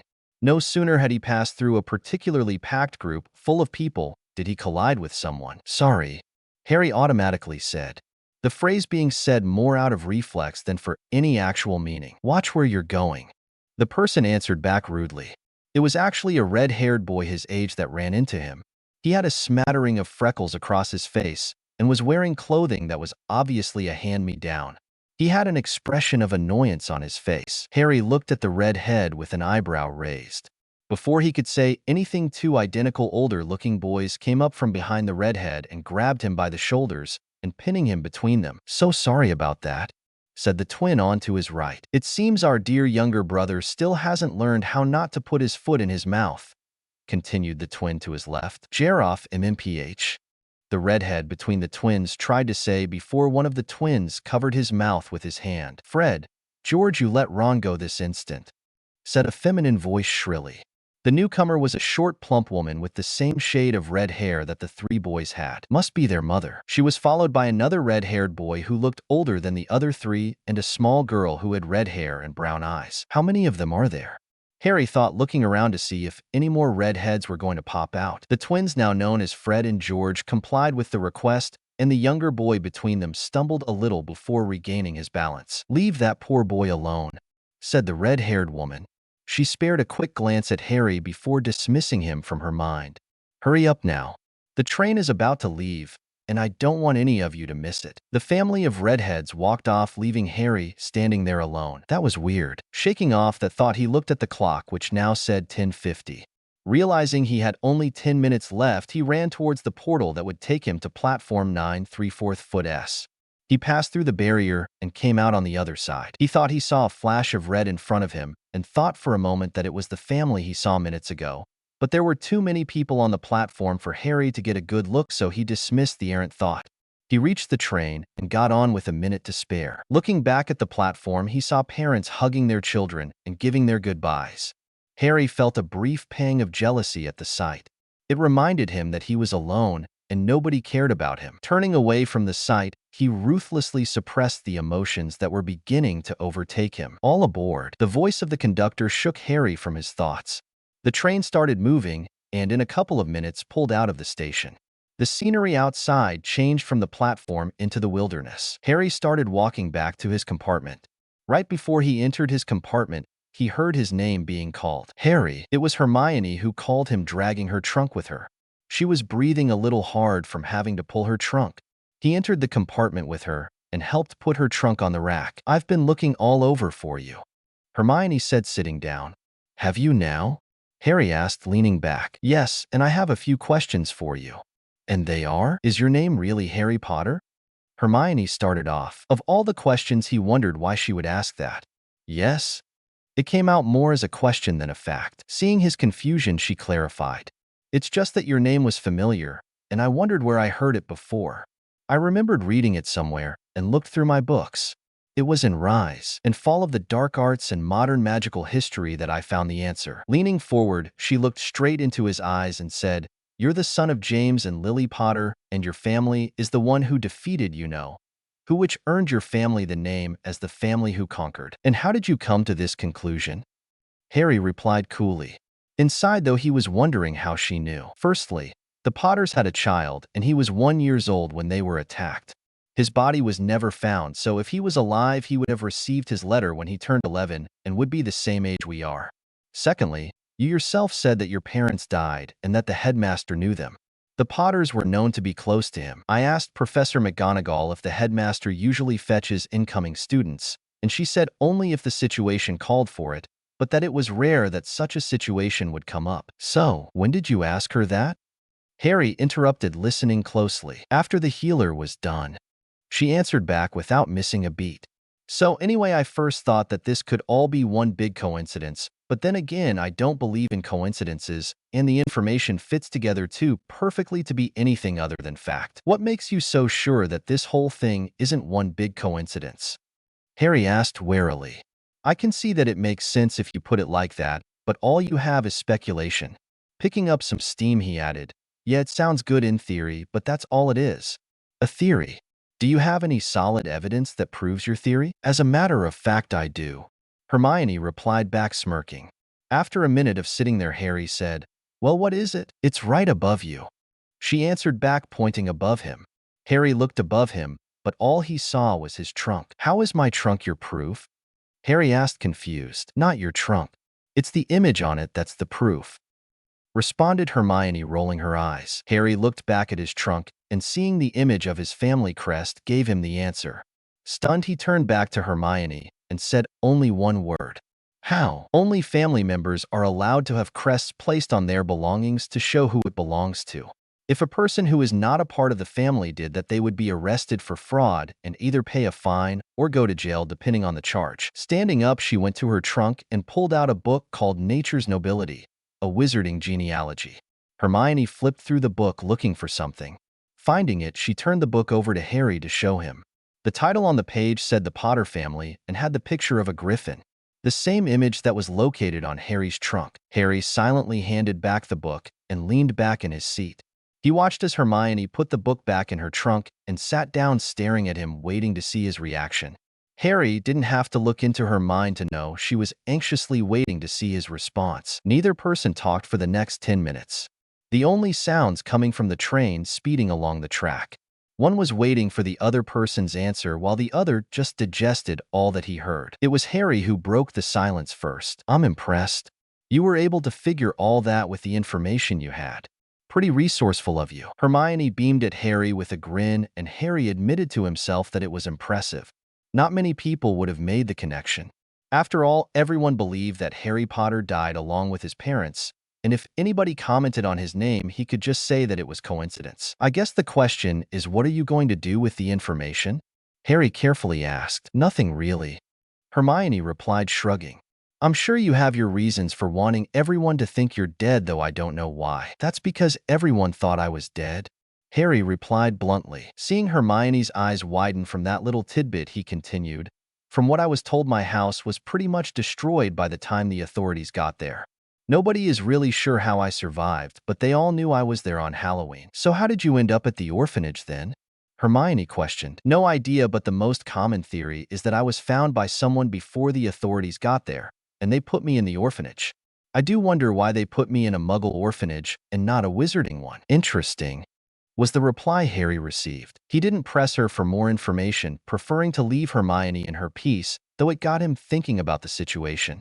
If Hermione, a Muggle-born, was able to figure it out, how soon would it be before other people would as well? Should he announce that Harry Potter is alive and well? Granted, it's not like he was trying to hide his identity, but he wasn't shouting it from the rooftops as well. He eventually decided that he wouldn't advertise it, but if a person did find out, he wouldn't deny it either.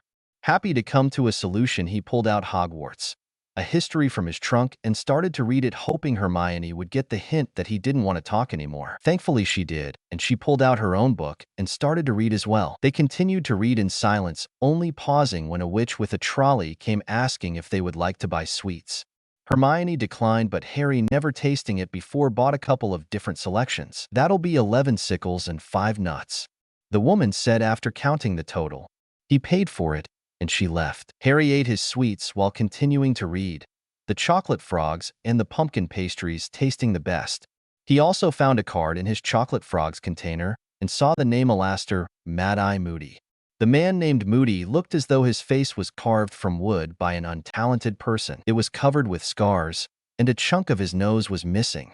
He had dark gray, grizzled hair. His eyes, however, were his most shocking feature. One was small and dark, normal eye, while the other was a vivid, electric blue magical eye and moved around independently from his normal eye.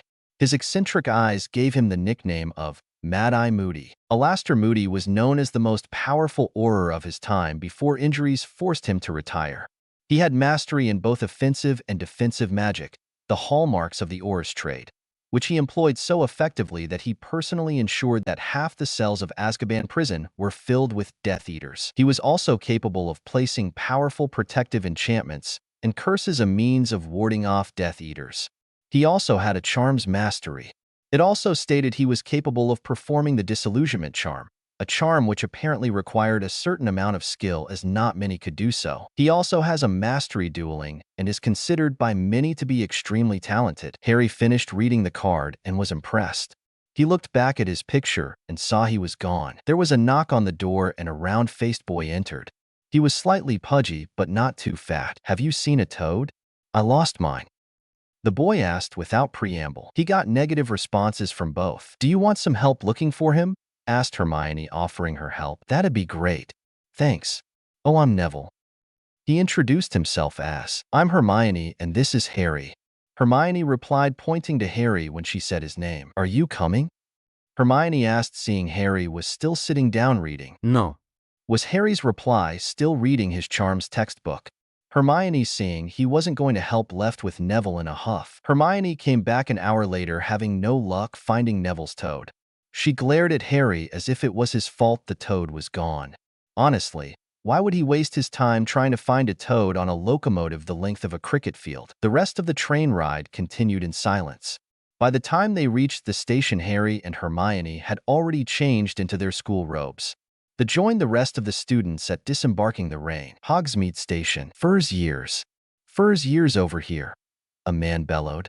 He was large, easily the largest man they had ever seen, and he was Harry. He was about twice as tall as an average man and 5 times as wide, and he had a long mane of shaggy black hair and a beard that covers most of his face. He has light skin and dark eyes that glint like black beetles. He was wearing an exceptionally large moleskin overcoat with many pockets. Harry, Hermione, and the other first years followed the man as he rounded the corner. They reached the edge of the lake and saw rowboats lined up along the shore. The large man motioned to the rowboats along the shore of the lake. "For to a boat," he instructed. Harry, Hermione, the boy named Neville, and a boy with red hair climbed into one boat, which began to magically move as soon as they were seated. Traveling through the water, they made a turn around the bend and got their first view of Hogwarts. It was breathtaking. There was no other word for it. The castle was on top of a mountain, overlooking the lake, looking imposing yet majestic. When everyone had reached the shore, the large man shouted once more for them to follow him. He led them to a large wooden door where he raised his burly hand and knocked on the door 3 times. A stern-faced woman, who Harry immediately recognized as Professor McGonagall, opened the door and, without glancing to the students gathered, nodded at the man. "This way, first years," she said. When the last student passed through, the doors behind them closed with a resounding thud. "Remain here. I will fetch you when it is time for you to be sorted." The students waited several minutes before she came back. During that time, Harry looked around at the other students. He was standing next to Hermione, with the boy Neville standing near them, talking with a red-haired boy who sat with them on the boat ride. Harry recognized him as the boy who he ran into earlier, Ray Roy, or whatever his name was. He heard the redhead saying that they had to fight trolls as the test to see which house they got into. Harry mentally snorted at that.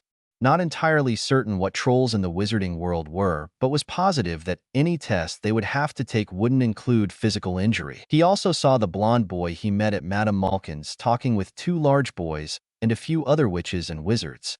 The blonde boy felt as if he was being watched and raised his head. He saw Harry looking at him and sneered. He looked as if he was about to walk to Harry, but before he made more than 2 steps, Professor McGonagall returned. "I am Professor McGonagall," she began once everyone had quieted down. "I am the Deputy Headmistress and Transfiguration Professor here at Hogwarts. I welcome each and every one of you. Now, before you're sorted, there are a few things you need to know. Hogwarts has a house system. There are 4 houses, and each house is named after one of the 4 founders: Gryffindor, Ravenclaw, Hufflepuff, and Slytherin. Each house has its own history, which you will come to learn throughout your schooling. The sorting is a very important ceremony because during your tenure here, your house will be similar to your family within Hogwarts.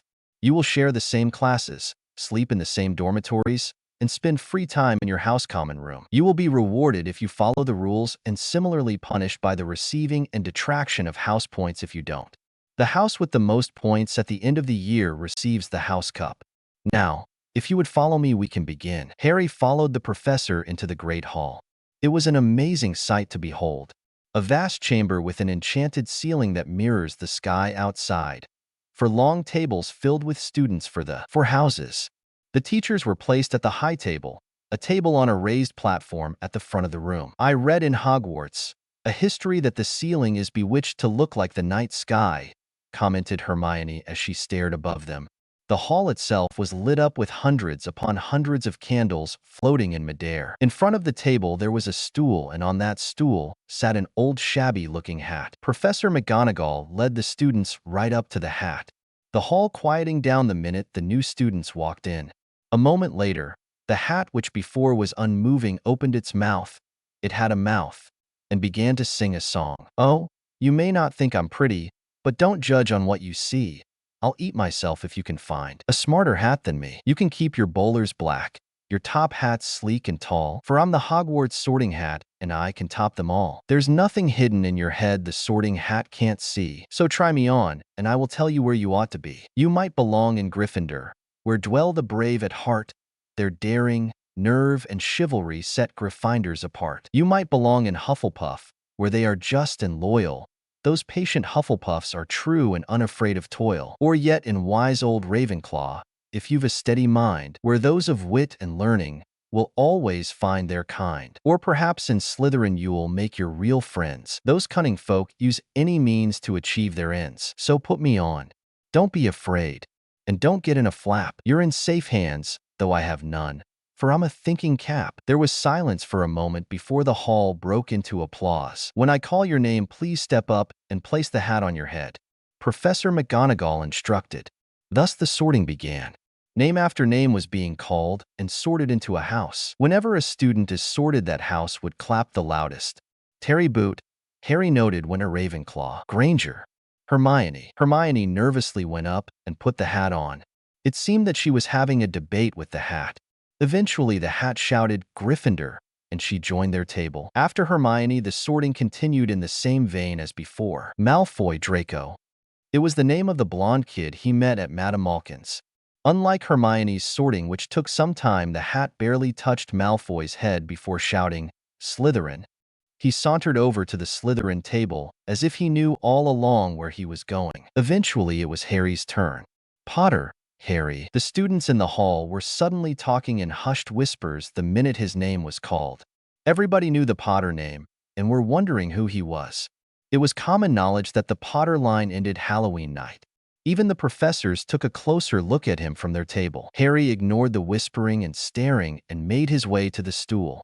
He placed the hat on his head and felt a brush against his mind. Most intriguing that a child so young is able to use the mind arts. Intriguing indeed.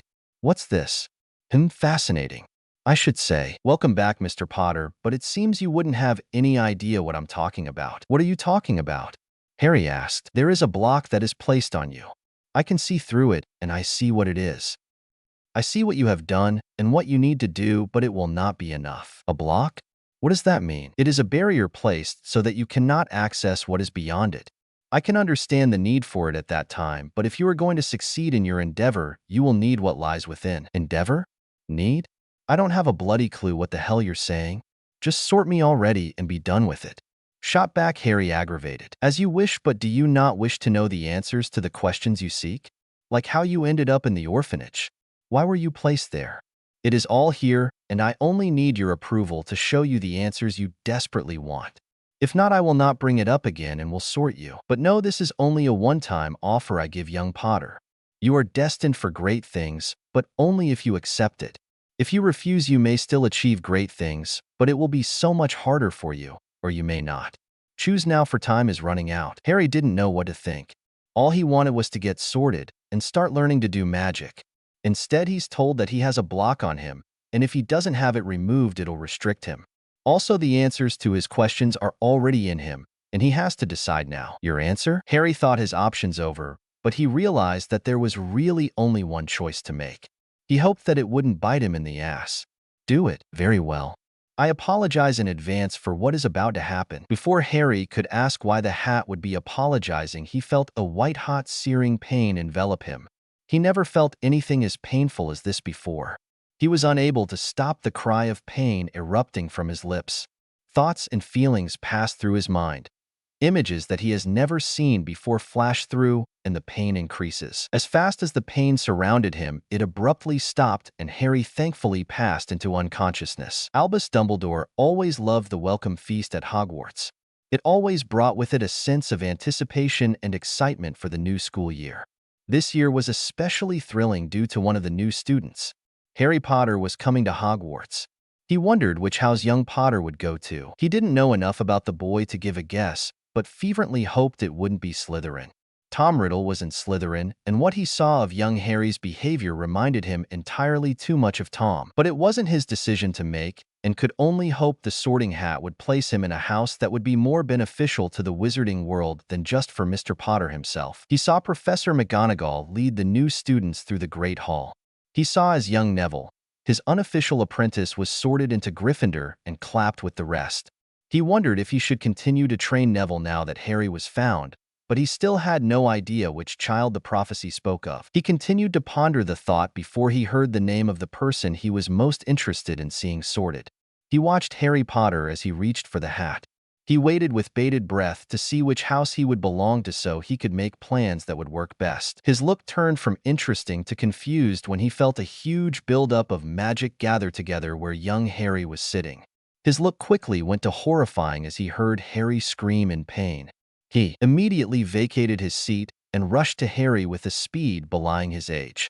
The minute he reached him, though, the screams stopped and Harry was unconscious. Poppy Pomfrey, the school nurse, was right behind him, waving her wand and casting medical charms on Harry. Headmaster, he is fine now, but whatever happened caused him a great deal of pain. I need to take him to the hospital wing to make sure nothing else happens.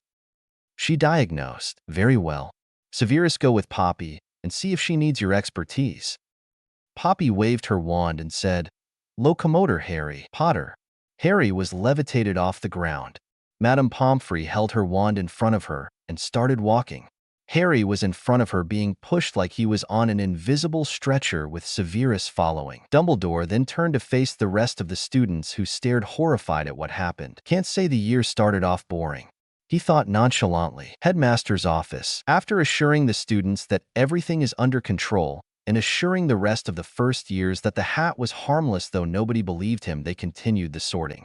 He didn't give the opening feast with his usual exuberance, with his mind preoccupied with the health of Harry. As soon as the feast finished, he went up to the hospital wing to check on the status of one Harry Potter.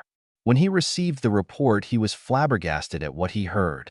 It seemed that whatever occurred caused Harry to have more magic than normal running throughout his whole body. The human body, especially a wizard's body, can only have a certain amount of magic circulating, otherwise it would overload the body and cause the person's organs to shut down.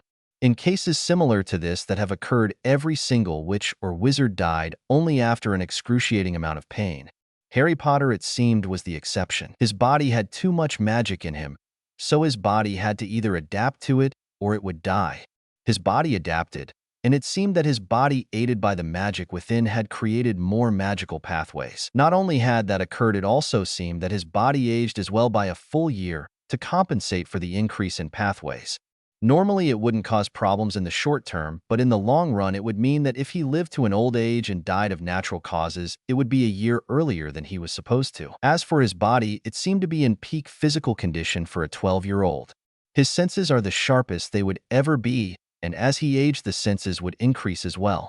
It would not be a noticeable increase, but it would be as well as a human being's senses would ever become. The extra magic in his body might have even awakened some dormant magical gift past Potters might have had. Bloodlines actually have some role in a wizard's power, but if a witch or wizard did not train their power to its full extent, then they could never reach their full potential. After reading the report, a shocked Dumbledore went back to his office to contemplate this new development. He tried asking the Sorting Hat what happened, but the hat was stubbornly tight-lipped about all of it. He said that he could not tell the secrets in the boy's head due to the many charms and enchantments placed on it. It was to ensure future generations could not steal the information inside of their heads. It was a failsafe so that heirs from families who studied in their family magics could not accidentally give their techniques away. Needless to say, Dumbledore was not pleased by this. The tests done when he went to St. Mungo's didn't reveal anything as well. There was no trace of any foreign influence in Harry Potter at all. All the tests, physical exam, magical potency, magical core, soul exam came up clean.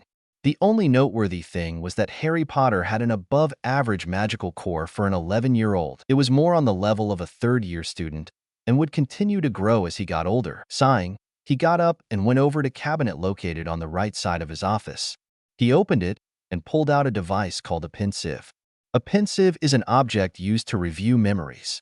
It has the appearance of a shallow stone basin into which are carved runes and strange symbols. It is filled with a silvery substance that appears to be a cloud-like liquid/gas.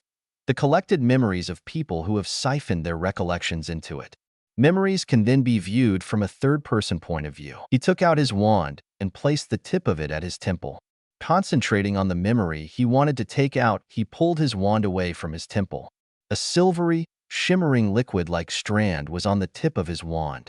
Placing the strand in the pensieve, he viewed the memory. The memory was a recent one. It involved 4 people. One was himself, the second his potion professor, Severus Snape, and the last 2 were Muggles. The Muggles in question were Vernon and Petunia Dursley. He watched as Petunia Dursley Nay Evans, the sister of the late Lily Potter, recognized Severus Snape as her former neighbor. She insulted them both about being freaks until Severus pulled out his wand and was about to curse her. He watched as he saw his memory self put a restraining hand on Severus and turned to Petunia's paling face. He then watched as he saw his memory self ask them questions about Harry Potter. They listened as Vernon and Petunia explained after being suitably reminded that they had no choice but to answer the questions asked, otherwise they would not like the consequences. Dumbledore never liked using threats and force, but sometimes he had to admit it did get the job done. He listened as they explained, hearing an extremely loud popping noise coming from their living room.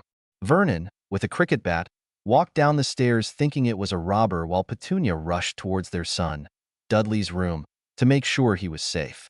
Vernon then described that he saw a baby in the middle of their living room. He then called down his wife, and together they approached the baby. He had a cut on his forehead, and it seemed to be bleeding. Petunia then cleaned the blood of his head and saw that the cut was in the shape of a lightning bolt. The cut was glowing a little and seemed to be pulsing to an unknown rhythm. Petunia recognized him as the son of that Potter freak and his equally freakish wife. She recognized the crest that was on his blanket, having seen it years ago at her sister's wedding. She remembered the baby's name being written in a letter Lily had sent as Harry James Potter. They explained that they had no idea how the little devil got there, but there was no way in hell they were going to take care of a freak. Dumbledore listened as he heard Vernon say that he was all for killing the freak then and there, but Petunia stopped him. Albus paid attention as he heard Petunia say that they couldn't kill him, otherwise it could cause problems. Vernon then said that he was not going to keep an abnormal child in the house and suggested an orphanage. Petunia agreed and Vernon dropped him off at the Surrey orphanage. Vernon told the caretaker at the orphanage that the baby was dropped off at his doorstep and told him he didn't want any responsibility for it.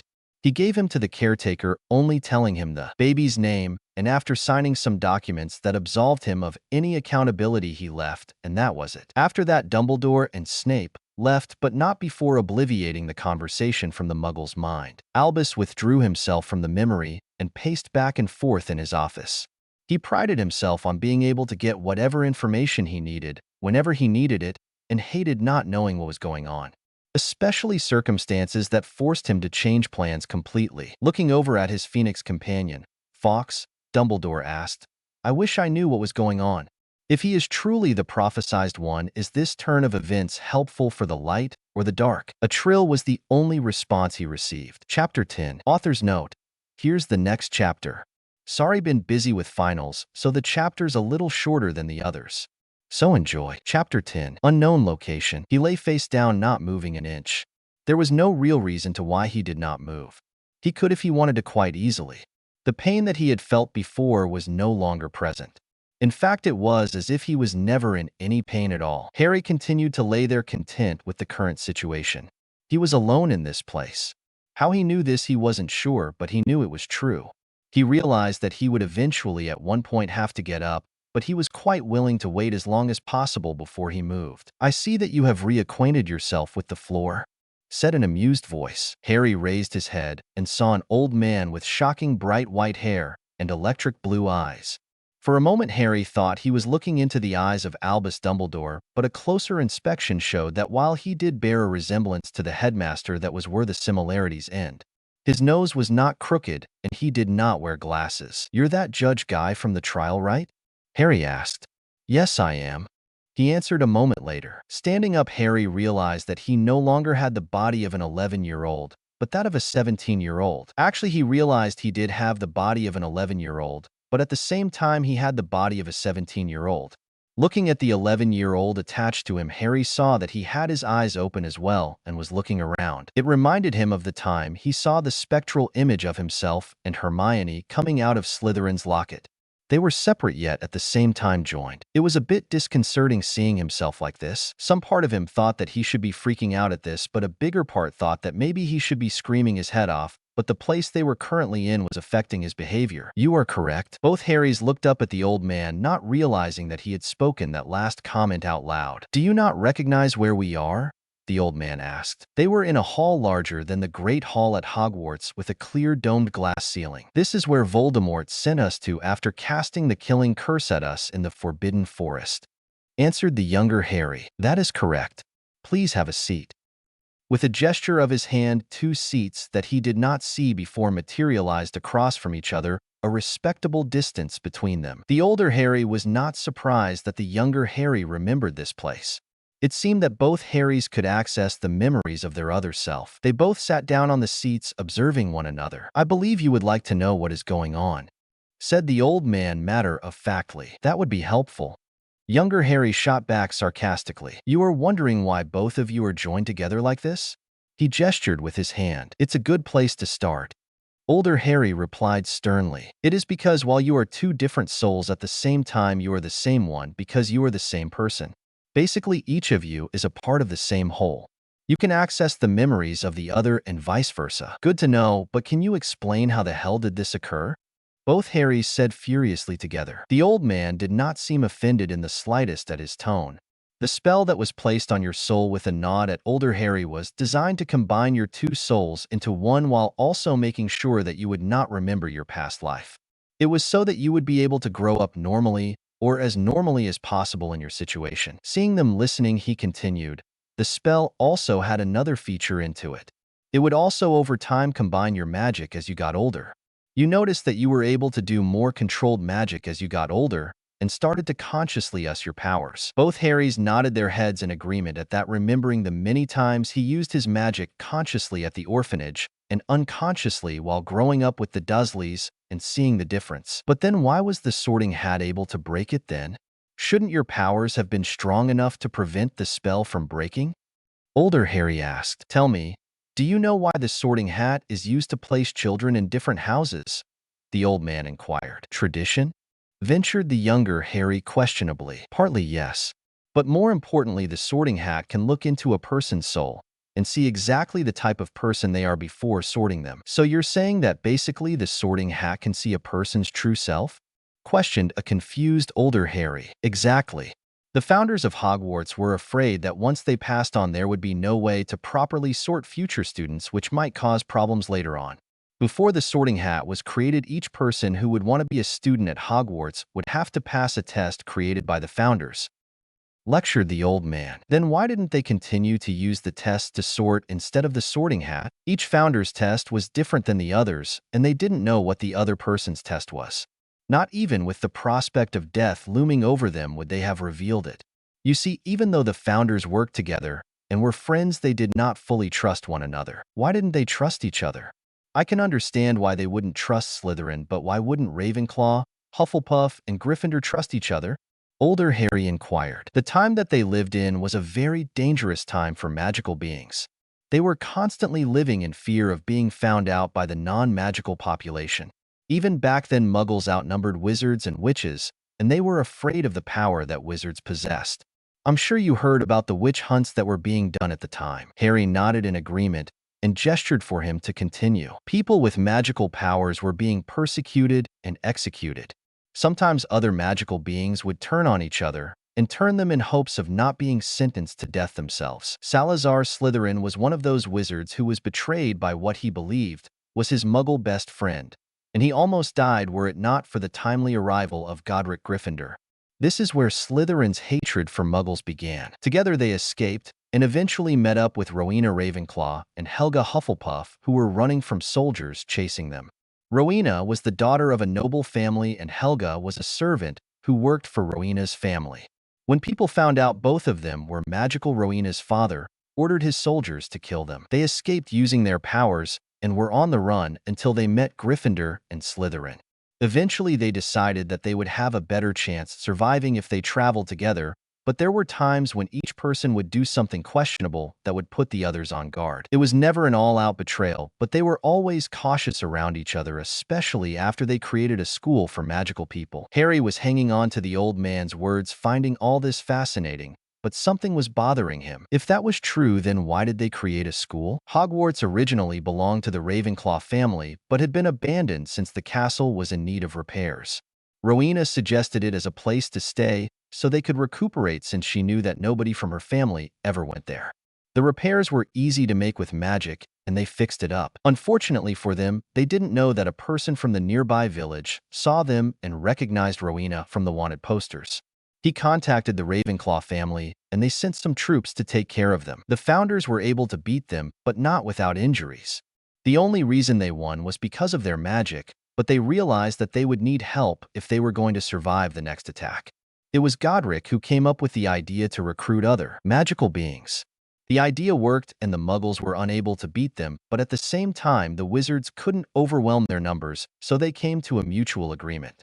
The Muggles would stop attacking them if the wizards would keep to themselves and take in any person who had magical powers. They agreed, and that's how Hogwarts began. He finished. Why this was never covered in History of Magic? Older Harry wondered. The old man gave a loud laugh at this. Do you honestly think that if the Ministry would admit that the founders were really only together for their own protection and not for the betterment of wizarding society, that it would put the school in a favorable light? If they found out that the school only existed because wizards were not strong enough to beat mere muggles, Harry had to admit that it would definitely cause problems, especially among the purebloods who thought muggles were beneath them. Remember when you found out that the dark arts was taught at Durmstrang? How did that make you feel? Not all that great, really. It did make me think that the school only produced dark wizards, especially after I found out Grindelwald went there. I was worried that maybe one of the Durmstrang students would curse me after I was named the 4th champion in the tournament. Older Harry answered. That had been a troubling time for him, being on constant guard during the first few weeks of the tournament. So you see, what do you think would have happened if people found out the truth now? Without waiting for Harry to answer, he continued. It would cause even more problems between muggles and wizards. Not that there isn't problems now, just that the current situation could be a lot worse. This is interesting, but can you get to the point already? Younger Harry snapped. Older Harry had to admit as interesting as it was, they really did need answers. You are quite right. The old man replied patiently. The sorting hat was Godric's idea, as you know. He thought that if they didn't want to share their methods, they should come up with a way that would enable students to be sorted correctly while at the same time preserve each founder's ideas about who they wanted in their house. So Godric had the idea of a sorting hat and placed a part of himself in the hat as well. You mean the sorting hat is a Horcrux? Older Harry interrupted, shocked. No, the hat is not a Horcrux. The founders put their personalities into the hat so that they would be able to sort a future student without revealing their secrets. It is similar to the personalities that your father and his friends put in the Marauder's map, but on a more complex level, replied the old man. Oh, sorry, Harry said, sheepishly scratching the back of his head. Gryffindor placed a copy of his personality in the hat, as well as the other founders. As the years passed, the sorting hat, whenever it sorts a person, gets a small, almost negligible amount of power from each student it sorts and stores it. You can imagine that it would build up over time. Also, the castle itself was sentient to a certain extent, with all the magic being performed in it, and the hat was able to communicate in a way with the castle as well. When you placed the hat on, it was able to see your true self, and saw part of it was blocked. The hat was able to see what was blocked, and in its wisdom built up over the years believed you would have a better chance if your memories were returned to you. The hat used the magic stored and was able to overwhelm the spell and break it. Since he used brute force to destroy the spell, it caused you a good deal of pain in assimilating the memories. I'll say, so what happens now? Are you going to reseal my memories now? Older Harry asked warily. No. We will allow you to keep your memories, yes. Both Harrys cheered, but only up till the day you died in the Forbidden Forest on May 2nd, 1998. After that, all the memories of your past life will be erased. You should also know that we will not be sending you any visions or guides to help you. Now that your memories have been restored, we believe that you do not need our input. He completed. Harry immediately calmed down at this. It dawned on him that he had a little over 7 years to defeat Voldemort. I see. Is there anything else I should know before you leave me on my own? Harry retorted angrily. You're angry and I understand that, but you should know that if we were to interfere too much in the affairs of mortals, it would cause an imbalance between good and evil, possibly tipping the scale too much towards one side. And if that happened, the world as you know it could be irrevocably damaged. The old man explained. Why would having too much good be a horrible thing? Younger Harry asked, confused. Balance. It's all about balance. If there is too much evil in the world, then how will a person know what is good when all around them they are surrounded by evil? And conversely, if there is too much good, how will a person know what evil is if they have never seen it? Good and evil depend on each other to survive, but at the same time detest the fact that the survival of one depends on another. Harry didn't fully understand it, saw the futility in pursuing the topic. Is there anything else you wish to know? The old man asked. Why did you send me to the Dursleys of all places? Why them and not Sirius or Remus? Older Harry asked. It was the farthest place away from the headmaster's control at that time. We needed to make sure that Dumbledore didn't get a hold of you, otherwise he would try and mold you into a weapon of his choice. We made sure that the Dursleys would drop you off at an orphanage and not keep you hoping it would help you. We hoped that being raised in a different, less abusive environment, you would have more self-worth and confidence as well. As for Remus and Sirius, they were still and currently are under Dumbledore's control and would have obeyed his commands, believing it for the best. He explained. Harry didn't want to believe it, but he knew it was true. Hell, he followed Dumbledore with the same devotion as everyone else, and it got him killed. You said that the Sorting Hat can see a person's true self, right? Older Harry asked carefully. Right. Then why didn't the hat see the part of Voldemort's soul attached to me? Younger Harry finished. Because Voldemort's soul was too entwined with your own soul. The piece of Tom Riddle's soul was in you for 10 years by the time you went to Hogwarts. Even though the soul piece wasn't active, some of its personality bled into you. Nothing consciously, but truthfully, there's no telling what he passed on and what is yours. He explained. And now? Harry asked, afraid of the answer. Honestly, the personality you have will always be a little bit influenced by Tom, but he raised his voice over Harry's shout. In the end, it is up to you to decide whatever it is you would want to do. If that is all the questions you have, we should really get going. He said. Going? Yes, you should head back to your body now. Just to let both of you know, the minute you wake up, you will be disoriented a little. That would be due to the memories you are reassimilating. I would advise you to properly learn a clemency to organize your mind. The room of requirement would be most helpful in this. The old man stood up, and so did the two Harrys. The area surrounding them swirled around them, and they started to fall. Just before they fell, Harry asked him one last question. What's your name? He saw the old man saying something, but Harry wasn't able to hear the response. As soon as he finished the question, he started falling, and he blacked out. Hospital wing. Ugh, hi. Harry groaned. His body felt like it was on fire. The minute he tried to sit up, the room started spinning, and his head felt as if it was going to split in two. He was about to fall back down, but he felt a pair of hands steady him. Drink this. It will help. Harry immediately drank the vial that was placed in front of him, and the pain disappeared as well as the room stopped spinning. Thanks. Harry coughed out. You're welcome, dear. The person who spoke was a middle-aged woman with brown hair with specks of gray. She had kindly brown eyes that was looking at Harry in obvious concern. My name is Madame Pomfrey, and I am the school healer here at Hogwarts. Just relax for a few minutes, I have to call the headmaster here. With that, she got up and left Harry to fetch the headmaster. Harry looked around the room and saw that he was in the hospital wing. Further inspection showed that he was the only person there. He also saw that there was sunlight outside, So he had spent the night here. I do think that is a new record, Potter. In the hospital wing before the sorting finished, his head was no longer throbbing but was more like a dull sting. For a second, he wondered what happened, but then his memories returned. He remembered his life as a Gryffindor. He remembered all the adventures he had. He remembered the Weasleys, Hermione, Snape, Horcruxes, Dumbledore, everything. He remembered being back in that hall, and the conversation he had with the old man. Before he could ponder his next move, the doors to the hospital wing opened and Albus Dumbledore walked in. "Ah, Harry, I'm glad to see you're awake," Dumbledore said jovially. For a moment, Harry felt happiness at the sight of him. No matter what Dumbledore did to him, he had this type of aura around him that you couldn't help being drawn to. The feeling faded, though, when he felt something brush across his mind. Instinctively, Harry lowered his eyes, breaking eye contact with the headmaster, and missing the headmaster frowned briefly before replacing it with his grandfatherly smile. "Thank you, sir," Harry said, making sure not to look Dumbledore in the eye. As long as he didn't look him in the eye, Dumbledore couldn't read his mind. "How are you feeling?" "Fine. Do you remember what happened, Harry?" "Yes." "Do you know why it happened?" "No." Dumbledore sighed, getting tired of these monosyllabic answers. Worse still was that Harry wasn't making eye contact with him, so he couldn't use legitimacy on him. "Do you remember anything that could help us?" Dumbledore asked. "Nothing, sir. Sorry I couldn't be of more help," Harry said, shrugging his shoulders. "Quite all right, my boy," Dumbledore affably answered, not showing the disappointment he felt. "Anyway, since you were incapacitated, you were unable to be sorted.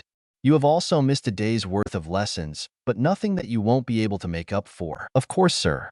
How soon before I can leave?" Harry asked hopefully. He never liked being in the hospital wing more than he had to even in this life. "That is up to Madame Pomfrey. You would be out by most likely dinner time tonight. After all, you still have to be sorted, though I dare say you won't have to worry about it seeing that you know how it happens."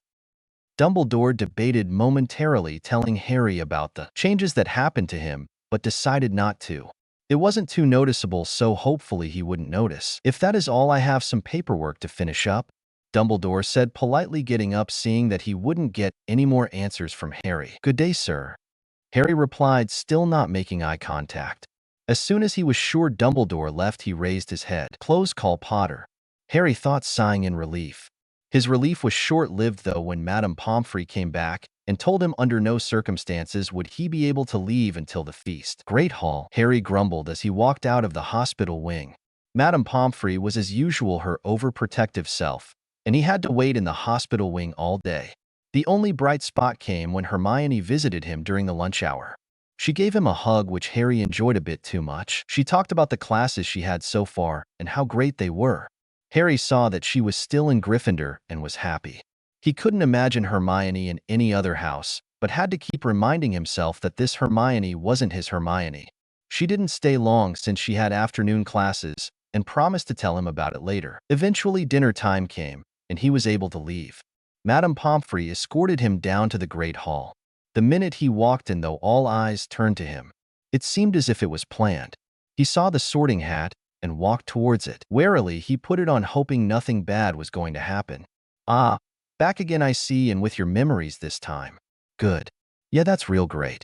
Can we get on with this already? Impatient, aren't we?" "Very well." Most intriguing. Your bravery and courage is astounding. You have experienced hardships that most would break under, yet faced it and conquered. Your loyalty to others is amazing as well.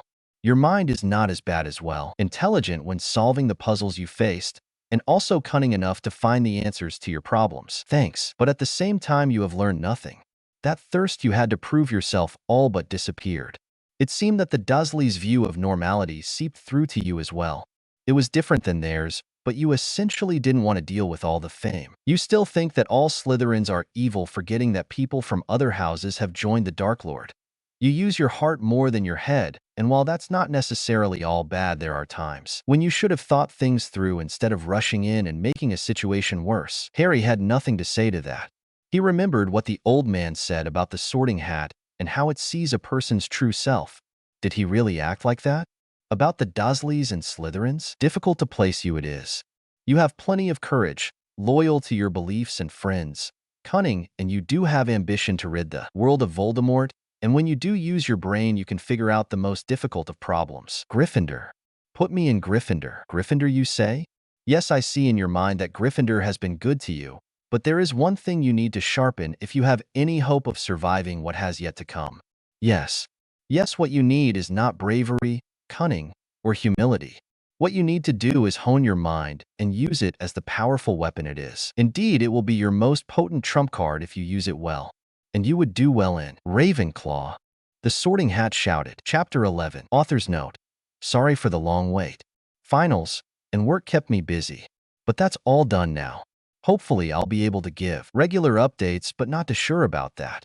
Hope you enjoy the chapter. Disclaimer.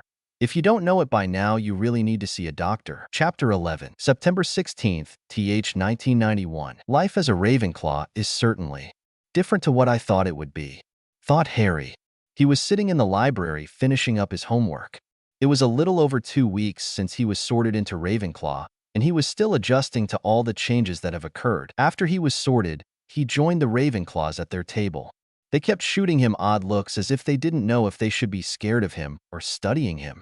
All too used to being stared at, he ignored them. After the feast ended, and they went back to the Ravenclaw common room, after answering the riddle the portrait gave, which Harry knew would cause him problems, he met Professor Flitwick. Or was that re-meeting? Shrugging his shoulders at the thought, he listened as Professor Flitwick told him the general rules that he had to abide to, and gave him a copy of his schedule of classes. Professor Flitwick then introduced the fifth-year prefects. One of them was Penelope Clearwater, who Harry vaguely remembered as Percy's girlfriend. She was a pretty girl with long curly hair. She was also very nice and helpful to all the first years and often sat down and talked to them. She was a Muggle-born and knew how hard and difficult it was for new students to adjust to the wizarding world. Harry remembered that Percy never did anything like that when he was in Gryffindor, though it could be due to him living all of his life in the wizarding world, so he wouldn't know how to relate. Harry had to admit that if he had Penelope as a prefect the first time around, it would have made things a whole lot easier. The other first-year Ravenclaws didn't talk to him much. They mostly just stayed out of his way, which he was grateful for. It made it easier for him to not have to interact with them and potentially say something that he shouldn't. The first day of classes passed by uneventfully. The only note of difference was that most of his classes were with the Hufflepuffs. He had Transfiguration, Potions, Defense against the Dark Arts with the Puffs, Herbology and History of Magic with the Slytherins, and Charms with the Gryffindors, but the majority was with the Puffs. He found the relationships between the houses were a lot different if you were a Ravenclaw. Ravenclaw and Slytherins were on pretty good terms with each other. Unlike the Slytherin/Gryffindor rivalry where it's Hex first, and then Hex again, and then Hex some more and maybe ask questions later, the Ravenclaws and Slytherins were friendly with each other. Even the Muggle-born Ravenclaws were treated better by the pure bloods, but not by much. Hufflepuffs were polite, but distant, like an acquaintance where you would make idle chit-chat, but nothing deeper. Gryffindors ironically rubbed Ravenclaws the wrong way with their jump, first think later mentality. For a Ravenclaw, acting without thinking was virtually unheard of. Harry could see why they would dislike thinking that way without all of the facts. That type of thinking goes against everything Ravenclaws stand for and knew from experience how bad things got if you didn't have all the facts. The fiasco at the Ministry and his suspicions about Snape were two of many things that proved what happens when you don't think about that, thought Harry, feeling overwhelmed by the emotions and the memories they evoked. He used what little skill he had at occlumency to try and calm himself down. It took at least 5 minutes, but eventually he was able to calm down. It still took him some effort to use the skill effectively. Remembering the old man's advice, he went to the Room of Requirement, wondering how it could help him with occlumency. The events that proceeded after that Harry would not forget for a long time. Flashback. Harry had waited for the rest of his room mates to fall asleep before he left. It was around 1:30 a.m. when he finally made his move. He decided to go at night after his first day of classes were done, but couldn't escape from the prefects quick enough, so he had to wait. When everyone was asleep, he made his way out of the Ravenclaw dormitory silently, since he didn't have the Marauder's map or his invisibility cloak. Luckily, he had no problems getting to the ROR. He paced around the door 3 times thinking, I need a place to learn occlumency. After his third pass, the door appeared, and he went in. The inside was practically bare. The only things in the room were a couch and a bowl on a pedestal.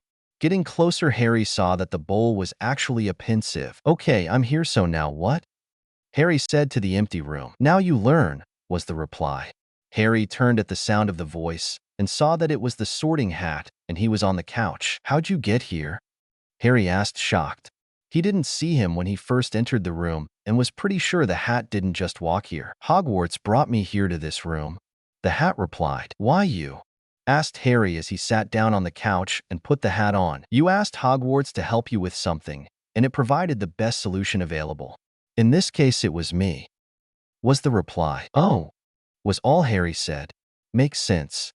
The room thought the best way to help me was with the Sorting Hat, so it brought it here." "So the room brought you here to help me learn occlumency?" questioned Harry. "If that is what you required the room to help you with, then yes, that is why I am here. So shall we get started?" Harry could only nod in agreement. "Very well. First tell me, what do you know of occlumency?" asked the Sorting Hat. "Well, I know that it involves clearing the mind of all thought and emotion. You need to be able to resist the attack similar to the Imperious Curse.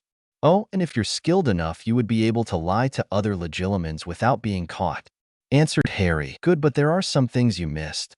Firstly, occlumency is not only useful to stop external penetration, but also internal." "Internal?" "Yes. A person who has mastered occlumency also masters their own mind. They would be able to remove the part of the mind that causes a person to doubt themselves, as well as all the emotions they believe would be harmful to them. If a person has a fear that paralyzes them from acting, and if they know occlumency, then they can use it to box up that fear and push it to the side long enough to get the job done.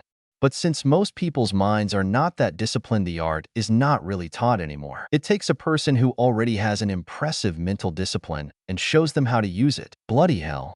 So what you're saying, that if a person masters occlumency, they could fill themselves up with only positive emotions and not feel any negative emotions as well?" exclaimed Harry. "Yes, what I say is true, but you must remember that you can compartmentalize the negative emotions, but you could never fully get rid of them. Bad emotions are needed just as much as good emotions to keep a person in balance," the Hat lectured. "There's that balance thing again. Is that it?" "No, that is not it," the Sorting Hat huffed. "Young people today have no patience." Yeah, I'm sorry. Can we get on with it?" Harry replied with a wave of his hand. The Hat glared at Harry from the top of his head for a moment before continuing. "Another benefit to mastering occlumency is that it helps a person achieve their full magical potential." "How does that help?" "Occlumency used to be a class taught at Hogwarts. It was an optional class that any person 4th year and above who wished to take it could.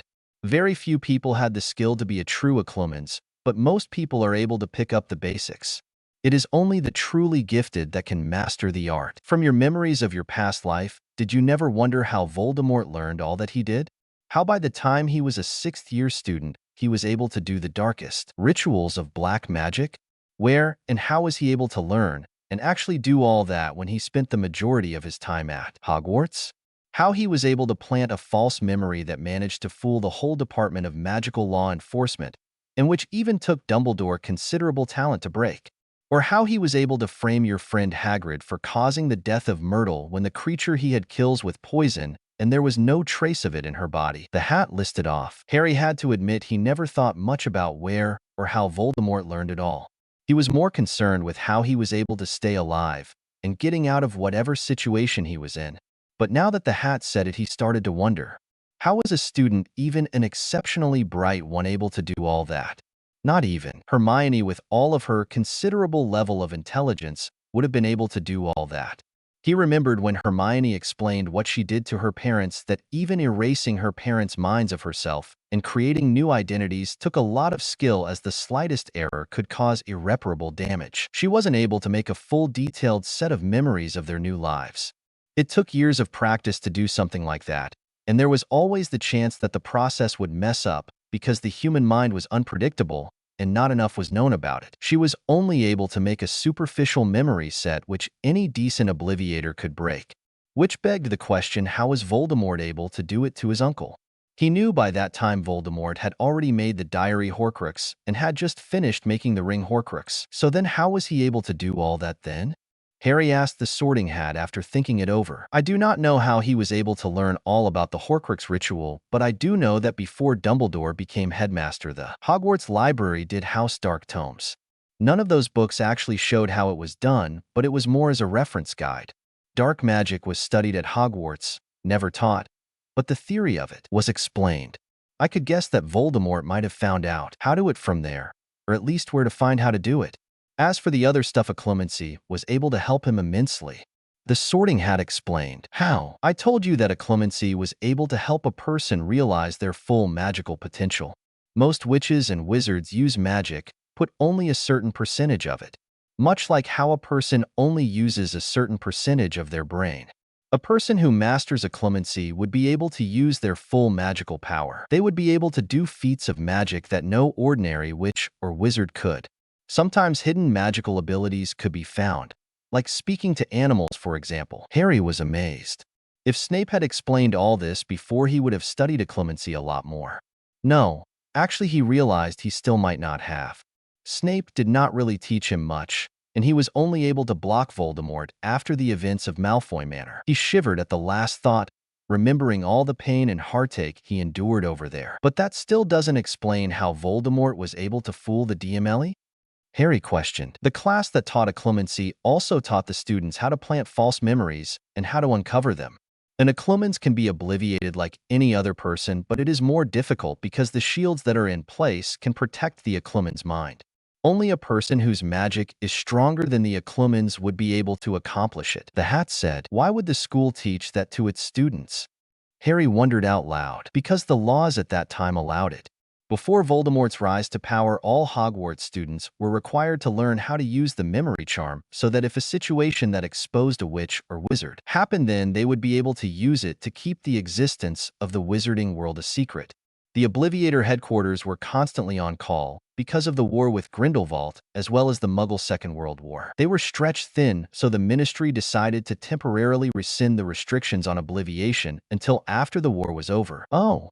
He remembered in primary school a bit about World War II, but they never talked about how bad it was, probably because of their age. So if Occlumency was an optional class, then why isn't it taught today? Asked Harry. The teacher at the time felt guilty that it was his teachings that helped Voldemort become so powerful that he vowed to never teach the skill to another no matter what the situation. He believed that he should have known what was going to happen since he has glimpsed into Voldemort's mind. Also, there are very few true Master Occlumens and Legilimens in the world today that could successfully teach the art that the class was disbanded. The Sorting Hat answered. Who was the teacher? Maybe if I met him and explained the situation somewhat, he would be sympathetic and help me. Or is that person someone who values blood purity? It won't do you any good to ask. He wouldn't do it anyway because the person who taught it was Dumbledore. Explained the Hat. Harry couldn't believe it. Dumbledore. He knew he taught Transfiguration before McGonagall, but not about the Occlumency. He remembered Dumbledore telling him that he kept his distance because he thought that if Voldemort knew about the connection, he would use it against him. He was right about that, but he thought that it was the only reason why he didn't teach him. It made sense at the time when he thought about it, but then why did he not continue the lessons? Dumbledore believed that Voldemort wouldn't try to do something like that again, and for the most part he didn't. He didn't like Occlumency and was more than happy to stop the lessons, but he could see now how fucking stupid that was. Even if Voldemort didn't attack his mind, Snape was able to. And because of that, he got his ass royally handed to him. Even remembering that event burned him like no other. It was the first time that he was truly and utterly defeated. It wasn't even like Snape getting a lucky hit. He beat him with skill and cunning while he attacked with everything he had. Every challenge he faced ever since he got to Hogwarts he was able to overcome. The troll on Halloween, Voldemort cursing his broom during Quidditch, the traps guarding the stone, facing Voldemort and beating him, and that was in his first year alone. Second year, finding the Chamber of Secrets, exposing Lockhart as a fraud, finding out that it was a basilisk that was petrifying the students, going into the chamber fighting the 16-year-old Tom Riddle who would later become Lord Voldemort, killing the basilisk and the Diary Horcrux, and saving Ginny. Third year, Dementors, werewolves, traitors, and escaped convicts. Fourth year, the Triwizard Tournament, doing all the tasks and becoming champion, dueling Voldemort and escaping. Fifth year, with the Ministry sending Dementors to the farce of a trial, DOM, the DA. Sixth year was when he experienced it. Up till that time he believed that he could beat Voldemort, but the duel with Snape showed just how much he was not ready. All through what would have been his 7th year, the doubt plagued him. He never voiced it to anyone, but it was always there in the back of his mind. It was also one of the reasons why he didn't fight back in the forest. It wasn't his main reason, but it was a contributing factor. The part of him that didn't believe he was strong enough was brought home when he saw James Potter duel Voldemort. His father was only a few years older, but he had so much more skill, yet he still lost. He always looked up to his father even though he never knew him. Everybody always said how skilled and talented he was. Even McGonagall praised his skill, and she was a hard person to please. But seeing his death brought it all home to him like no other death before, which showed him that he wasn't ready. So he chose not to go back to the forest, and instead took the path that would hopefully give him more time, and maybe he could get strong enough to beat him. Harry shook his head, trying to clear the memories that it brought up. That was then, and this is now. He was a different person then. But still, it sometimes felt like that personality was taking over his current one, and he didn't know which person he was. Was he Harry Potter, the boy who lived, Gryffindor, or was he Harry Potter, part of the family who conquered and a Ravenclaw? He did not know who he was anymore. You are both of them, and yet neither of them at the same time. The Sorting Hat said, at one time you were either one of those people, but you are no longer. You are an entirely new Harry Potter who has grown up being bullied, and at the same time being a bully. Your experiences are what shape you as a person. They play a vital role in your development, but at the end, it is you and your nature that decide who you are at the end. The question is, who will you be? Harry had no answer to that. He wasn't sure who he was anymore. He was so confused and lost. Think it over. You don't have to answer me or anybody else. Just answer the question to yourself, because in the end, if you are happy with who you are, then the rest will fall into place. But you should also accept the responsibility for the actions made previously, because you did make them. What were we talking about again? I lost track, Harry said, steering the conversation away from questions he didn't have any answers for. We were talking about Dumbledore and how he stopped teaching occlumency? The hat reminded him. It came back to him now. How Dumbledore believed he should have known. Sure, he knew that the old man made mistakes, but this was unbelievable. It was stupid of him to blame himself for how Tom Riddle turned out. He didn't have any control over the choices Tom made, and besides, it wasn't his responsibility to decide what Riddle should or should not do. Only Tom could make that choice. I agree, the hat said unexpectedly. Harry jumped up, startled. He forgot that he had the hat on, and it could read his mind as well. I agree with what you said, but who are you to decide if he should or should not blame himself? Because anybody with half a brain could see that it was Tom Riddle who made the choice to do all that, not Dumbledore. Even though he glimpsed into his mind, he had no idea how dark Tom's true nature was. Harry didn't expect this. He thought the hat would agree with him, but it seems as if he didn't. True, but he also knew Tom Riddle was not as good as he pretended to be. Didn't Diary Tom tell you that Dumbledore kept a close eye on him after Slytherin's chamber was opened? Did Dumbledore not say himself that he resolved to watch Tom after his visit to the orphanage? Is it not the responsibility of a teacher to help their students whenever they need it, even if the student doesn't believe they need any help? The hat countered. Yeah, but... Harry trailed off. But what? The hat asked. But even though Dumbledore said he watched Riddle, it was not up to him to decide what Riddle could or could not do. As a teacher, he was obligated to help, but that can only take you so far if the student doesn't meet you halfway. No matter what he thought he should have done, and as much as I hate to admit it, Professor Dumbledore didn't have the right to make Tom's choices for him. Only Tom could make Tom's choices. Harry finished off passionately. Do you believe that? Truly, with all your heart? The hat inquired. I do. Then why do you still blame yourself for the deaths of your parents, Cedric Diggory, your godfather Sirius, Remus and Tonks, Fred, Dumbledore, and countless others? The hat asked. Why do you continue to blame yourself for their actions or the actions that Voldemort has done? They made the choice, not you, and it's high time that you accept it.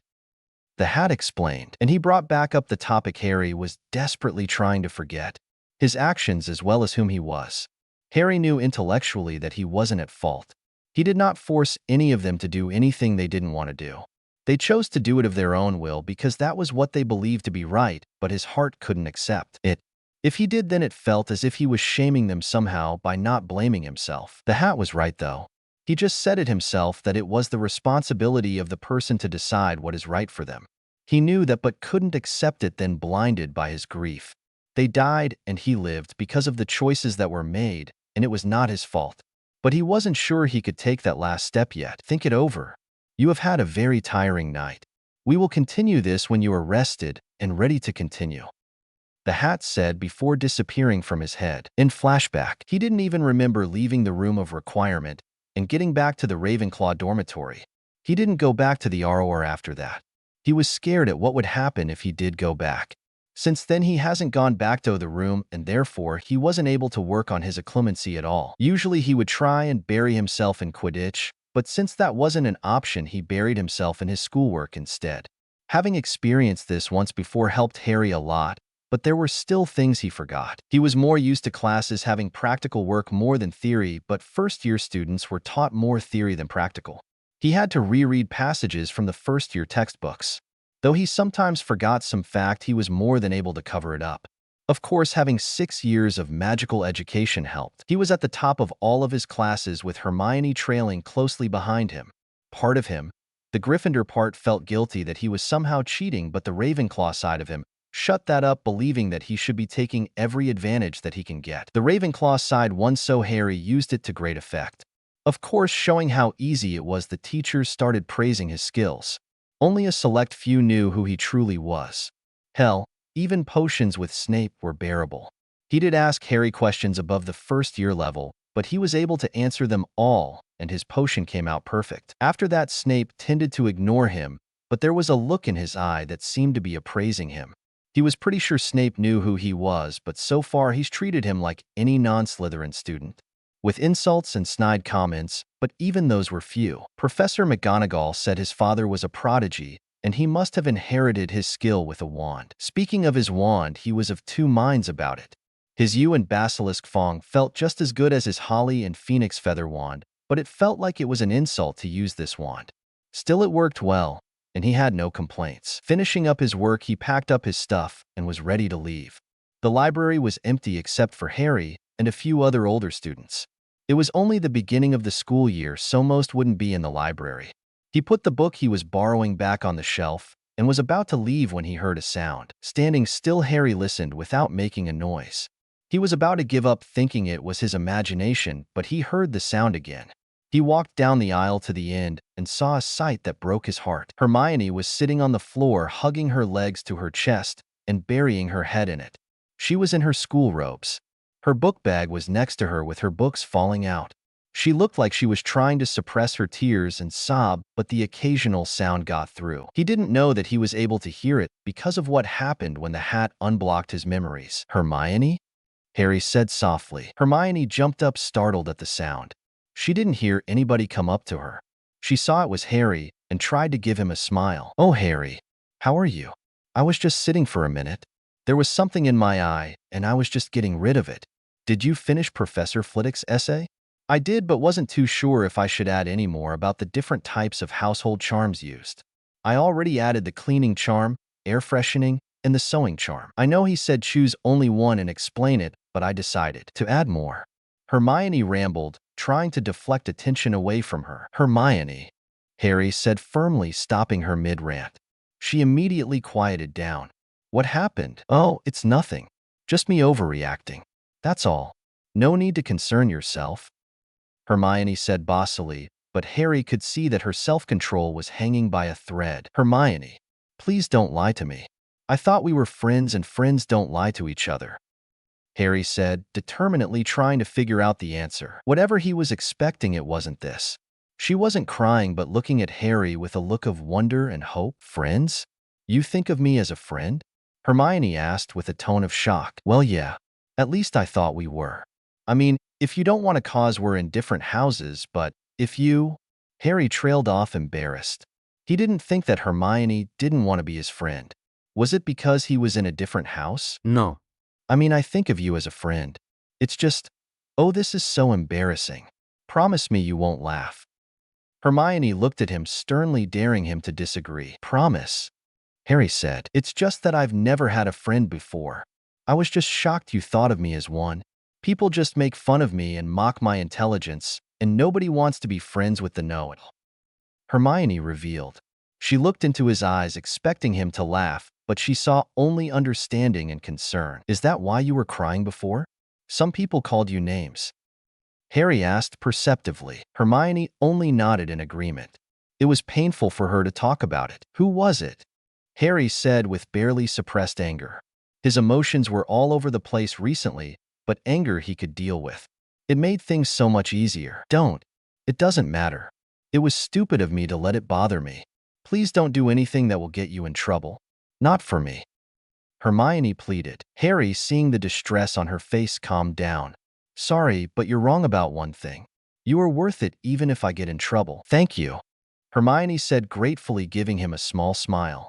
It seemed finding out she did have a friend seemed to cheer her up. No problem. Harry replied, sheepishly running his hand through his hair. Looking at his watch, he saw that it was almost time for curfew to be enforced. We'd better get back to our rooms. It's almost time for our curfew. You're right. Together, they walked out of the library in silence. It wasn't an awkward one, more like a comfortable one where an unconscious agreement was met. They eventually reached an area where there was a split in the hallway. My dormitory's that way. Hermione gestured with her hand. I'm the other way. Harry replied. It was clear that neither wanted to go but knew they had to. Anyway, I'll see you tomorrow. Hermione started to walk away. She only walked 10 steps before Harry called her again. Yes? Hermione questioned. Remember, no matter what they say, it's only words at the end. They can only hurt you if you let it. Harry advised. Thanks. I'll remember that. With a wave of her hand, she left. Harry saw her walk off with a smile on his face. Even though his life was constantly changing, he could always count on Hermione to be there. He didn't know how much he missed her until he saw her on the floor crying. He just knew he had to help her, but why? Was it his Gryffindor side compelling him, his morals, or something else entirely? He had no idea but knew he needed her, but perhaps that was enough for now.